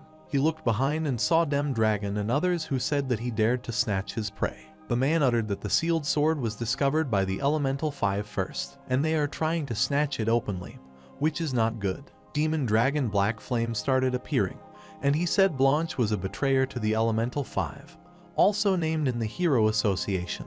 He asked him if he thought he would let them guys off, and he vanished from his front, which stunned him. Then he appeared near him and attacked him. The man commented that the demon dragon had instantly killed the gold attribute finger tiger, and he wondered if the evil elemental 5 could escape from the demon dragon. In the live stream, people praised him, saying he was very handsome and they knew he would get the penta killed. But one of them also likes a red lotus, while the other commented that he does not have any principles because he likes an evil ability user, but does care as he wants that type of girl. Then Ice Frost, Earth Bear, and Shepherd Tree Man attacked him simultaneously. He killed all of them except Red Lotus, who was hesitant to attack him because the power gap was being shown to her already. She doesn't want to die there, and she needs to escape. If she can escape, then she still has a chance to make a comeback later. While she was trying to run away, she got attacked by a dragon demon, and he smirked and remarked that he couldn't escape from him. Then he looked at the seal sword Blanche because it was her turn now while she watched him quietly. Liu Yun was watching the live stream with the flame butterfly and was worried about it. Flame butterfly tells him he shouldn't worry because Blanche's state is not good, so it's almost impossible for him to defeat his brother. He looked at her and uttered that he wasn't worried about his brother and thought he was worried that Blanche was his judgment organization member. Then, if she was killed by his big brother, how does he explain this to his godfather, Yujai? The flame butterfly remarked that even though he said he was not worried, his expression betrayed him. She commented that they have a good relationship as brothers and was leaving when he said she could stay there and watch as he would have to go to the toilet. He thought that he quickly had to tell the godfather about this news so he could do something. He would be the member. He met the protagonist and wondered why he found him, and asked if there was anything important he wanted to tell him. He uttered that his big brother Demon Dragon had become merciless today and was planning to kill Blanche. He asked him if Blanche was their organization member as he saw people spreading rumors online that she was Lord Snake's lover. The protagonist tells him not to listen to those useless rumors because Snake is already old. He thought about the relationship an old man and young girl could have and understood that she could be the Snake's illegitimate daughter. He assumed it was the organization's inner secret, so he pretended he didn't know to cause trouble for the godfather. The protagonist told him that he would send people to provide support, and he ran away quickly and told him not to be Perry. He was trying to watch the video, so he will report it to him immediately if there is any situation. After he left, the protagonist thought it was excellent as he could give Dragon 2 more element type abilities. One was the Earth Controller ability, which could sense Earth movements and control sand to attack. Its one skill was Weight Rock, and the other was the Power of Earth, which was a rank ability. Another rank ability was a Wind Controller with which he could use Wind Spirit. Its 3 skills include Compressed Wind Blast, Fly, and Itachi and his dragon clone fly away to save her. Meanwhile, the demon dragon approached her and was willing to give her time to call Yujai to come out. He uttered that she would be aware he doesn't want to deal with her as they had some relationship when they were students. She looked at him furiously and told him not to waste time. If he tried to find the H, should bring it on. He attacked her, telling her to show him what she got, but she dodged his attack and she attacked him.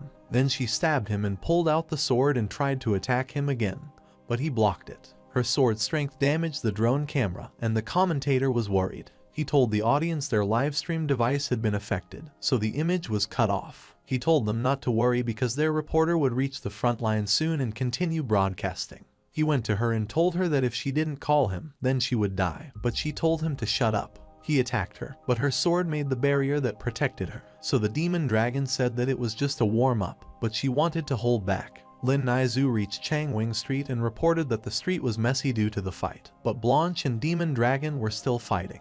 He choked her and asked one more time if she was calling Yujai or not, but she refused, so he threw her back. The commenter was sure that under this beating standard, she might not be able to stand up again forever. The viewers pity her and think the demon dragon is ruthless, and they don't know what to say about this and are surprised. But one of them doesn't even care if she dies because she was a betrayer, while others thought he was heartless because she risked her life to save them and asked him if he had forgotten it all. Demon Dragon moves closer to her, but Burst Fist Fighter tells him it's enough of the beating. The Wandering Swordsman wanted him to control himself because if this went on, even if she didn't die, she would be disabled. He looked at them and asked if they were speaking up for a betrayer, and she stood up and asked if they were done chatting.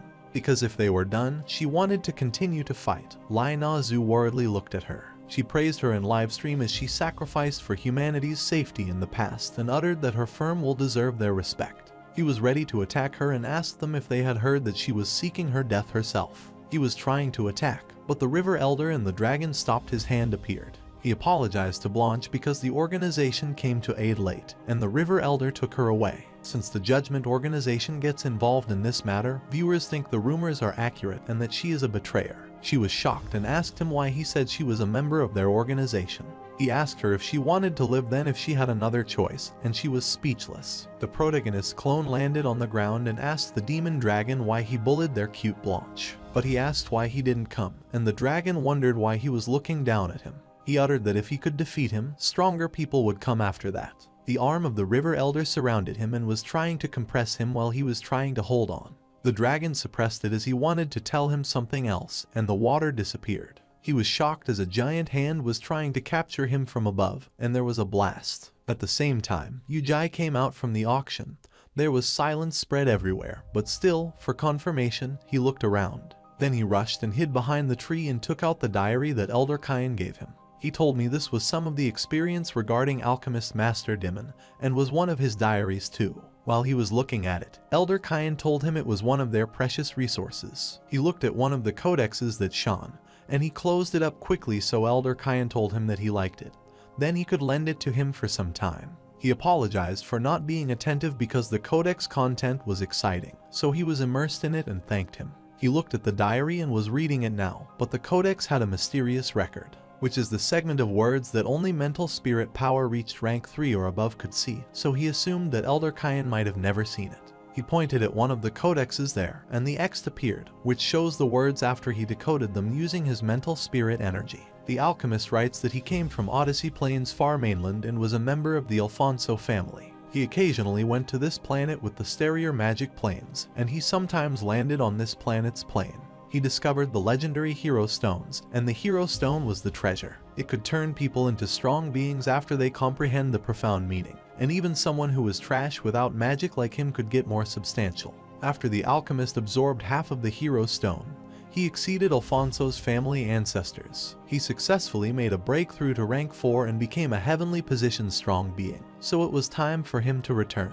Before he left, he secretly helped a group of humanity grow more robust and let them discover how to open the gate to another world white cavity. The alchemist wanted the lucky person who could discover this codex to search for the Hero Stone he had hidden on that planet. This was his gift to humanity to prevent them from becoming slaves, and the protagonist turned the page, and it was shining. Meanwhile, at Changquanji Street, the dragon was with the River Elder, and the demon dragon had utterly changed into a dragon and was roaring.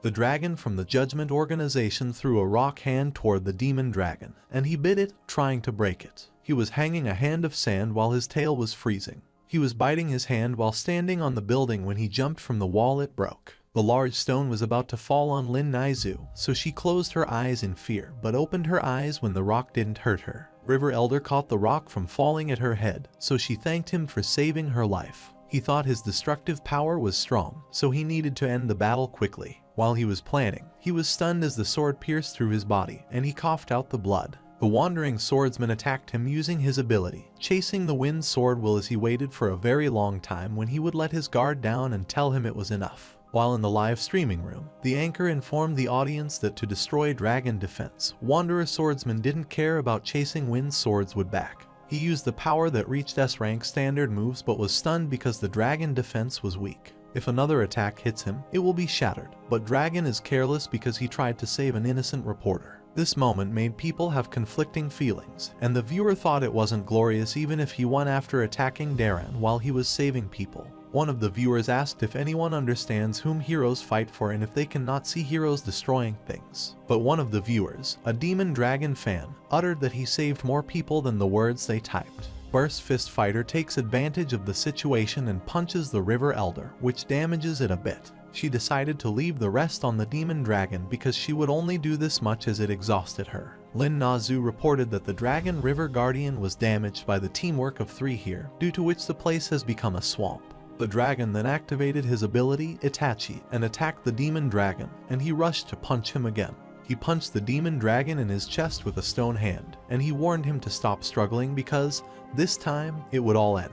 He used the power of Earth, due to which a hand from the world grabbed him, and he was stunned and roaring. It forcefully pulled it back to the ground, transforming the Demon Dragon into his original form. Later, he tied all of them and told Jai Zai Zhangxing that he knew how to choose the right one. Meanwhile, he watched the combat in the meeting room, and Dragon made him so furious that he was shaking and breaking the glass. Lin Naizu wonders if he means letting Jai Zai Zh know to choose between the demon dragon and the wandering swordsman, or he was using two ranked heroes to trade for something with him, and she was shocked to see that he appeared after his warning. He was carrying Hero Bing Chuan and remembered what Yu Jai said after he told him about the blue pills. After telling him this much, he asked if he wanted to investigate the blue pills organization.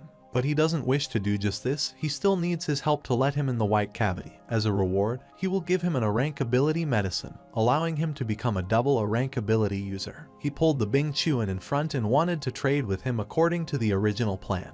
Bing Chuan asked his boss when they made a trade with them, and he told him it was an old trade. Previously, he was thinking about his feelings and was quite hesitant, but not to trade for a demon dragon and wanderer swordsman. Sacrificing a subordinate was nothing. He agreed and nodded because any sacrifice was worth it to trade back two rank heroes. He looked at him and smiled because he thought the same way. His heart felt much better. He went to the ground, but he was attacked instantaneously by cutting his arms and legs, and everyone was shocked to see this. He was flying in the air. His arms and legs were frozen, and he remarked that they all must die there today. Jai Zai suggested to the dragon they should work together and kill him, and he agreed. The protagonist summoned Phoenix to attack Bing Chuan, and he uttered that his ice power just needed to be strong enough. Even the flame-formed monster will become the accessory for the Ice Eagle, and he attacks them with bullets and wants to freeze them to death. His ice bullets freeze the Phoenix, and he splices it in half and thinks it is fragile. He attacked Jai Zai with ice bullets and challenged him to show him something new. He launched the missile, which led to a massive explosion, and it seemed to him that even after he consumed the drug, it only increased the quantity of his attack, not the quality. Then he shot the laser directly into his eyes, and he fell to the ground. The protagonist wondered if he genuinely instantly got killed by his laser so easily and decided to confirm his death. He went down and was near him, but Jai Zai told him there was no need for that because everything had already ended. The fluid flows out of his body, and the protagonist pulls him back and tells him to be careful. The worm appeared from his body with multiple mouths, and one wrapped around Jai Zai's arms, and he wondered what the hell these things were. These monsters were also wrapping around the arm and leg of the dragon, and he replied that he didn't know. He suggested he should try to kill it using his cannonball and bomb it. Bing Chuan was sitting on the monster and was laughing because that feeling was so strange, and he wondered if this was the rumor revived. Jai Zai was surprised and wondered what the hell he turned into because he hadn't even died after so many attacks, and his eyes were shining. The dragon wonders if this could be the secret of the hero Bing Chuan. At the same time, the trader of the blue pills was hiding behind and was watching all this, while the trader was looking at him and thought it such a pity because it almost succeeded. Although number 52 has officially failed, his destructive power is stronger than the past few, and he wonders if it's because of his own will. He thought the spirit souls were magical because the deeper he researched, the more things he discovered. The more he realizes his incompetence, the more he must break through the mental spirit power stage 3 to reach the commander realm quickly. Yu Jai was watching him from the rooftop while the trader was thinking to wait until it was about to end. Then, he would harvest his deep blue fragment. He wanted to let those two ability users help him exhaust his power so he could save his strength. Yu Jai uttered that the traitor is not only the predator waiting to hunt its prey as he was waiting to. Meanwhile, Lin Naizu was reporting on the situation in the fight. Since all flying devices cannot go near the battlefield, they have already retreated to a safe area. The current situation shows that this type of regeneration ability is powerful. It traps people, too, but it might be temporary. She was shocked to see Hero Bing Chuan and wondered what had happened to him as he had far exceeded their knowledge. But now, rather than changing, it seemed more like a parasitic. The dragon attacked him using his Itachi skill and was worried because more disgusting things appeared, and his blade cut them.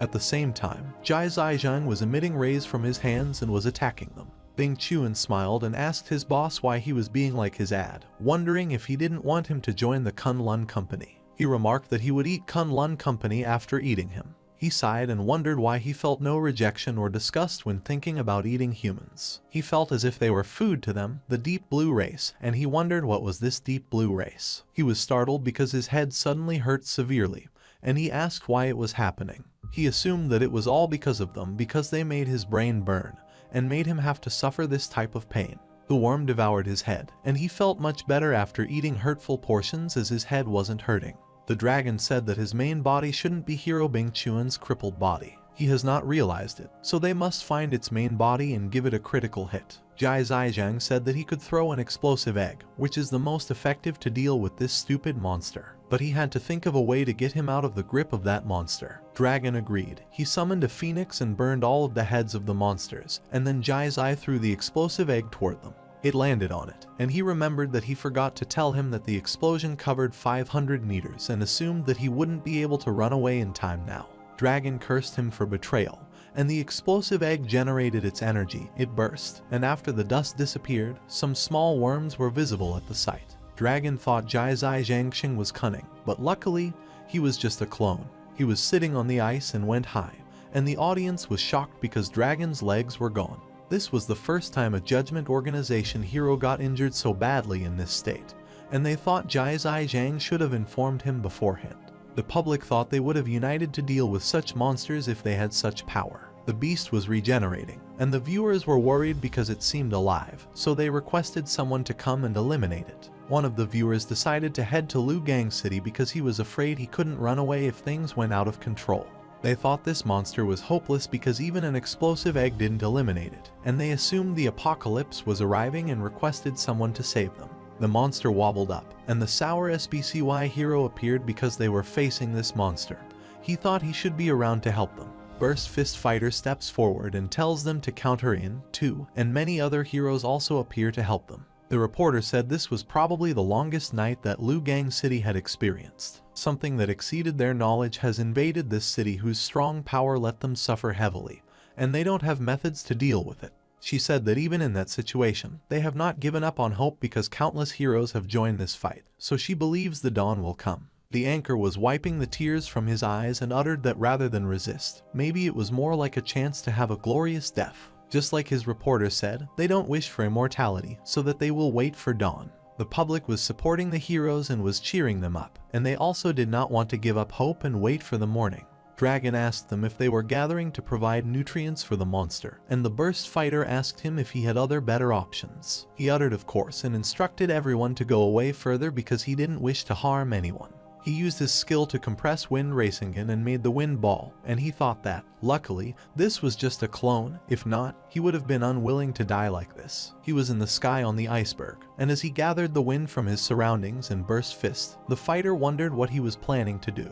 Sour Spicy Hero whispered that large-scale damage can't arm the monster just now from that attack. Because its core was hidden healthy, someone needed to go near and give it a critical strike, and she was stunned and wondered if he planned to do it. With the more significant wind pressure that even scratched away half of his mask, he rushed toward the monster, and there was a massive outburst. The Burst Fist Fighter and Sour Spicy were trying to bear the pressure of the wind, and when the dust disappeared, the blue-colored tentacle also vanished. The anchor stood up and was shocked because they didn't expect the Judgment Organization to stand up. Because of this Judgment Organization, Dragon, who has lost both legs, could have left. But he still insisted on charging toward the monster and killed it using his own life, and Lin Naizu cried and thanked the dragon for bringing them light. The protagonist made another clone with a different mask and instructed him that he would be the new dragon from now on. His clone agreed that the ability would remain the same, a rank, water controller, flame lord, earth, and wind controller. After everything got sorted out, Jai Zai Zhangxing landed on the ground and was shocked. A blue essence stone was floating, and Jai Zai Zhang was trying to get it. But he was startled when someone called him an ignorant human and told him it was not something he could touch. The sword pierced through his chest, and he was shocked because his armor didn't get damaged, but he got injured. He was so close to him, yet the battle armor alarm system still had not reacted. The traitor approached him, and as he expected, most ability users rely on magic enlightenment. The anchor was shocked and wondered what was happening as the man held the blue light blade, so he asked if he could be from the same force as the monster that had just appeared. Jai Zixing ran away and asked him who he was and why he sneak attacked him. While picking up the blue stone, he told him that he didn't sneak attack him, it was just that he was way too weak and could not sense his attack, so he could only watch him injure his mental state while he was being unable to do anything. Before he could get it, the protagonist snatched it away, and Yu Jai apologized to him, but he had to inform them that this deep blue essence stone now belonged to their Judgment Organization assets. The instructor was excited because Judgment Yu Jai had appeared because, with him, this incident could finally end in peace. The viewer was glad to see Yu Jai because they thought his combat ability might be more reliable than Jai Zixing. They hoped that he wouldn't lose his calmness on Dragon's death, and were contented because after so long, the hero they anticipated had finally appeared. The traitor uttered that the Yuan Chu organization initially didn't want to make their organization an enemy, so he requested that he return the deep blue essence to him, and he would treat it as if nothing had happened. The cameraman was trying to record him, but he couldn't film him with anything anymore, and he wondered if the machine got spoiled. The drone camera also fell, and she said she didn't think the machine got spoiled. She decided to report the situation because they all seemed to have been affected by some mental spirit power attack. The protagonist realizes that the organization behind the blue pills is Yuan Chu. He disrupted all the cameras and machines to prevent himself from being exposed too early, so he assumed they might be scheming something bigger. Yu Jai asked him what if he insisted on making them his enemy, and the man attacked him and uttered that if he wanted to die, then he would fulfill his wishes. The protagonist used his mental spirit blast, which dispersed his blue light blade. He was shocked to know that his mental spirit power was at stage 3, and he told him that his lord had broken through to scene 3 15 years ago. At that moment, he still sighed that only their deep blue ace could break through the human limit. He never thought that there was a human who could also break through to stage 3. It seems to the protagonist that Fei Fei's spirit soul blue dots must be related to the deep blue race, so he doesn't want to let this race escape. The traitor of the blue pill sighed and said it was a coincidence because he originally wanted to fight with him. But he never thought the organization would have an emergency mission, and he rushed away. He informed him that he could help him by holding onto this deep blue essence stone because he would take it back the next time they met again. The protagonist asked who permitted him to run away and instructed him to stay behind. He attacked him with his mental spirit ability and turned around to block his attack. He thought his mental spirit was way too firm, so he knew that his black shirt might be unable to stop this type of blast after a few more times. The protagonist attacked him and pierced his body, and he thought he was a despicable person, and he fell back. Yu Jai reached near him, greeted the deep blue race friend, and congratulated him on becoming the Judgment Organization captive. He went to him, and the men told him that if he wanted to kill him, then he should just do it as it was his defeat. The protagonist asked him about his feelings and if he wanted to try it a few more times to fight back. He told him to answer his questions more obediently than he might spare him and asked him what happened with Hero Bing Chun and what that blue pill was. He coughed and said telling him about primary particles was not harmful. He explained that primary particles initially existed within many deep blue races' spiritual bodies. At the start of the changing period, these blue dots will gradually change the creature's spirit soul. Dot rhizome uses the coordinate location of light spots to prepare the race's spirit soul.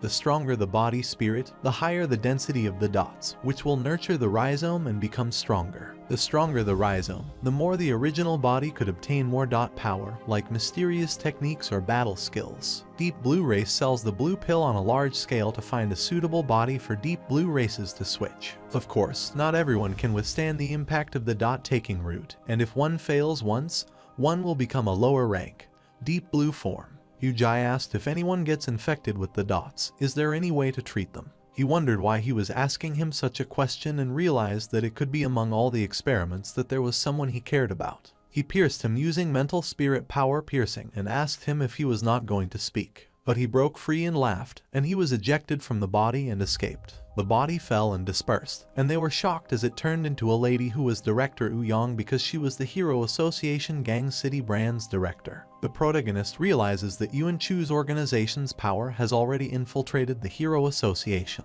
Jai Zixing said that to kill the Hero Association director, he could help the Judgment Organization by acting as a witness, which will also be counted as repaying for accidentally harming the organization member Dragon. The protagonist asked him if he knew what it meant to nurture a 4-ability user, and he wanted to brush this matter away with just a few words. Then, he asked him what death he wanted as an atonement and told him to let Liu Yuan replace Demon Dragon and become the Kunlun Company's successor. He agreed that if he wanted him to become the company's successor, then he needs to reach a rank combat ability at least. If not, others would not be convinced. While leaving, he told him it was a deal, so when Liu Yuan became a rank hero, he would directly take over Kunlun's company. On his way, he made his clone Snake and instructed him to settle Blanche's matter while he headed immediately toward the hospital. The protagonist remembered that Hero Bing Chuan's death produced a particular wave. He feels strange about it, so he has to quickly go and check on his sister Fei Fei's situation and head to the hospital.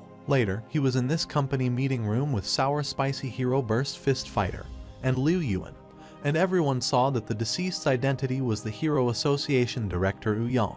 He realized from the looks that she seemed like some mysterious organization spy and the mastermind behind the Hero Bing Chuan's mutation. He instructed them to speak the truth when the Hero Association asked them the question. He agreed with him, and Burst Fist Fighter wondered if nothing else was necessary, then they would leave first. While they were going, he called Liu Yun because he wanted to discuss a matter with him and wondered what it was. Jai Ziqing put his hand on his shoulder and told him that he had made a trade with Yu Jai. He just needed to make him Kunlun Company's successor, and he would provide him with an rank ability. He asked his father if the demon dragon was going to be the company's successor, then why did he suddenly change his mind? Because this decision might hurt his relationship with his brother, he pats his head and tells him to treasure this chance. He refused because his goal was to become one of the Judgment Organization's Chinese Zodiac, to succeed in Dragon Will. He uttered that his godfather assigned him a big path so he had a bright future, yet he was making him for their family's small business, which was a waste of talent. Jai Zai thought Yu Jai should try everything he could, but he underestimated his relationship with his sons. He hugged his son tightly, saying that he had grown up, but Yuan told him to let him go because he was already an adult, so it seemed disgusting. Later in the morning, Seal Sword was lying outside in the street when a snake appeared and reached out to her and asked if she wanted him to help her tea stand up. But she refused and said she could do it herself and stand with the help of her sword. She was shivering and soon fell. He told her not to force herself, and she apologized to him because her dragon died. He patted her head, tried calming her down, told her it was not her fault, and requested her to come with him. Because the organization had sent him to help her settle down, she grabbed his hand and agreed to listen to his arrangement. Meanwhile, the protagonist reached the hospital as he expected. He could see the weird energy in the hospital as dark blue-colored barriers covered the hospital. He entered the hospital but couldn't find anyone and was stunned to see dark blue waves before him. Suddenly, so many deep blue monsters appeared, and he was worried because of the wave that occurred just now. It had turned all the victims of the convenience street incident into deep blue mutation, and the monster grabbed his shoulder from behind. When he looked back, it was attacking him. Suddenly, so many monsters appeared. One put his hand on his shoulder, which he grabbed and tossed down. Then he pushed the beast at his heart, and then he killed others and moved forward. He was glad because his sister Fei Fei was not among them, and he assumed she might still haven't mutated. He went to her room and saw her floating with so many large blue particles surrounding her, and he realized that she was mutating. The primary particles were gathered on one side of her body, and the other resisted. He realized she would be trying to guard the other half of her body, and she shouted and fell back. He got close to her, checked her breath, and called her when she suddenly woke up. She put the blade on his neck and asked who he was, and he told her that he was her big brother. But she thought he was spouting nonsense because her brother's voice did not sound like that. He transferred, told her he forgot to change back, and thought it should be enough to make her believe him. But she still didn't believe him because her brother couldn't transform, so she asked who he was. The protagonist told her that at that age, she peed on the bed sheet and did not want to get discovered by their parents. She lied to him and made him sleep with her, then framed him by saying that he peed on the bed sheet. She realized he was her big brother, so she became obedient and asked him how he could be transformed. But he grabbed her hand and told her he needed to bring her out of there first, and he would explain everything to her on their way back. Later, at his apartment, Lin Nizai was preparing breakfast for them when he arrived and asked why she had made so many dishes. She replied that his sister Fei Fei woke up, which was like a miracle, so they had to celebrate. She was worried and told him that these times at work, she felt like humans were weak in front of unknown power. Even someone so strong, like Dragon from the Judgment Organization, also died, so she has learned to treasure her love even more. The lunch was ready, and she had taken her shower, so she came out to have lunch and was glad because everything was her favorite food. She started eating them and was enjoying her food, and the protagonist thought that if his loved one could live peacefully without worry, he would be willing to pay any price. Later, he was in her room, and she asked her brother if she could not tell their parents that she had woken up. He refused because the Hero Association was investigating the hospital mutation incident, so she had to be in a dead state by now. He thought that the more their parents knew, the more danger they would face. He instructed her not to tell anyone about his matter, too, and she could not say to Lin Nizai about him. She obediently agreed to him and requested him not to shoulder everything himself from now on and let her help him. He was blaming himself and thought it was his fault because, as a big brother, he failed to protect her well and let her become half the world person. She assured his big brother that it was okay because her brain had gained more knowledge and was grabbing a spiritual blade and said that it could directly attack the mental spirit and body. She suggested that he try using control on her and smiled because although she saw that she was normal, she was afraid that the deep blue race would control her. He agreed, but her physique and body were exceptional, so he upgraded his control to S rank. He upgraded his ability control to S rank, with which he could use illusion spell disruption toward the S rank target. He could also brainwash a rank and below targets and obtain targets' absolute loyalty for 30 years, and each day, the spirit body descends onto each controlled body, accumulating 6 hours. He controlled his sister, and he had a different feeling this time from all the control that he had in the past. He heard someone speaking about what was at the end of the mystery and the rules, and he saw a small plant in there and wondered if it could be the truth. Severe limitations constrained him, and he wondered how he crossed over, and the protagonist asked who was speaking. The protagonist was submerging down and down, and the person sighed as if it was a despairing discovery. The protagonist started feeling pain in his chest, which was unbearable for him, and he realized that his mental spirit power was almost crushed. She worried about him and asked what happened, but after getting a bit to average pace, he told her that control had been completed. Next up, he had a more important mission to give her. While they were talking, Lin Naizu opened the door and asked if they wanted to eat some fruit, and he smiled and said yes. Later, he was eating fruit, saw her working on her laptop, and asked what she was doing. She explained that her performance was excellent the last time they gave her a new show. He worried about her safety and asked if it would be dangerous like before. She assured him not to worry too much because she was responsible for speaking in the live stream room.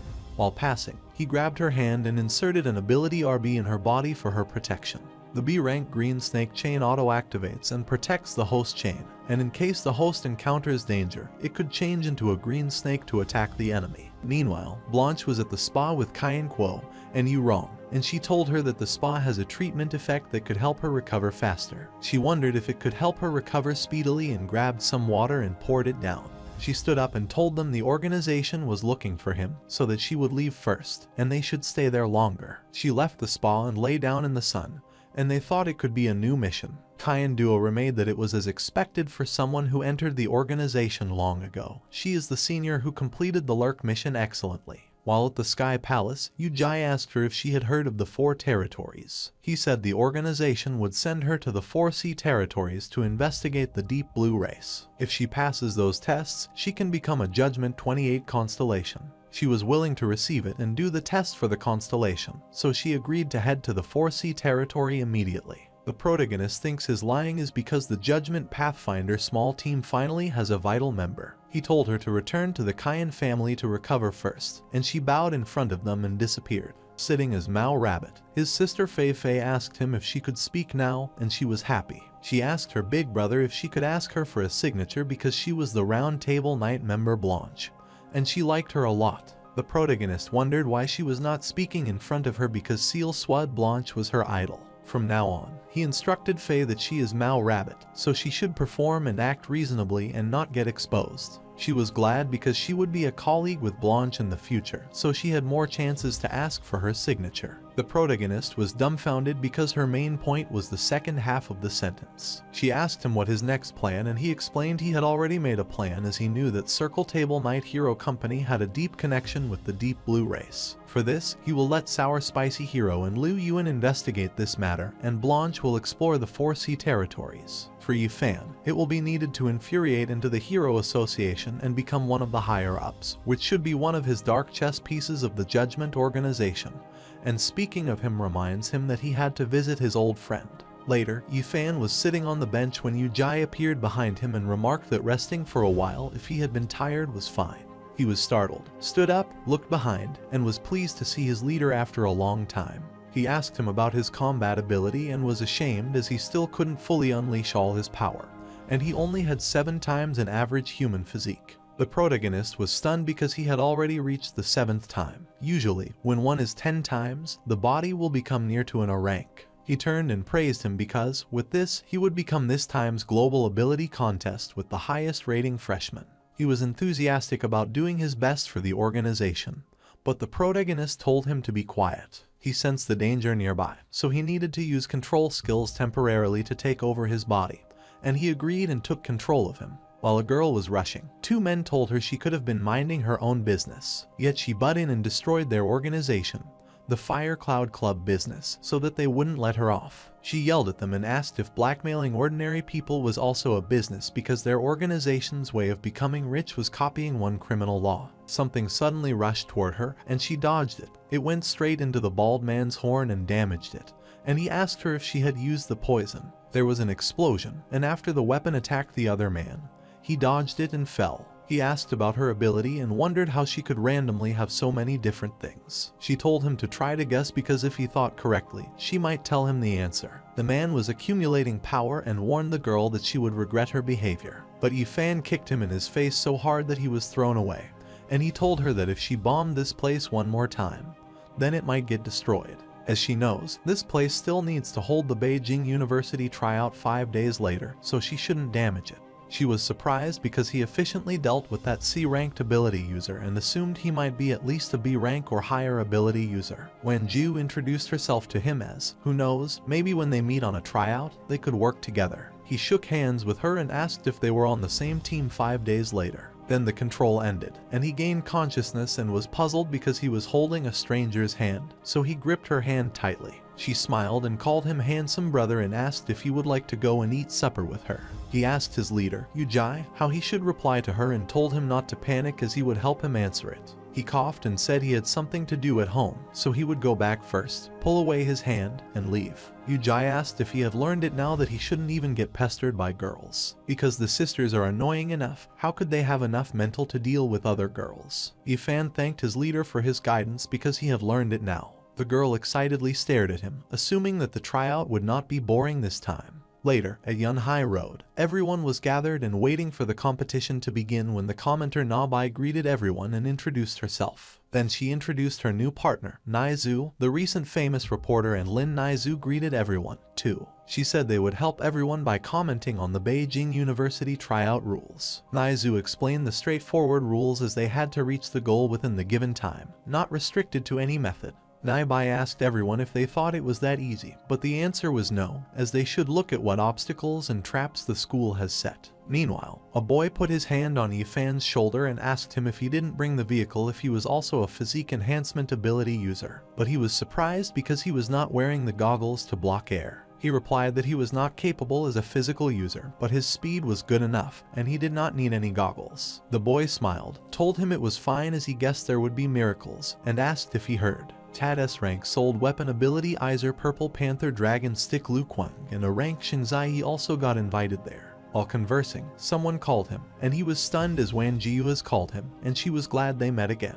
She believed they would be on the same team, and she went close to him and reminded him that they agreed to work together last time so he couldn't break his promise. While she was talking, the guy came between them, called her pretty lady, and said he was a speed type ability user. He told her that even if he were to bring her along and run, they could easily pass the test. She rudely said that a body can be found everywhere and physique enhances ability users, but he still dared to flirt with her and told him to get lost. He was crying after hearing all this insult, and Yifan was dumbfounded. Then the commentator announced that all participants should get ready and started the countdown at the end of it and shot the cannon. The participants wearing the jetpack immediately rushed away, and thought they were naive because they wanted to rely on the sports cars to win against those who could fly. While he was flying, some swans looked at him and started hitting his head, and he wondered what was going on. The commenter asked them if travel by the sky would be that easy, then don't they think everyone would have brought a flying device? She asked Naizu if she recognized those swans and replied that it should be B-rank summoner type Bear Black Swan Gang. Since the Sky team had already fallen behind, the next was the sports car team. Who were the ones in the lead? Those who drove the race car thought it incredible that if driving was the future exam, then how good it would be. They saw the man blocking their way, and one of the racers asked the other if he wanted to speed up. He agreed because the rules only said top 100, never said cat break traffic rules, and they charged against them while the officer whistled. They stopped their car and came out of it, and he scolded them, saying that a hero does a mission to save people, but they can't break traffic rules while doing the task to prevent people from getting hurt, and they apologize. The kid who met Fanny was running and laughed because he knew that it was too good for them to allow them to use the vehicle. While looking at them, he was continuously running, and he couldn't see the older man standing in front of him, and he hit him. The older man fell and was bleeding severely, which shocked him, and he wondered how he could be so seriously injured. The kids passing by saw him hitting the older man, but they thought it was unrelated to them, so they decided to leave quickly. But the one behind was worried about him because the older man seemed seriously hurt, so they wanted to send him to the hospital while he was secretly trying to run away. The older man saw him and remarked that after hitting an older man, he still wanted to leave and asked if he even wanted to become the hero. He wondered how he could try to run away after injuring an older adult and leaving him behind as he got hurt because of him. Yifan was going from the top of the building and saw her getting along with him, and he thought Beijing University spent quite a lot of effort on this tryout. They even used an illusion spell, and she was impressed by him because he could tell that the older man was just an illusion. He instructed her to prepare because 2 people were about to charge there. She looked at them, and it seemed that was the last test the school had prepared, so she was already ready for all. Lin Naizu looked at those 2 heroes standing at the building top, and she was unfamiliar with them and asked who they were. The commentator cleared her throat and told her that according to the recent information, the 2 ability users were not arranged at Beijing University, but the school has sent teachers already. Once there is danger, they will stop it, and she reminded the participants that it was just a test for the participants. Later, the monster rushed with the speed of light to an isolated island, entered the cave, and went to a man standing there. The man was stunned to see Rhodes alive, and the monster growled and said he had something important to report to him. He noted that Judgment Yujai had broken through to mental spirit power rank 3. And he was surprised as he realized that another mental spirit power rank 3 was born there. Meanwhile, Fei Fei called his brother to ask about something, but he also didn't know anything about it, and she said that some deep blue rhizome woke up for a few seconds. He asked her if she connected to other people's sight, and she said yes as she saw 3 images, which had been the image that another deep blue race people saw. While opening his laptop, he asked her to remember the location of the roughly, so she told him that the first should be the second area, Luosi City White Tower. The second one should be a clubhouse, and the third one should be inside a mansion. She entered the location and found the clubhouse and asked her to come and see for the confirmation. She looked from the side and uttered that was the place he saw where deep blue races people went to do their hair and nails. He asked if that was a woman and realized that the Round Table Night Company higher up indeed has a girl owing 50% share, but she doesn't have the ability. She uttered that the third image she saw was a lawn, a fountain, and some antiques, but she didn't see any others. She was trying to interpret the information but couldn't do it further as she could not understand the details. She was exhausted, so she lay on the bed and suggested he try to browse and check her memory. While at Kunlun Company, they were in the meeting room discussing. Jai Zai Jiangxing thought for a while, sighed, and explained that he called them there to announce something. He informed Ah Hong that he was letting Ah Yuan handle the company, and the Hero Union slot would be allocated to him. The third guy peeked at him. He realized his father had finally seen the potential of Ah Yuan, and he also thought that he suited more for the company than him and said that he wanted to become the strongest hero. His father knew he held a grudge for being defeated by Judgment Organization members, but he wanted to tell him something. He asked him if he knew why the Judgment Organization members were all so strong, and he answered that it was all because of their hard work and that they were more talented. But his father told him he was wrong and explained that it was because they had the technology and techniques to create the ability to medicine, and their backing had other world forces. He entered her sister's memory and was searching for it and found those memories, and he saw a red-eyed rabbit statue and a fountain as a symbol of recognition. He went to Buxed Flame's mansion with his sister and instructed her to stand aside and not do anything. She uttered that although he had asked to bring her along so that she could be an accessory, he patted her head when she called and wondered what was wrong with her. She uttered that she had discovered now that he was strongest not because of his ability but his acting, and laughed. Meanwhile, the man was drinking tea at the mansion and looked at him and asked why he came there uninvited. The protagonist attacked him using his shadow tentacles to kill him and shot his surrounding materials, and he started shivering. He knelt before him and explained that he was very curious as he heard that the Judgment Organization backing has an undead series and the Bernadotte family supporting them. The protagonist was shocked and wondered what his rumor was and where it came from and spread so quickly. He asked him if it was confirmed that they could let someone who died for many years and let the person's soul return to their body. He said the Deep Blue family has quite an achievement within the spirit soul part, so why was he still asking him? It seemed to him that the answer was still the same, as there was no importance for him in his sight, and he retrieved his gun and shot him. But the protagonist made so many snake shadow clones, and the bullet passed through one of the clones and turned to attack the other. The protagonist realized that this buckshot had an auto-lock function, and its speed was not that fast, so moving back in front would take quite a while. The man attacked all the clones simultaneously, thinking he could not dodge them. But he was behind him and put the sword on his shoulder and replied no, and he looked at him and started the countdown. But suddenly, there was an outburst, and a wave of blue energy attacked him. He was shocked because it injured his arm. And then Mao Rabbit appeared. He was dying, so his student came to him and was holding him on her lap and was crying and telling him to wake up. But he knew that he was about to die and was glad because, finally, this day had come. He thanked them for relieving him because he was so tired. Since his wife died, he lived a life that was worse than death, and he put his hand on Villa's hand and told her to change her hair back as he wanted to see the original Hyalun hair. Deep Blue Race said they could help him relieve his wife, and the price was to betray humans. But his wife could revive them. Betraying humans was not a big deal for him. She was crying because she willingly became a Deep Blue Race so she could replace her teacher wife's spirit soul, and let this body come back to life. He spilled blood and uttered that, in the end, he was lying to himself because Hyalun had already left him.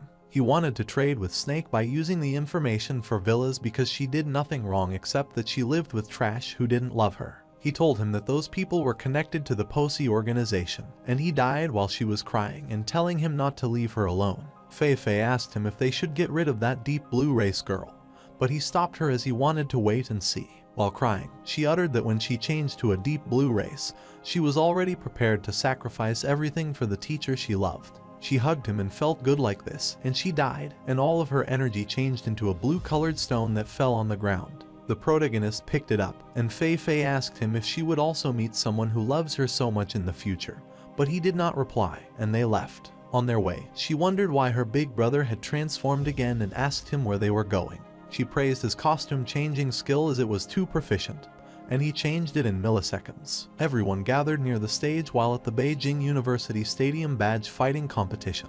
Yifan and Wanju won the competition and were given the badges, and she was posing for the picture. The protagonist was watching from far away and realized he had adapted quite well, even making friends. He met him at his condo's living room and appreciated him as he developed his ability to train well. He inserted the blue essence stone in his body and leveled up his ability to train to a rank, which had 5 senses, strength, and speed that can become stronger and better through training, and its limit was 64 times human talent. The next up was his tryout test, so he instructed him to work hard, and he was leaving because he had to go somewhere for a while. Yifan stopped him and asked where he was going, so he told him he was going to the 4C territories for a mission. Later, at Kunlun Company Demon Dragon's office, Liu Yuan tried to open his locker and wondered what the password could be. He asked if it could be his birthday, so he tried it out and entered the password, and the locker opened. He saw the 4C territories information book and was surprised and wondered what was wrong with his brother because he used his birthday for all the passwords. He took the book and happily left the room while Demon Dragon looked at him with love. Even though he doesn't know why Liu Yuan wanted the 4C territories information, he seems happier now that he has obtained it. He went to Cloud Peak Sky Palace and gave Yujai the information book. He looked at the map carefully and found the 4C territories. This planet originally had 2 human races lands after the war. Another world invaded the southern area, and a third of the population had been enslaved. To turn the tide sequence powerhouses and the 4C territories, defense lines were connected between the Hero Association, the Jagged Blood Army, and the Business Company Union. The red-colored Jagged Blood Sea Territory opposed the colored Freedom Union Sea Territory. Deep Blue Sea Hero Sea Territory was on one side, and the other was gray, Chaotic Sea Territory. Jagged Blood Sea Territory was under the Jade Blood Army, and Hero Sea Territory was under the Hero Association. Freedom Union Sea Territory was under the Business Company Union, and all forces occupied Chaotic Sea Territory. But the defense was arranged with the agreement of 3 great forces, no matter what connection the Deep Blue Race has with Bozai's origination or Sage Stone. It all led to freedom of sea territory, so he decided that his first step would be freedom of Union Sea Territory. He appreciated Liu Yuan as he did well in his times of information collection, which showed him his growth. He blushed on hearing and was expecting a reward from his godfather, and he told him not to worry. Since he had passed the test, the organization wouldn't mistreat him, and the ability medicine that he deserved would also be given to him.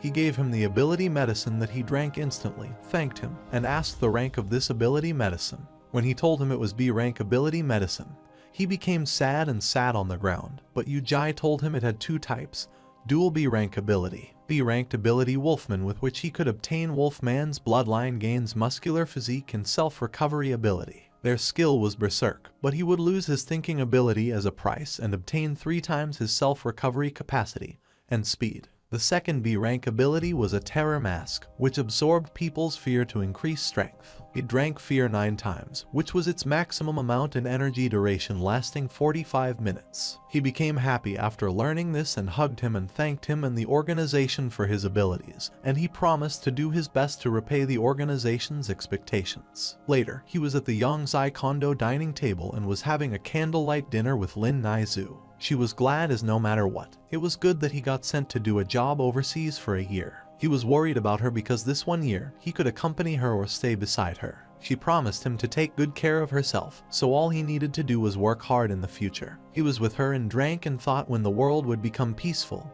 he would always accompany her. She hugged him and told him to bring some souvenirs when he returned. They knocked at the Cayenne family manor's door the following day, and Ah Fu opened it. He realized they must be Judgment Organization members, so he requested them to come in. So Lao Yongzai thanked him and sent him inside. They were in Elder Cayenne's study room, and he welcomed him and said he had already spoken with the Judgment Organization. Cayenne Duo remembered him as they had ridden on the same plane from the Star Stripes Cape accident. He explained that he felt ashamed because, at that time, Lord Yujai saw his performance, gave him a rank ability medicine, and let him join the Judgment. She was surprised that he got a rank ability medicine quickly and asked what ability he awakened.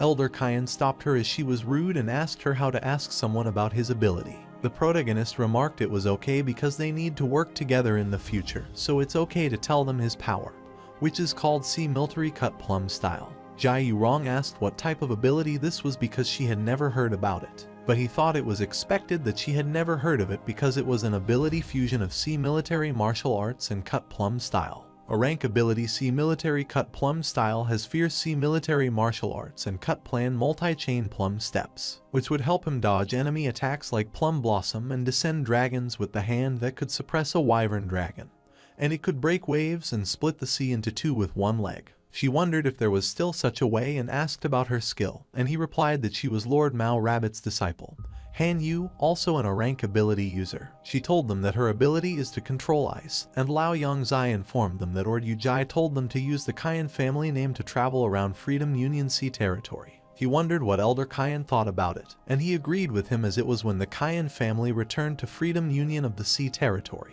At night, she was sitting alone at the port and was thinking something when Lao Yang arrived and asked her what she was thinking. She said it was unimportant. She felt a little emotional because they had to leave Gang City tomorrow. But he wondered why she was worrying because it is not like they are not coming back. She agreed and uttered that she had been thinking about living in Lu Gang City for her entire life and would never know the presence of the 4C territory. The protagonist thought it was reasonable and wondered why the 3 forces and the federal government didn't want people to know about the 4C territories. But once the 4C territory is exposed, normal humans will know the facts about having a war with the other world, and it will create chaos and fear. She thought rather than those loving the 4C territories and worried about their life, there were more blessings. He pats her and utters that Freedom Union Sea territory has a complicated relationship at all times, so she has to protect herself and assures him not to worry about her. The following day at the port, 6-star alchemy ship Sea Dolphin arrived, and Elder Cayenne told him that this boat's bottom was made using otherworld beast material.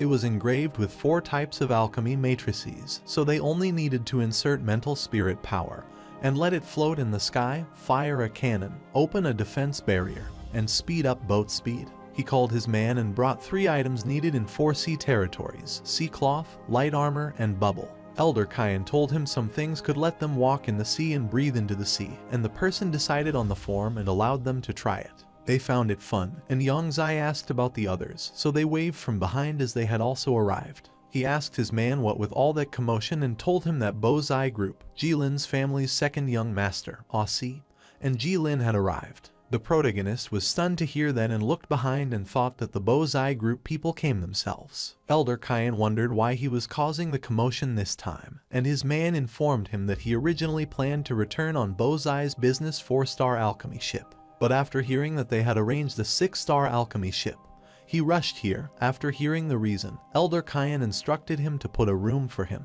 He agreed and informed him that young Master Aussie insisted on taking Mr. Yong's Platinum 608 room. Aussie went to Yurong and remarked that, as expected of 4C territories, second beauty, but then Elder Kyan cleared his throat and greeted him first. Elder Kyan said young Master Aussie was an honorable guest, so they would always welcome him. He instructed his man Afu to take good care of him, so he directed him to his room and informed him that Elder Kyan had recommended that he stay in his platinum room.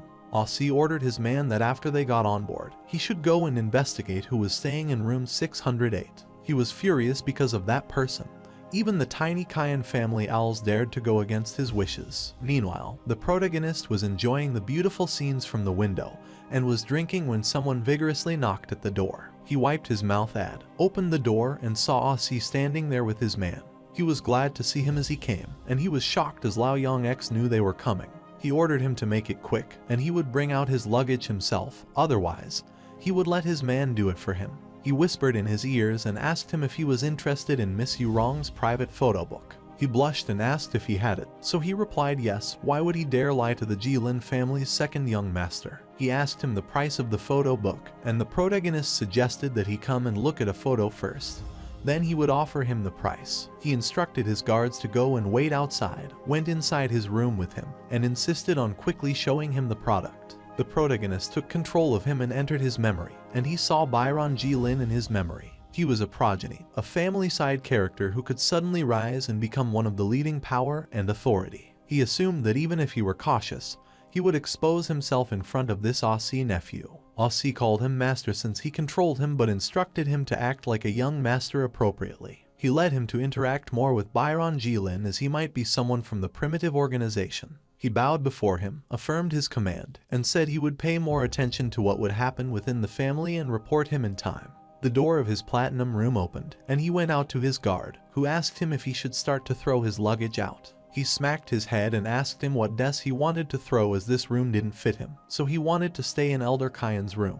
His guard said okay to his order while leaving, and he told him he could enjoy himself soon, because they are about to reach freedom. He gets furious at him and asks if he wants him to teach him what to do. After some time, they reached the entrance, and his sister pointed there and asked him what was there. He uttered that is the freedom custom, and she wondered what that meant. Suddenly, number 97 Chase Soulgun appeared from behind and welcomed them to freedom custom as he was the one who was managing this place. Lao Yongzai was startled by his appearance as he was so strong that he didn't sense him when he appeared. Elder Kyan was glad to see him after a long time, and Chase Soul remarked that when Elder first passed by freedom custom, he knew he would surely come back one day. He was glad as he brought youngsters with him this time and told them to follow him as he had arranged a dinner for them. While having dinner, some random girls gathered around Yongzai as they thought he was handsome and wanted to trade their phone numbers. She felt he would need people to accompany him as it was his first time to freedom custom. The girl remarked that he just looked like the type she liked, so she wanted to befriend him.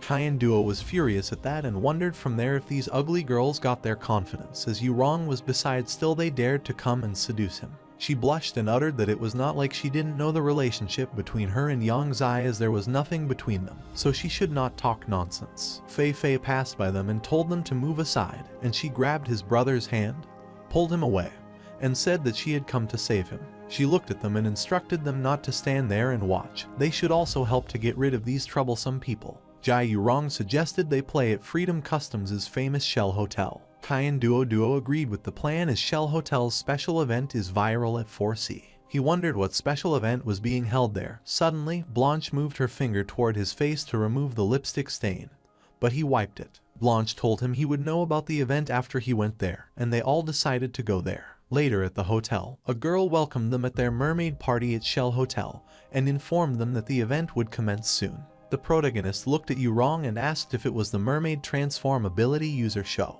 but she replied that he would find out soon, and Kyan Duo told him to stay there and watch as she wanted to go and change her clothes. Suddenly, the water started filling the hall, and they got excited while Yongzai wondered what was going on. The host announced that the party had started, and he asked them if they were all prepared to become a freedom mermaid.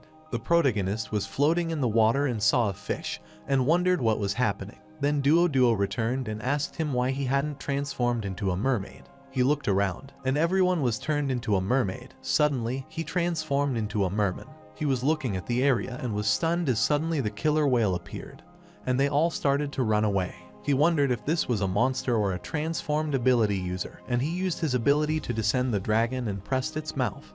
But it got out of his grip and threw him away. It seemed like this killer whale had come to test both Fei Fei and his combat ability, but he couldn't expose too much of his power. He had to understand this guy and think of a way to deal with it, and then Blanche attacked it with her sword. But her words surprised Yu Rong, and she realized that it must be an S rank. If not, it must be the peak of an A rank. It attacked Blanche, and she was worried about her. Then Duo told her to see as Fei Fei had frozen the whale, and it fell. Everyone thought it needed so they would be fine, but it broke the ice and jumped out and attacked the protagonists. The main lead used the plum style technique and fought with his A rank C military cut plum style, and he couldn't break its defense, so he guessed he could use only one thing.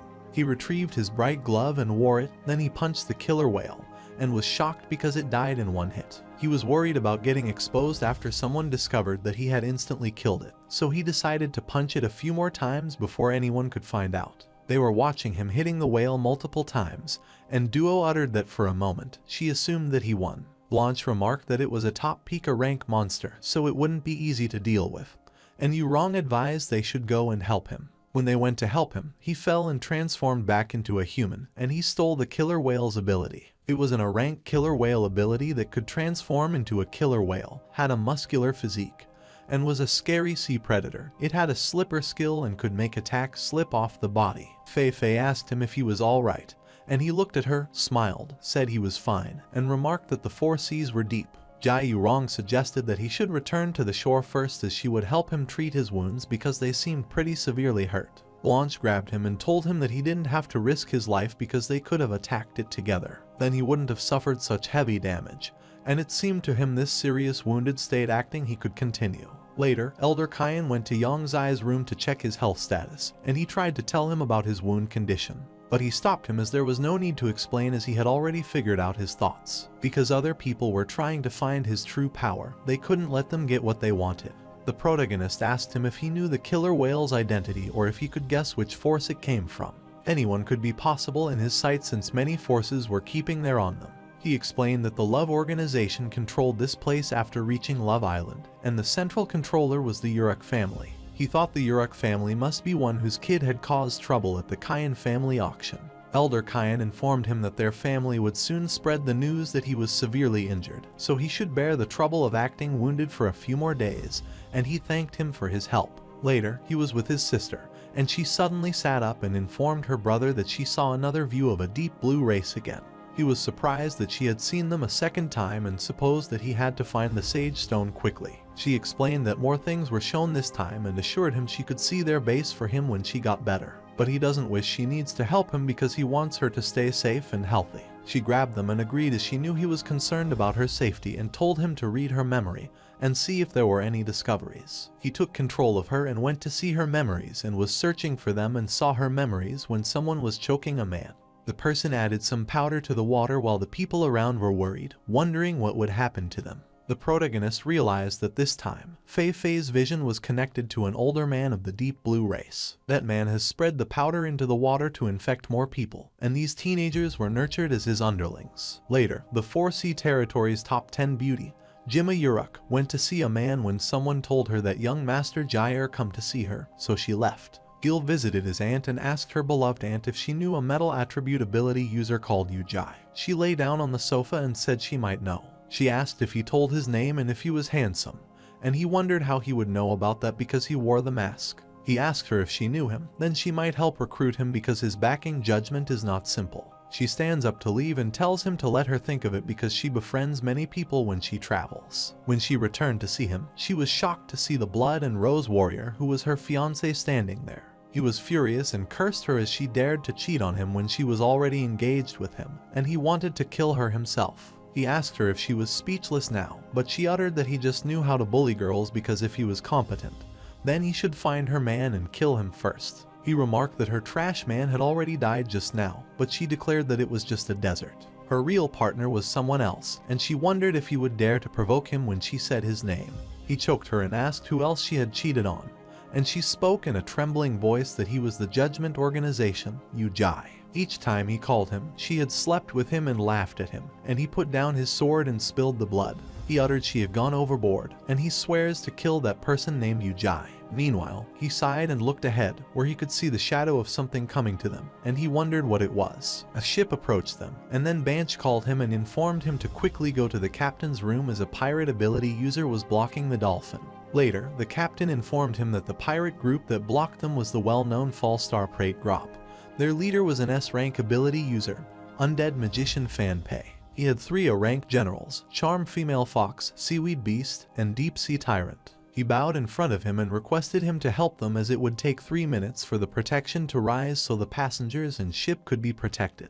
Elder Kyan thought it would be their method to test Kyan's family and judgment organization powers since this time the pirate invaded, and he instructed him to be careful. The protagonist has never seen people eager to give him instructions, and he informed them that they could temporarily leave the Falling Star Pirates leader to him. But he instructed Han Yu to help him care for others while leaving Yurong boked his way as he had not fully recovered yet. Elder Kyan assured her not to worry because Yang Zai's wound should have almost been retrieved so that it wouldn't be a problem. But she worried about him and wondered how such a heavy wound could heal quickly. The protagonist laughed and instructed her to let them quickly attack because time is precious. The alarm rang, so everyone closed the door of their room. The ship approached them, and the undead magician Fanpei came in front.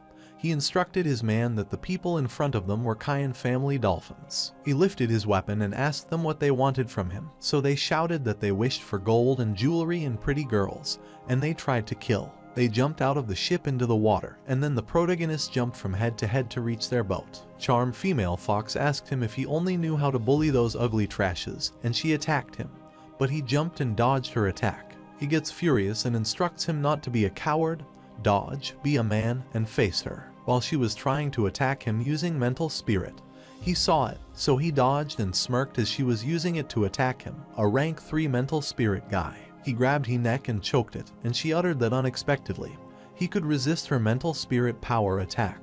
But it was such a pity. Fei Fei shouted to him so he could see behind him where a skeleton was attacking him. He saw him attacking and smirking, then pushed forward the Charm Female Fox, and she got injured instead.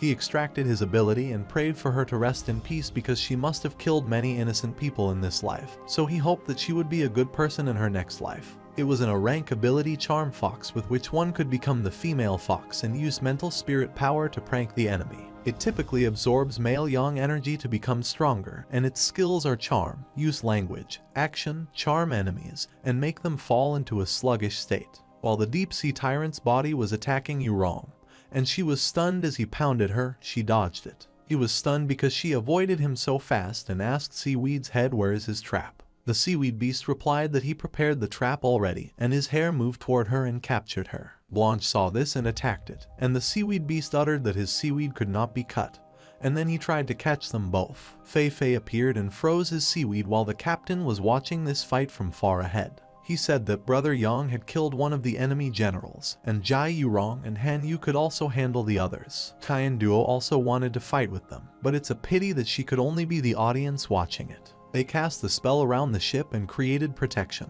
The undead magician laughed, asked if he was Yang Zai, and informed him that he would make his skull his urinal. Then he cursed the skeleton, and it turned into an ape skeleton, which was much more potent than the previous one. The undead magician informed him it was an almost S-rank skeleton ape, and he wondered how long he could last against it and if it could be a minute or 30 seconds. The protagonist suggested finding out how long he could live against it. The skeleton ape attacked him, but he dodged it and kicked him, but it didn't cause much damage. So he realized that if he couldn't deal with the agile tail, he couldn't destroy its spin and wore the bright glove. The skeleton ape was attacking him with his height, but he stopped it, damaging his tail because of the bright glove. Then he rushed toward it and kicked it on his spine, and it fell after he was done with the skeleton ape.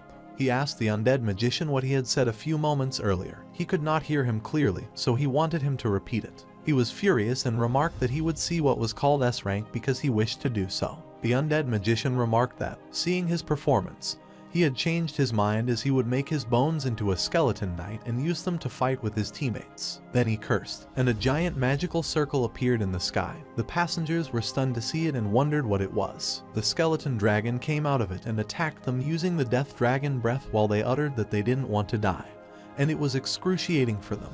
The protagonist thinks it is such a ruthless skill and asks him if this is his trump card. Then he might also enjoy the feeling of fighting something more substantial. The man remarked that he was an S-rank undead magician, but Yongzai decided to fight it because he was someone that even the top few ability users in the 4C territory didn't dare to provoke. The dragon skeleton attacked the protagonist with Death Dragon Breath, but he dodged it and kicked the dragon. While trying to hit it on its head, the undead magician remarked that he was a coward and informed him that escaping is useless. The dragon's head rotated 180 degrees, attacking him again, but the protagonist blocked its attack, approached it, and grabbed its spine. The undead magician gets off the ship and informs him that it is used even if he grabs its spine. He was casting magic on the dragon as he wanted to see how he would handle it that time. Lao Yanzai looked at him, smiled, and said, who knows what weird things he would summon, so he should directly attack him. He was dumbfounded and asked if it was his goal from that start to kill him. He was trying to run away, but Yongzai punched him so hard that it pierced his body. He was stunned and thought it was impossible as he had not even forced judgment on Organization Zodiac members, yet he was defeated.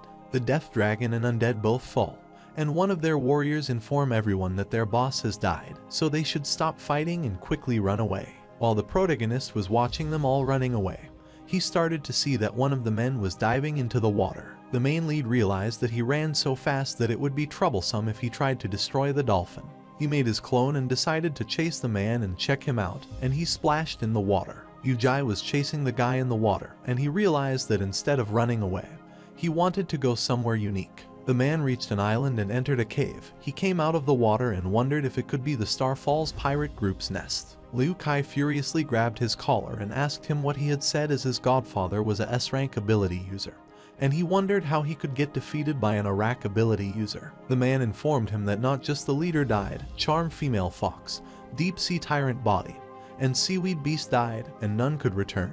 They informed him that all their Starfall pirate groups and strong forces got wiped out, and they wondered why their leader provoked the Cayenne family. He threw him away and told them it was enough because his godfather and others died in battle, so they needed to grow and take revenge for them secretly. The warrior said if that was the case, he suggested that they split the things, and others agreed with him as they should break it and go their ways. One of them uttered that they worked for the Starfall pirate group for so many years, these were what they deserved. Liu Kai gets furious at them, and he punches him so hard that he spills blood and informs them that his godfather's heritage is his, including them. They are now his underlings because they want to split the things he asked for if they are tired of living. He choked him and informed them that if they didn't want to have the same outcome as him, then they should listen to him obediently, and he promised them a good future. Since most members die in the battle, those luxurious and pretty girls that only B rank could enjoy will be open to them.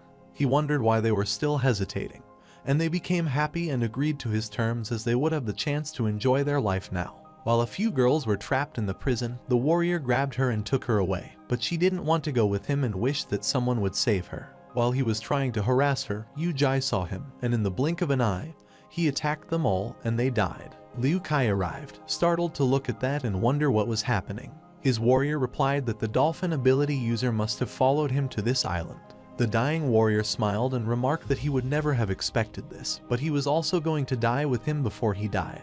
He gets furious and chokes him because of what happened, and he wonders why he didn't die on the battlefield. He knelt and wondered which senior came to their Starfall Island, but he would pay him his most tremendous respect. He asked if he didn't dislike him, then he was willing to acknowledge him as his godfather. He promised from that moment on he would do things for him no matter what it was. He pierced him with his sword and apologized to him because he already had his godson, so he should die. He was shocked and said that he had worked so hard that he could have become 4C's famous ability user, and he fell on the ground and died. He stole his B rank ability, Red Copper Battle Suit, the battle suit crafted using red copper. After wearing it, strength increases, agility increases, and physical damage resistance is built. It was not strong enough, so he decided to upgrade it and see it afterward. After upgrading it to S rank, it became a Guild God Fire Battle Suit, which is said to be crafted by an ancient god's spirit. After wearing it, he would gain strong power, extreme speed, and almost invincible defense, and its skills were to enable one to fly, Guild God's Eye, and Dual Eye Spray Fire. He went to the cave and told the enslaved girls that they were not saved and informed them that he had left 1/3 of the treasure for them, which was enough for them to survive. They hugged each other joyfully because they were finally saved and are free now. Later on the cliff, Yujai thought that after coming to the 4C territory, He realized his S-rank ability was not strong enough. He decided to try to upgrade one capacity to SS rank first, and he elevated his Guild God armor. This became the Incident Goddamn armor. After wearing, the person's physical strength will break through to the third stage. The person's speed becomes extremely fast, ignoring ordinary substances and having an element attack. Its first skill was to fly at high speed, and its second skill was to shatter golden eyes. Able to see through things and tell what illusion is accurate, it used shatter power to attack the enemy. It affects multiple when dealing with soul-type creatures. Its third skill is the weapon's condensed state. It could absorb the attack and become a corresponding attribute weapon. Its only weakness was mental spirit defense. He realized that ability was terrific and decided to dismantle it when he returned, upgraded other skills, and tested them. But the ability got stolen, and he was shocked, wondering what that was and why it failed. He asked if it could be steel level as SS rank, and it could upgrade their ability to SS rank, which means its potential was more than SS rank. He carefully looked at this ability description and wondered if it was related to its rank 3, and that the world's power was graded by level. Unexpectedly, after reaching rank 3, the ability orb can't be dismantled. He made his clone. He needs to research Guild God Demon armor next, so he needs to rely on it. His clone agreed to cooperate with him, and he jumped to try the third skill first, and his Guild God Demon armor activated. He changed into his new form of money and wanted to check out that God Demon stick, and he instructed his clone to use all physical, mental spirit, and elemental attacks. He attacked him continuously, but Guild God Dem's armor absorbed all the physical attacks. Then the clone attacked him with an S-rank wind element attack him, which he tried to block with his stick, but it also got absorbed. He discovered that this third skill weapon version was returning power with power, and he attacked him because he wanted to try out the power of rank 3 strength. It created such high water pressure that a drunk man who was sleeping became conscious and wondered what was happening. He took out his binoculars, searched the area, and found fish floating at the coastal margin. The protagonist now knows the full power of rank 3 strength, and he is very excited as he wants to try to fight the sequence blast and see who is more substantial. Next, he decided to try its flying skills and started flying. Then, he slashed into the ocean and used his shattered golden eyes, which killed the fish on his way. The drunk man was still looking at the sea with his binoculars and saw the light in the water. He wondered what is that and asked if he drank too much that he was seeing things. The next day, he was with Elder Kyan, who showed him the island and told him that the front was the first island connected to Bailu Island. Lao Yongzai asked him what forces controlled that island, and he explained that Bailu Union leaves sequence number 39 embroidered sprint sword Liu. The power was not to be underestimated when the Kina family fell, and there were many times Bailu Unio suggested replacing their family. They reached the Bailu Island port, where Liu and Lai Sai came to receive them and were pleased to meet them.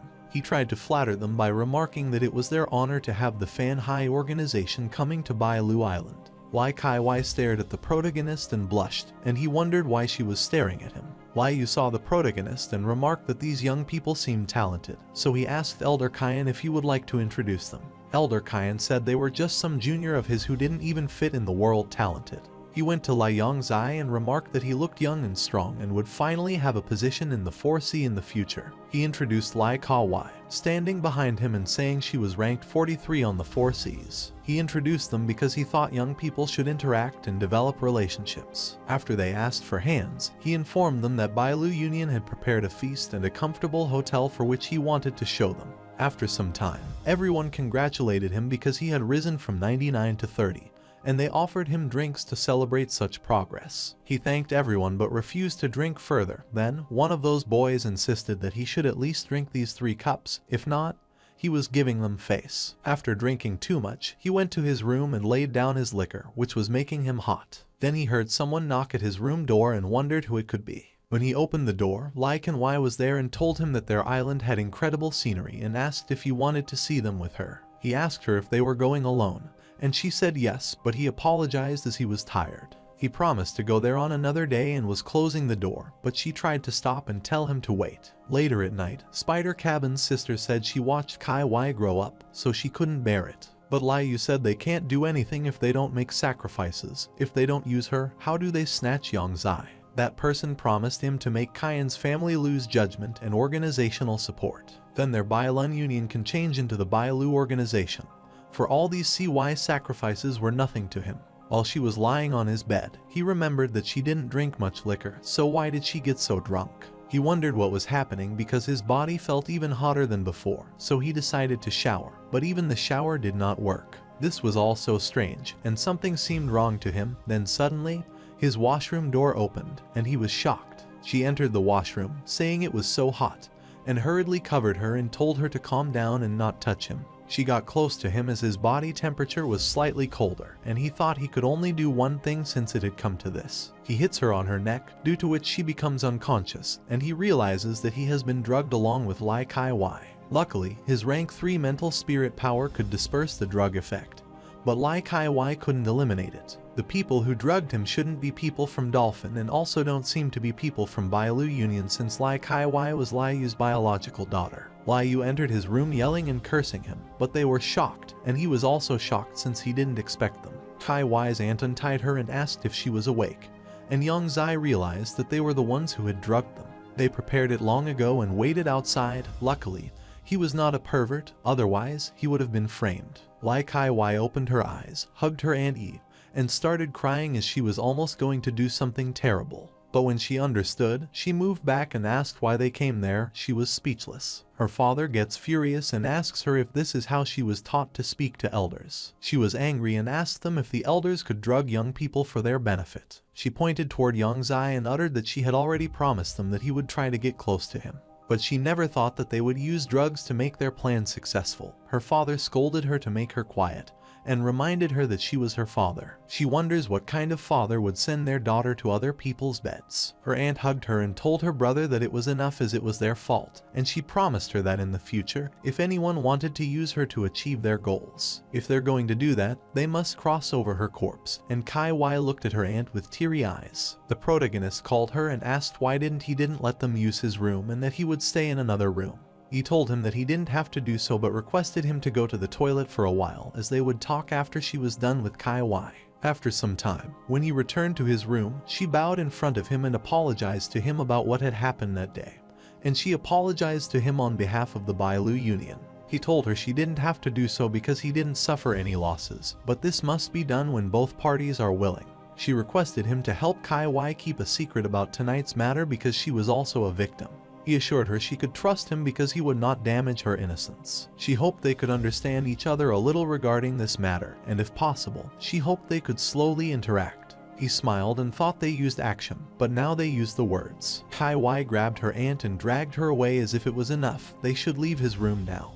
He thought that night was surely exhausting, and someone knocked on the door. She knocked on his door when he opened it. She thanked him for protecting her tight and ran away in embarrassment, and he remarked she was pretty cute. Later at the port, they bid farewell to him, and Lai Yu uttered that he couldn't bear to let him leave like this as he wanted him to stay and be his son-in-law. He thought his acting was so natural that people couldn't tell if he was lying and assumed he was a theater expert.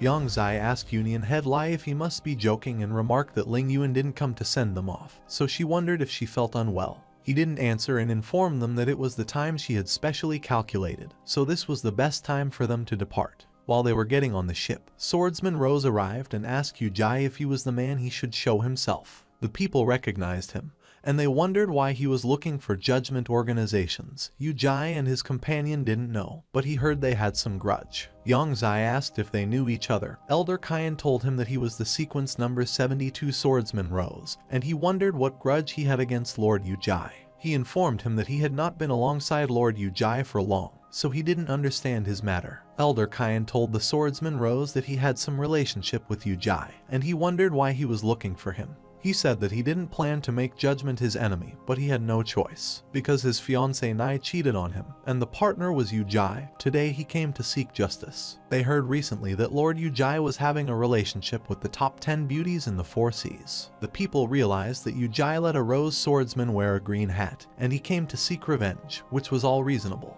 Yang Zai cursed the Uruk family, wondered what was happening, and thought they shouldn't frame him for anything and spread fake things. Since he didn't come out, the Rose Swordsman wondered if the Judgment Organization was a group full of cowards as they were scared by his sequence ranking. He turned around and remembered that since he didn't dare to come out, it was fine, but he should be closely thinking. He decided to leave because today he acted rashly and achieved our goal. Liu yelled at him and asked if he wanted to bully people, then he should ask if his embroidered spring sword would allow it. The rose swordsman looked at him and replied that it was between him and Yu Jai, but it was too late since he was already attacking him.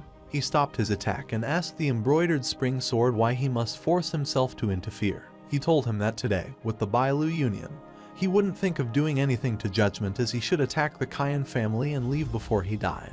If that was the case, he wanted to think about it, but someone strange appeared and ordered him not to care about that embroidered spring sword. He should attack Cayen's family's other ability user and force Yu Jai to come out, otherwise, he should know the consequences. He gets control, is enraged, and utters what words are as a sequence ranking ability user has to become a tool for these people. The dragon tangled around Liu's legs, and the rose swordsman attacked the protagonist, but he used the bright glove and punched him. He was stunned, although the power inserted by the bright glove was maxed already.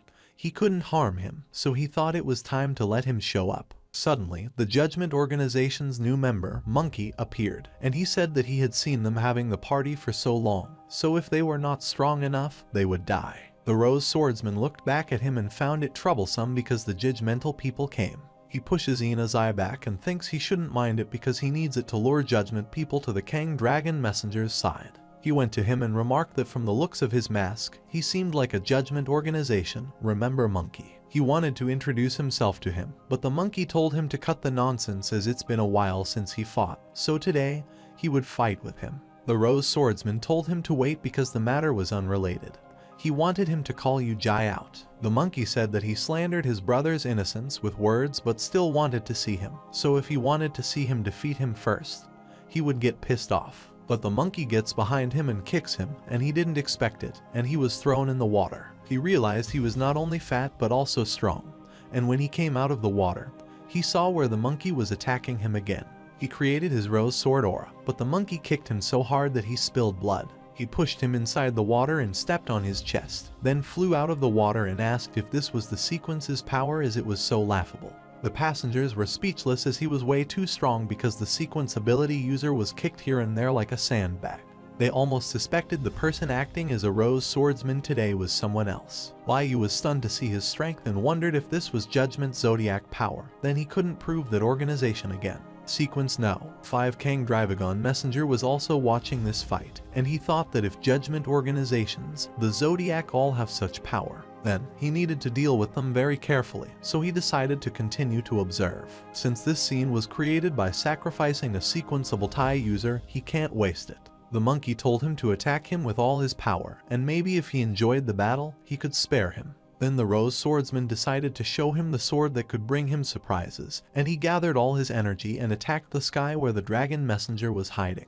He transformed back into a human and cursed him, but the rose swordsman asked him if he wanted him to help him do things. While he relaxes and gains all benefits and wonders, could such a good trade exist in this world? Ouyang gets down and tells Monkey that he was passing by and saw him bully weak, so he just wanted to subdue. But he did it before him. He wonders who he thinks was trying to fool, and Ouyang turns around and commands Kang Dragon number 2 to assassinate Dragon.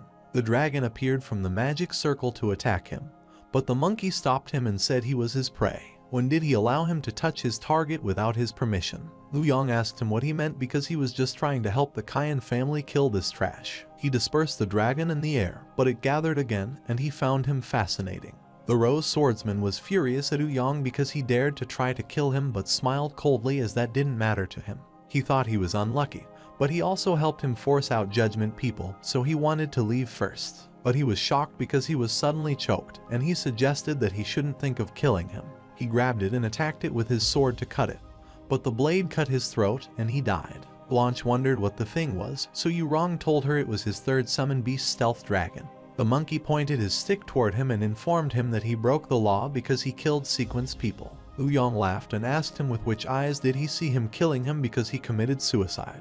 The protagonist looked at him and realized he was wearing the same thing as Fei Fi saw from the Deep Blue race, so he might also be part of that race. He hoped he could put up a better fight than a rose swordsman, while Ouyang hoped he could still be arrogant after being stepped on by him. He asked if he was trying to sneak again, and then he attacked the dragon with shattered golden eyes, and it dispersed. The dragon went to its owner and was furious, and he told him not to be scared because he would take revenge for him. He looked at him, then used virtual possession and entered the dragon, which was dignified now. Ederkian told Young Zai that the Kang Dragon Messenger was number 25 in the sequence, so he wondered if Lord Monkey would have a tough time with them. Lao Yangzai told him not to worry because Lord Monkey's battle sense is the sharpest, so he wouldn't lose because of his carelessness. The monkey attacked the dragon multiple times, and he saw an opening, and when the dragon roared, he attacked him. Lu Yang was shocked and wanted to kill him because he killed his second dragon. Then he created a summoning circle and called a considerable dragon who asked him that since it's been 10 years since he last summoned him. So the dragon wondered if he had prepared the offering for this time, but he asked him to give him 10 days after that, and he would give him a 10% extra offering. The dragon agreed to the 7 days but needed a 20% additional offering, and he agreed and told him that he just needed to kill him. He will give him 20% extra if the dragon succeeds after 7 days. The dragon called him a tiny ant and asked him if he wanted to commit suicide and have a whole corpse or if he wanted to die being eaten by him. Jai Yurong was worried because the Kang Dragon Messenger had summoned that Stark Old Dragon. Fei Fei asked the Elder if there was any problem with Stark, and the Elder said yes. Last time, it helped humans fight monsters and purposely ate more than 10 ability users. If Lord Monkey gets defeated, half of the people on the ship will also get eaten, and she thinks her brother must want it no matter what. The monkey told the dragon that it was not decided yet who would eat whom and charged to attack him. He struck the dragon's head, and it shattered, and the dragon roared and told him that he would show him the consequences of injuring him. The protagonist was entirely ready for attacks, and when the dragon attacked him, he struck him back, and he was thrown away. The dragon gets frustrated and wants to kill him, and it moves its hand toward him while he is waiting for the dragon to come. The dragon tried smashing him like an ant between his hands, but it was shocking because the monkey put his stick between them. He told the dragon it was his turn to attack and jumped near it, but he struck him with the dragon's breath. He twirls his stick around, and it absorbs all of his attacks after it accumulates sufficient energy. He asks the dragon if he is done, then he will initiate his move. His stick enlarged, and he was severely injured by attacking the dragon's head with that giant stick. The dragon told Ouyang Kanglai he didn't want his offering anymore, so he should quickly summon him back. The monkey asked him if he wanted to leave now, but it was too late, so he obediently stayed behind because he wanted to taste the dragon meat. Monkey pierced the dragon's mouth with his stick, and it disappeared. Then he asked Duanag if he had any more tricks and should use them all. He wanted to see if he dared to use Deep Blue Race skill, but it dispersed in the form of many small dragons and told him to wait because he would make him pay. The protagonist thought they were just mere clones, and he grabbed it. He remarked that if he begged for his mercy, then he wouldn't kill him, but he was stunned, wondering how he knew it was his main body. He asked him what he wanted, so the protagonist laughed and informed him that not only did he know about his main body but also his identity. He asked him how it feels to be a humanity traitor, and Ouyang transformed back into his human form. Ouyang gets panicked and tells him not to frame him as he is a human and fights for humans. Why would he be a humanity traitor? He thought he was saying that just because he wanted to use that as an excuse to kill him, too, and remarked that he's very cunning. But he doesn't believe him and chokes him as he doesn't think that in front of death, he can bear not to use the Deep Blue Race's ability. But Ouyang Kang thought he planned to use these sorts of methods to kill him, but Monkey said he was still acting. He told him that he was Ouyang's family and wondered if he was not afraid of his nephew because he would kill him if he killed him. Fei Fei wondered if this was a potent ability user when he couldn't defeat others, and then they brought out his nephew's name. Jai Young told her that his nephew is number 5 in sequence with God Ouyang Guanhe. He is now responsible for the Union Sea Territories Defense Line Freedom Military Commander-Chief and Merchant Union's leader. Fei Fei cleared her throat and told her to forget what she said to her now. While he was strangling him, Guanhe suddenly appeared, and he asked Monkey if he wanted to kill him.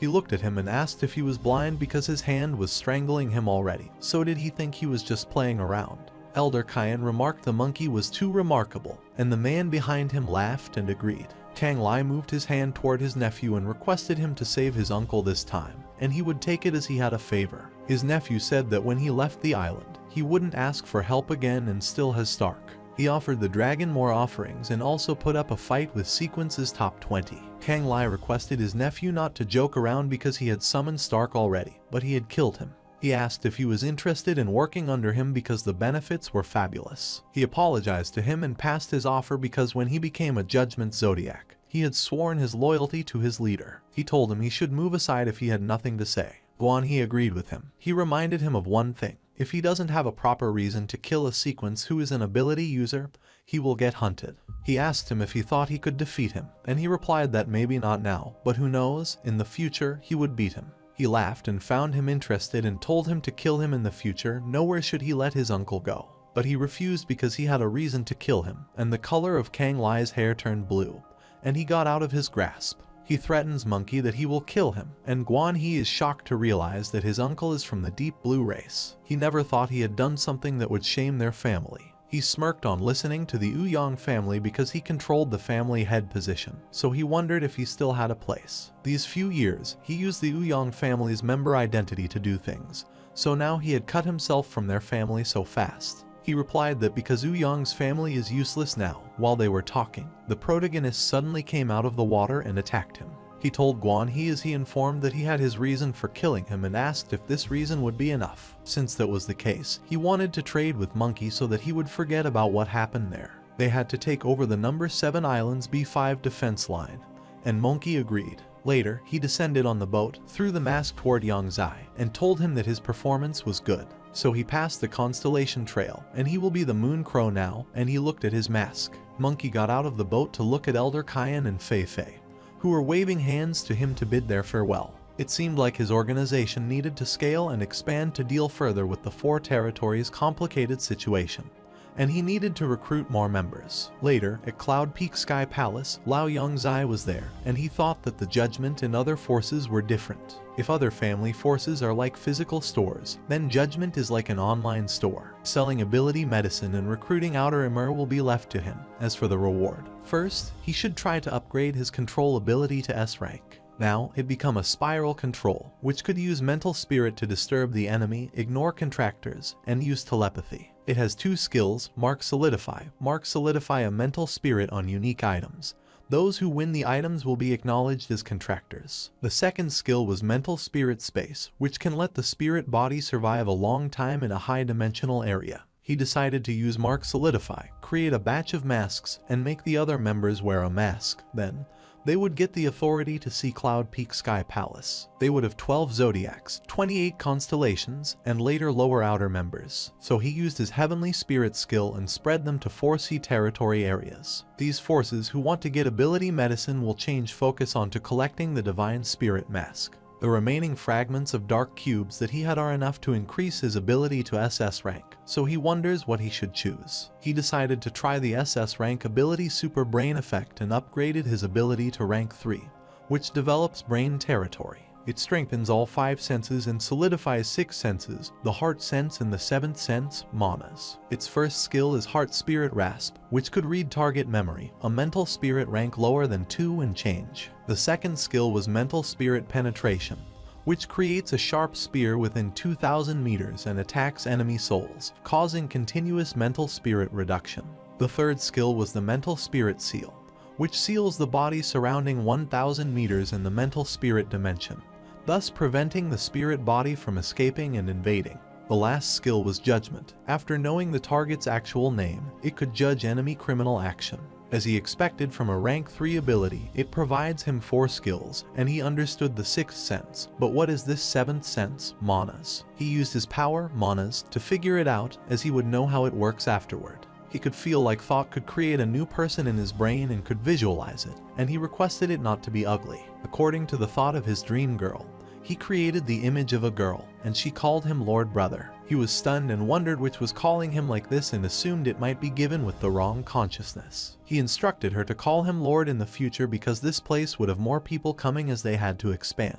Green Dragon, White Tiger, Phoenix, and Mysterious Turtles in the palace were still emptied, and he was thinking which area charge should be given to them. He instructed her that Green Dragon Palace would be responsible for Steel Blood Sea and Phoenix Palace would handle Hero Sea. White Tiger Palace will take Freedom Palace, and Mysterious Turtle Palace will control Chaos Sea. These 4 palaces have 7 constellations that temporarily put heavenly spirits at each, so he asked her which one she would want to be at. She smiled and told him that she was his part, so her thoughts were all the same as his, so she decided to be responsible for Phoenix. He decided to leave Phoenix's design to her and instructed her to wear her costume, so she wore the Phoenix costume as per his instruction. While she was flying, He thought it was a pity she was only a portion of his mental spirit, as such a perfect girl didn't exist in this world. Since someone was looking for him, he left the rest to her, and she affirmed his command. Fei knocked at his room door and told him that Dolphin was about to set sail soon. So, Elder Cayenne asked her to call him to join the sea offering ceremony. When he opened the door, she grabbed his hand and dragged him to the sea offering ceremony. He wondered what the ceremony was, but it sounded fun to her. They told Yan Zai to come quickly because he was the only one missing, and the captain began the sea offering ceremony. While offering to sea, the protagonist realized that Liu arrived, and he wondered why he had come again. Liu laughed, welcomed everyone, and informed them that he specially came to see them off. Elder Kina greeted him and thanked the Union leader, Lai, for helping them out. But he said there's no need to thank him because Balu Union is willing to fight against monsters. He told them his daughter Kai Wai wished to follow them to train herself, and they were speechless. The protagonist wonders why they are looking at him, and if she didn't argue with her dad, why did she become a tool again? Kai Wai requested everyone to care for and guide her throughout their journey. Yang Zai realized that she was doing this willingly, and he welcomed her on board, and they shook hands. 1 week later, Elder Cayenne informed Lao Yang Zai before Fanchu Island. He was glad because it was finally time to either foresee witness Judgment Organization tricks. The ship moved close to the port, and everyone was crying gladly because, ultimately, they had waited until this day. Their Kaienshi family has finally regained power and returned as they expected of their leader, no matter the difficulty. He could also find ways to overcome it. Elder Cayenne apologized to everyone because they had to wait so long, but now they needed to work together with Judgment Organization, and they also had to regain prosperity. Later, at the Cayenne family mansion, Yang Zai informed the Elder Cayenne that someone from the organization would come to Fan Hai Island as their organization would reveal the plan's first step. He wondered which lord was coming and if the Cayenne family needed to prepare anything, and Yang Zai told him it was Phoenix. She is someone who has a higher position than Zodiac and judges her position as all ability medicine, and everything is her creation. He told him they needed to find a few media to make a press release. They will give the Four Seas citizens a chance to become stronger, and they call it the Heavenly Spirit Plan. He thanked Yang Zai for passing the message. They will make this press release awesome. Late at the White Tiger Palace, he liked the arrangement but asked her about the system. She explained that this place has a routine, information, and secret mission. The typical mission of these 3 types of tasks is to collect daily resources like active groups to kill monsters. They will extract the ability orb and dark energy, then change 10% of the loot into points and give them to the tools. It sounded exploitative to Yang Zai, but she told him that her thoughts reflected his thoughts. So he cleared his throat and told her to continue. An information mission is to collect information to exchange points. And lastly, a secret mission is an assassination, spying, etc. This type of mission will have its time and location on the mission board only when it starts. Then, details will be passed through a mental spirit mark. Yang Zai asked her what she thought about mask distribution, as that was an excellent way to advertise ability medicine. But she told him that the first tool would soon appear. At Candia's end, some random pasture, a boy was lying on the floor and was crying. He assured his sister that he would become more robust and save her from the demon cave. The sudden lightning strike shocked him. He sat up and was stunned to see the mask that appeared next to him emitting some energy, and he wondered what was happening.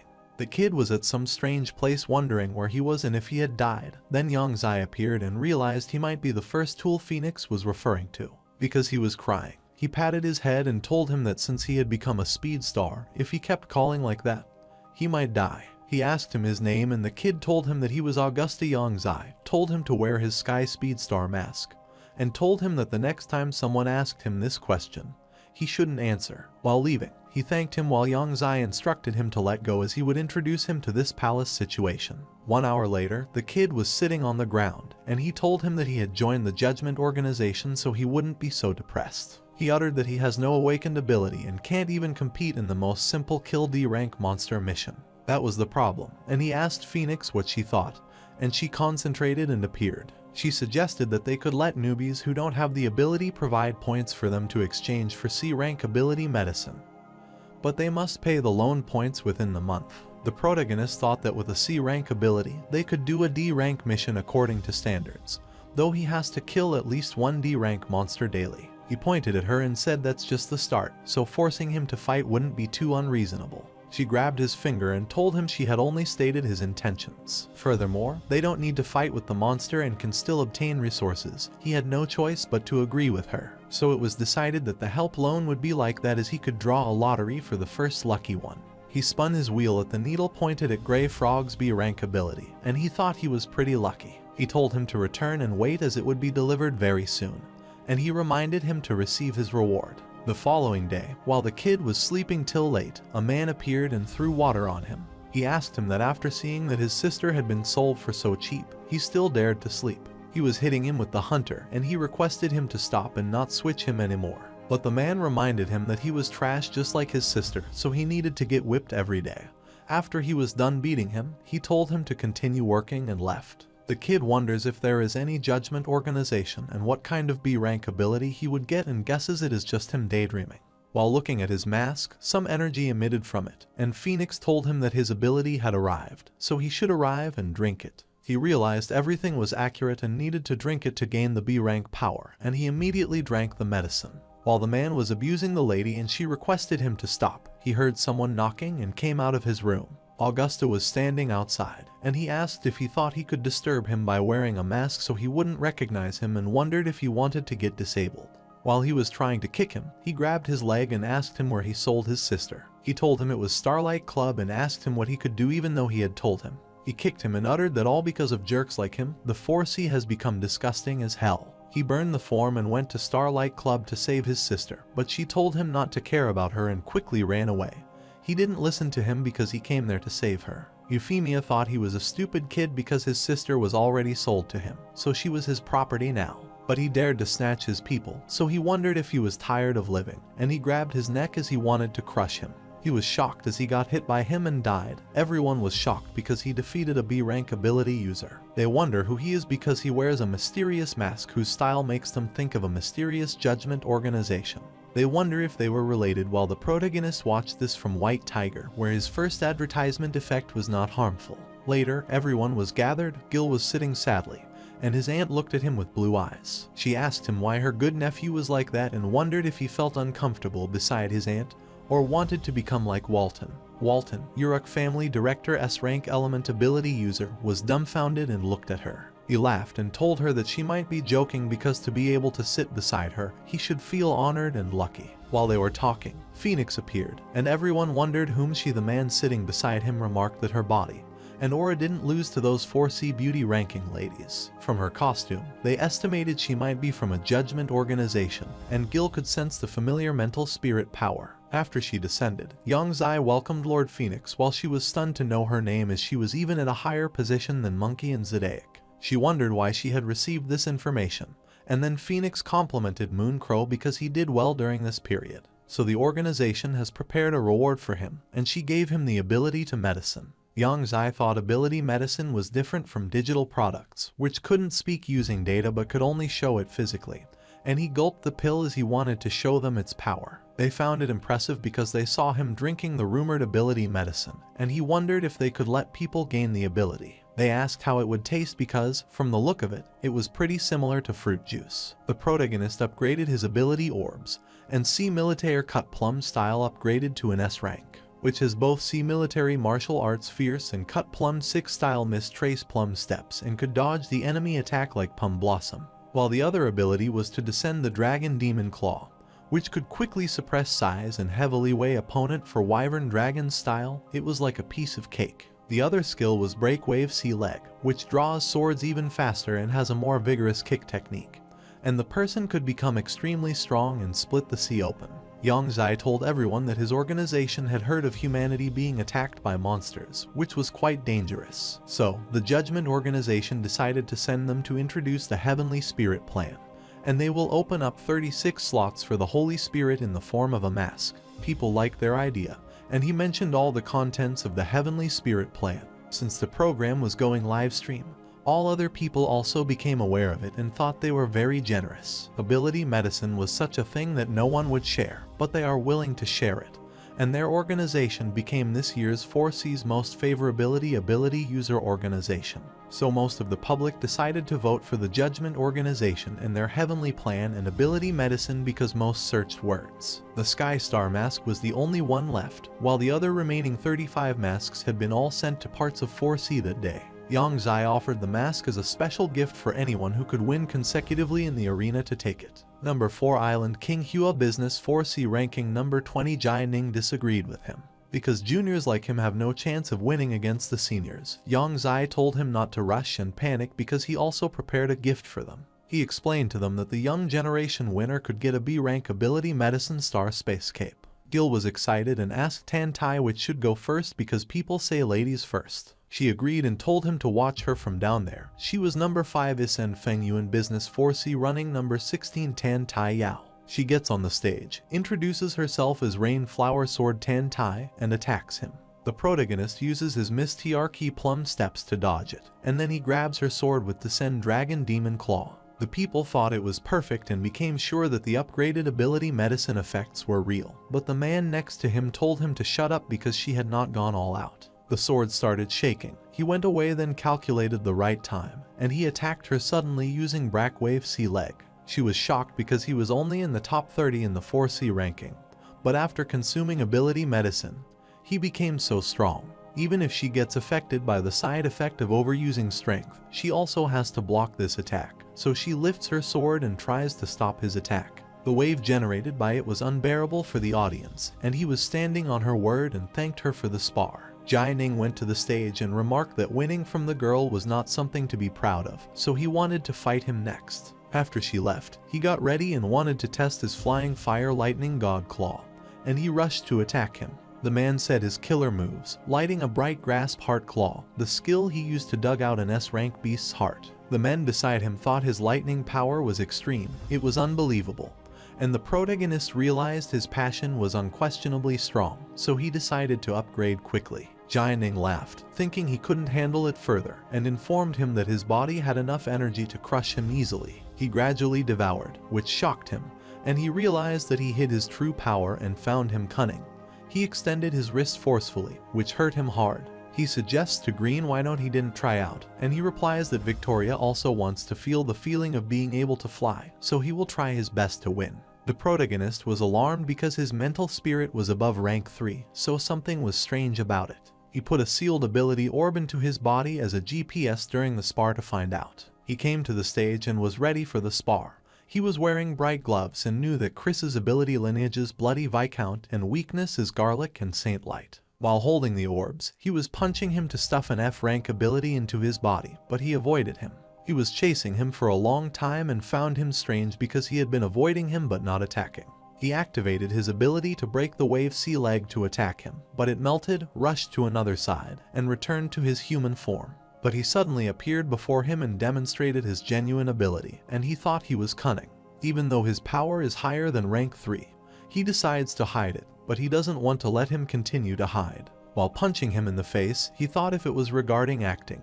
He had never lost before and immediately blocked it. He was thrown back, and he coughed and remarked that is expected of someone strong in 4C. His power convinced him because he was much stronger than the other two who sparred with him before. As a promise, he gave him the cape medicine and requested him to drink it as soon as possible, and he gave it to Victoria so that she could try it. He thought that very quickly, judgment techniques would be known throughout the world, and she would be the first non-judgmental member to drinkable medicine, and she drinks the drug. After drinking the ability medicine, she started flying and became very happy, and everyone was shocked. Because she became an ability user and was a B-rank soul weapon ability user, they wondered which kind of ability medicine he should use, upgrade type and standard type. He was having headaches because he couldn't decide. The protagonist told everyone that medicine's ability is practical as everyone should have personally seen it, so next up was the mask fight. He thought Babel family senior Nai Zio Guan should come on the stage first. He gladly rushed there as that mask would be his, but the Love Business Walker representative told him to wait because they would seek a fight from him. The people were gossiping as they heard that they didn't even dare to provoke the number 72 Rose Swordsman. They wondered where that trash got his courage to initiate Nai Zio Guan because a normal S rank was like an ant before them. The protagonist looked at the expression-free representative of Love Organization, who thought he was strange. Jimmy Urich remarked that colonizing souls have flaws as expressions, so Dumb can tell it's a puppet, but it's fine because he is about to die soon. He attacked him and wanted to let him taste his cloud-dispelling palm, too, and he threw it away. Gil pitied him as he got hit by this palm. His brain might have been destroyed while Nizio thanked him but was shocked because he stood again. His opponent told him it was not over yet, and he attacked him and injured him slightly. But then Nizio shot him multiple times. The man roared. Suddenly his head turned blue, and he punched while shocked because he was in deep blue form. Everyone was trying to run away after seeing him while Phoenix got closer to attack, and Monkey appeared, who grabbed his hand and threw him away. He attacked him using his stick, and Jimmy Urich appeared behind him and laughed as she expected from Judge Zodiac. He was indeed strong, but it was such a pity. The blue vapors that spread after his attack gathered and formed a giant hand that grabbed him and dragged him to the bottom. It absorbed the stick and shone brightly while Jimmy Urich told Phoenix to stop watching and have a taste of her Night Crow Dreamland. She attacked him with her Night Crow Dreamland after getting hit by it, and she fell into the mental spirit world which had been created. Multiple skulls were present there that bit her, and they immediately dispersed as the bright light appeared around her. Jimmy Urich told her that even the rank 3 elite can only struggle after getting hit by her ability, and she falls into a strange world where the flowers are rushing to bite her. She watched it from the sky and remarked that no one could escape her Night Crow Dreamland. But all these flowers burnt away, and she can't believe it continued to fall her in a different dream. In the 3rd Dreamland, she was drowning in water. In the 4th Dreamland, she was burned alive. And in the 5th Dreamland, she was ice-sealed. She laughed as she thought she was finally unable to handle it. She shattered the ice that stunned her. Phoenix attacked her as there was no way she could break her dreamland because she was close to rank 3. Jimmy Urich asked her what she was and what kind of monster is she, but she attacked her, which broke the illusion, and then her illusion disappeared, and she was kneeling in front of her. She asked her actual name, Mandana Passy. After knowing her name, she called her and proceeded with the judgment. She has committed the crime of arrogance, so her punishment is fire punishment, and she burnt her. She ran away as a deep blue monster since there was a co-leader. Even if the mission failed, she wouldn't get punished badly. Yang Zai saw her escaping. Luckily, he had already sealed the surrounding area with mental spirit. Green shouted not to let the enemy run, and she got packaged in the cape. Green was shocked. The package containing her disappeared from his sight and went to Yang Zai. He thought he was the skilled one who caught an enemy he couldn't escape, and he was impressed by him. She had died, and he cursed him as he was strange because if he hadn't used vampire energy to kill, more questions could have been asked. He wonders if he could try to extract the ability of the Deep Sea race, and if it would work now, and he successfully steals it. Deep Sea Bloodline is an S-rank ability that comes from the Deep Blue race. Maternal Bead Bloodline has many combat styles. Skill number 1 was a Novice Blade, skill 2 was a Black Shield, and the 3rd skill was to colonize the soul and let the target become a zombie-like puppet. Skill 4 was Novice Outbreak, using a large amount of novice practice to start mutation. And skill 5 was a light release that covers the spirit body. It could, with breakneck speed, return to bead, and LSAT's skill was Night Crow Dreamland. His time was quite a lot for Yang Zai, so he thought it was alright, and Phoenix disappeared because that place matter had been resolved. Monkey appeared from the hole and was disgusted because it was stinky, and he grabbed Yang Zai and told him he would leave the rest to him. While Nozio was hurt and experiencing excruciating pain, he gave him the last mask and hoped he could use it, and he was shocked. Later, he asked Phoenix how many people had obtained the mask at White Tiger Palace. She explained that the Freedom Union Sea Territory has 6 people. In contrast, the Hero Sea Territory has 3, and the Steel Blood Sea Territory and Choa's Sea Territory each have 2 people. She informed him that one familiar person, Demon Dragon, was among the Heroes Sea Territory. He wondered when that person had come to the Four Seas Territory, and she asked if he wanted to think of a way to kick him out. But he refused and wanted him to work for him so that their organization could profit from him as he could still accommodate people. While looking at his ability orb, he thought he had obtained enough S rank, and now they could upgrade the Virtual World Cube to SS rank. After upgrading it, he could use the virtual world to store and transport things, and its skills include a lucky gate through the virtual world. Swirl will transport people to a location that can be sensed. Living things can't pass through a virtual world. Swirl. The 2nd skill was Space Scan, which helps transport living things. Living things can't enter the virtual world, meaning only living items could join, or the living things that would enter will all die. He activates the lucky gate and puts the fish inside it, and it spits the fish out dead. He could feel virtual worlds seem absorbing and can't transport living things. He thought, what if he used it to attack the other fish with his lucky gate? Virtual space was a space to attack, which means virtual worlds swirl could absorb enemy attacks. He thought Pig would use this SS rank virtual space. It is a good combat power, so he started designing the Pig. After the Pig appeared, Phoenix rushed and informed Yongzai that she had received the newest report. Hero Association is capturing otherworld people to get otherworldly people meditation. Pig said the deep sea race is also from the other world. They don't need meditation. He wondered if it could be the deep blue race and Ocid Plains people, but they were from the same side because their abilities differed. She informed him one more thing. Fei Fei, Yurong Kaiandu Duo, and Blanche reached Turtle Palace, and he got furious because she didn't report it earlier. While at Turtle Palace, Blanche thought there were so many missions and continents to exchange for ability medicine. Kaian Duo said to exchange for the D rank ability medicine, and they need 450 points according to points obtained through killing beasts. She told you, wrong, that she has to kill 18 beats in exchange for an S rank ability medicine.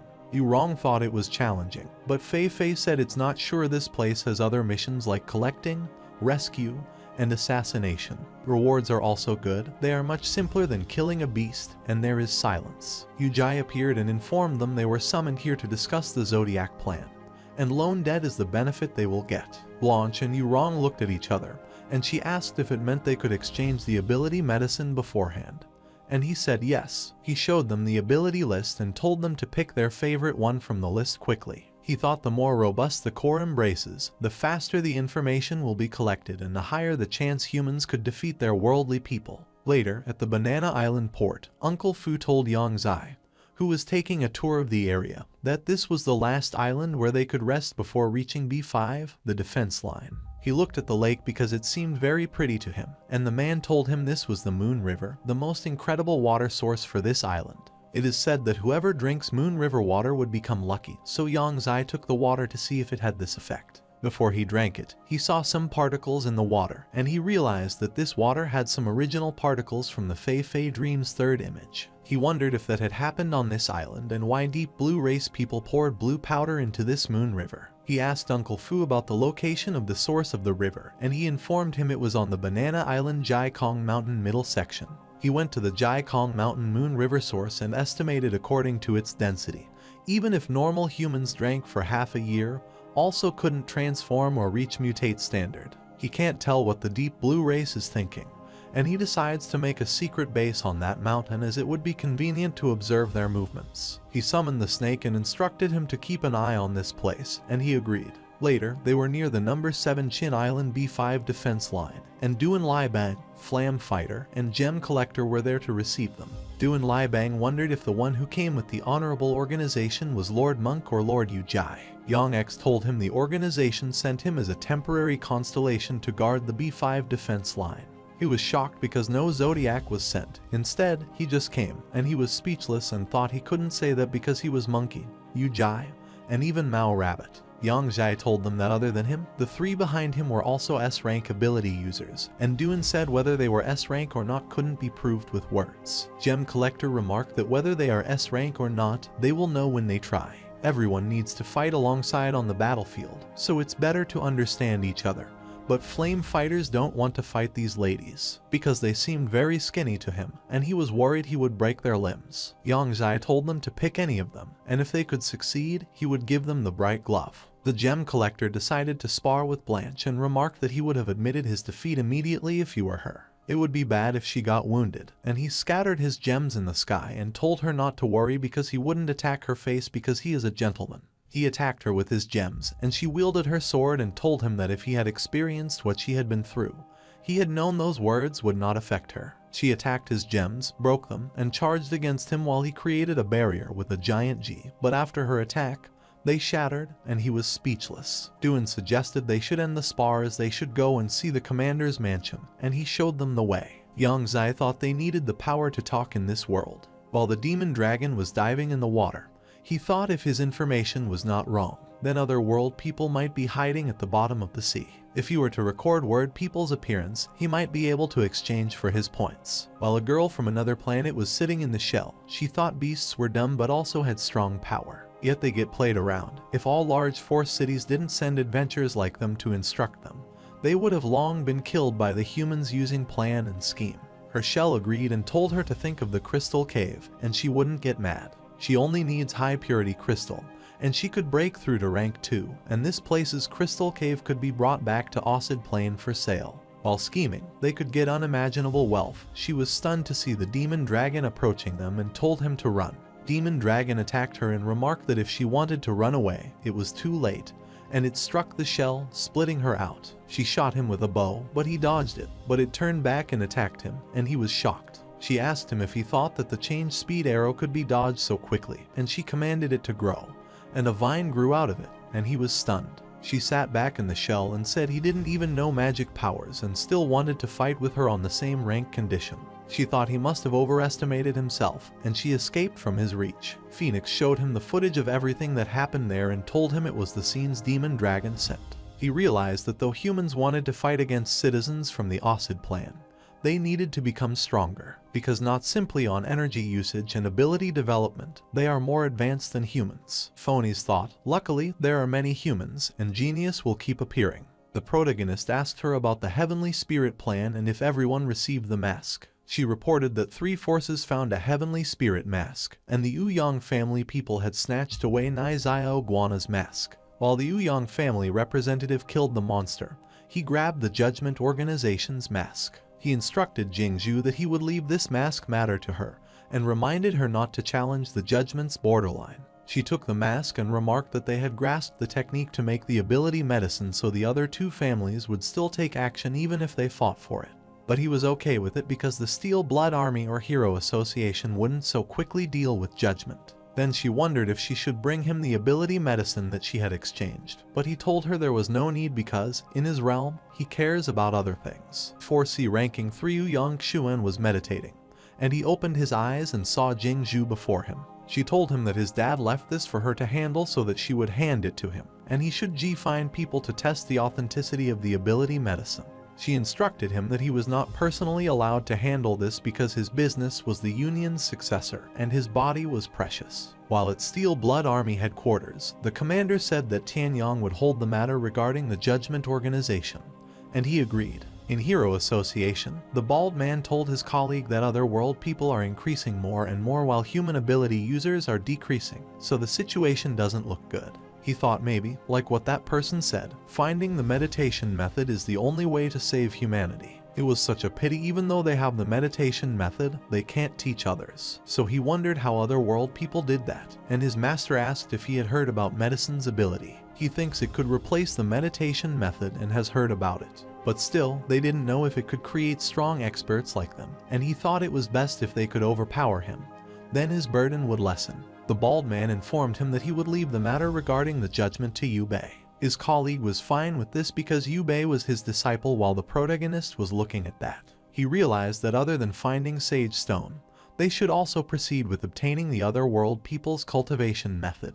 Ouyang Xuan was meditating when Ouyang Lang appeared, and he asked him if he had exchanged for the ability. Ouyang Lang gladly told him yes, and he had picked the power of Dragon Messenger, but he never thought he would give him such a good chance. While they were conversing, Phoenix appeared, and Xuan was stunned because he couldn't even sense her. She asked the Sky Quiet Star if he was ready to consume his ability medicine, and she gave him the ability medicine. He decided to drink it at that instant. After drinking, he tried to summon the dragon and successfully summoned one. He cried with joy as this was an authentic dragon, and he was the one who summoned it, so he couldn't believe it. While Phoenix was leaving, Xuan requested her to wait because he had something to ask, and he uttered that the Heavenly Spirit member's daily mission was to hunt beasts. He could tell that part of the beast's corpse was used to create ability medicine, so he wondered if this was the activity mentioned in alchemy. She explained that they call it active, but in Judgment, they named it ability gene. He was surprised to know about it, and the protagonist found him exciting and wanted to take him in as a subordinate. Meanwhile, at the cave in Jiakong Mountain's Judgment secret base, Snake was reading a book when Yang Zai appeared. He asked the snake if the life was comfortable, and he gave him SS rank ability Plasma as he upgraded it. It controls Plasma to attack the enemy, and its abilities include Plasma Storm and Plasma Burst Worm, which create simple wisdom plasma worms that has a self-destruct attack, which could cause massive damage, and the last skill was the Plasma Apocalypse Cannon. He sensed a movement, and he told him that Chris's F-rank ability orbit Banana Island nearby had training, so he would go and check it out. He took control over a man and was in the Green family's inner meeting room, where Chris was furious at them. Last time, after destroying the Cayen's family high-ed combat organizations, a second chance to create rank 3 elite has come. As for the people from the Green family, he hoped they could live as deep blue race experts. He uttered that only by sacrificial body could they pass down the human civilization torch at a faster speed.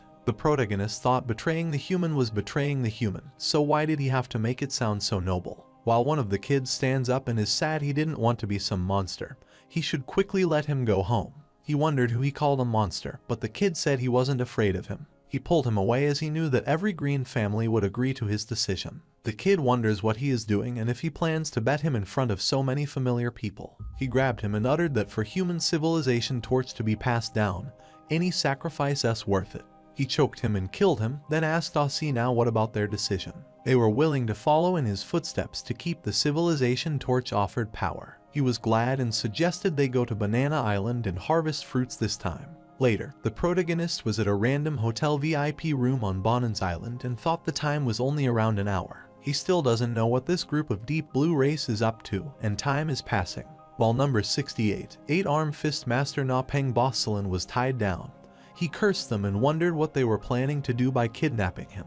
He told him that he invited him there, which was not bad for him, and the reason that he was there was to see a great show, and he was shocked. Outside the hotel, the truck hit the car, and the driver came out and told the truck driver that he had changed his path and crashed his car. He wants him to be fully responsible and get out of the truck, and the driver comes out. The man told the driver to move back because his brake might have broken, and he was worried after seeing his leg that was broken. The truck driver was getting close to him while he was continuously warning him not to come any closer, or he would call the police. The truck driver transformed into a monster and roared while Na Peng was shocked to see this scene and asked if they had spread a virus on their island. Chris told him their method is not so low class as they only put 3 moving species, deep blue mutate. Banana Island citizens drank a few months of original partial water, which was not that much. But there are thousands of citizens, and these 3 moving mutants could get nurtured to rank 3 standard looks. The mutated man killed the car driver, and he was absorbing the blue nutrients from that dead man. The protagonist thinks he needs to think of a way to stop them, and Na Peng gets furious and thinks they are Isni. He broke the rope because they were using island dives to create the rank 3 elite. He told him to get ready to die even if he had to risk everything he had, and he also wouldn't let such a thing happen.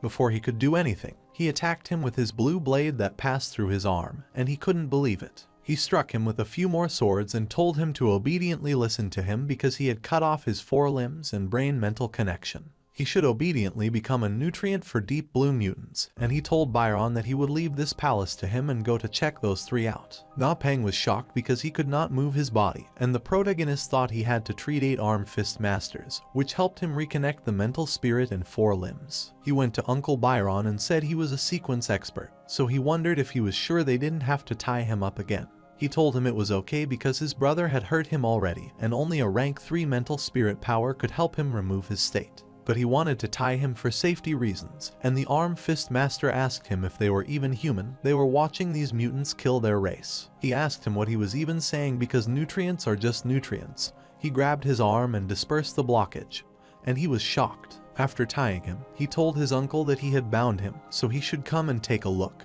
And he got close to him and complimented that he had tied him well.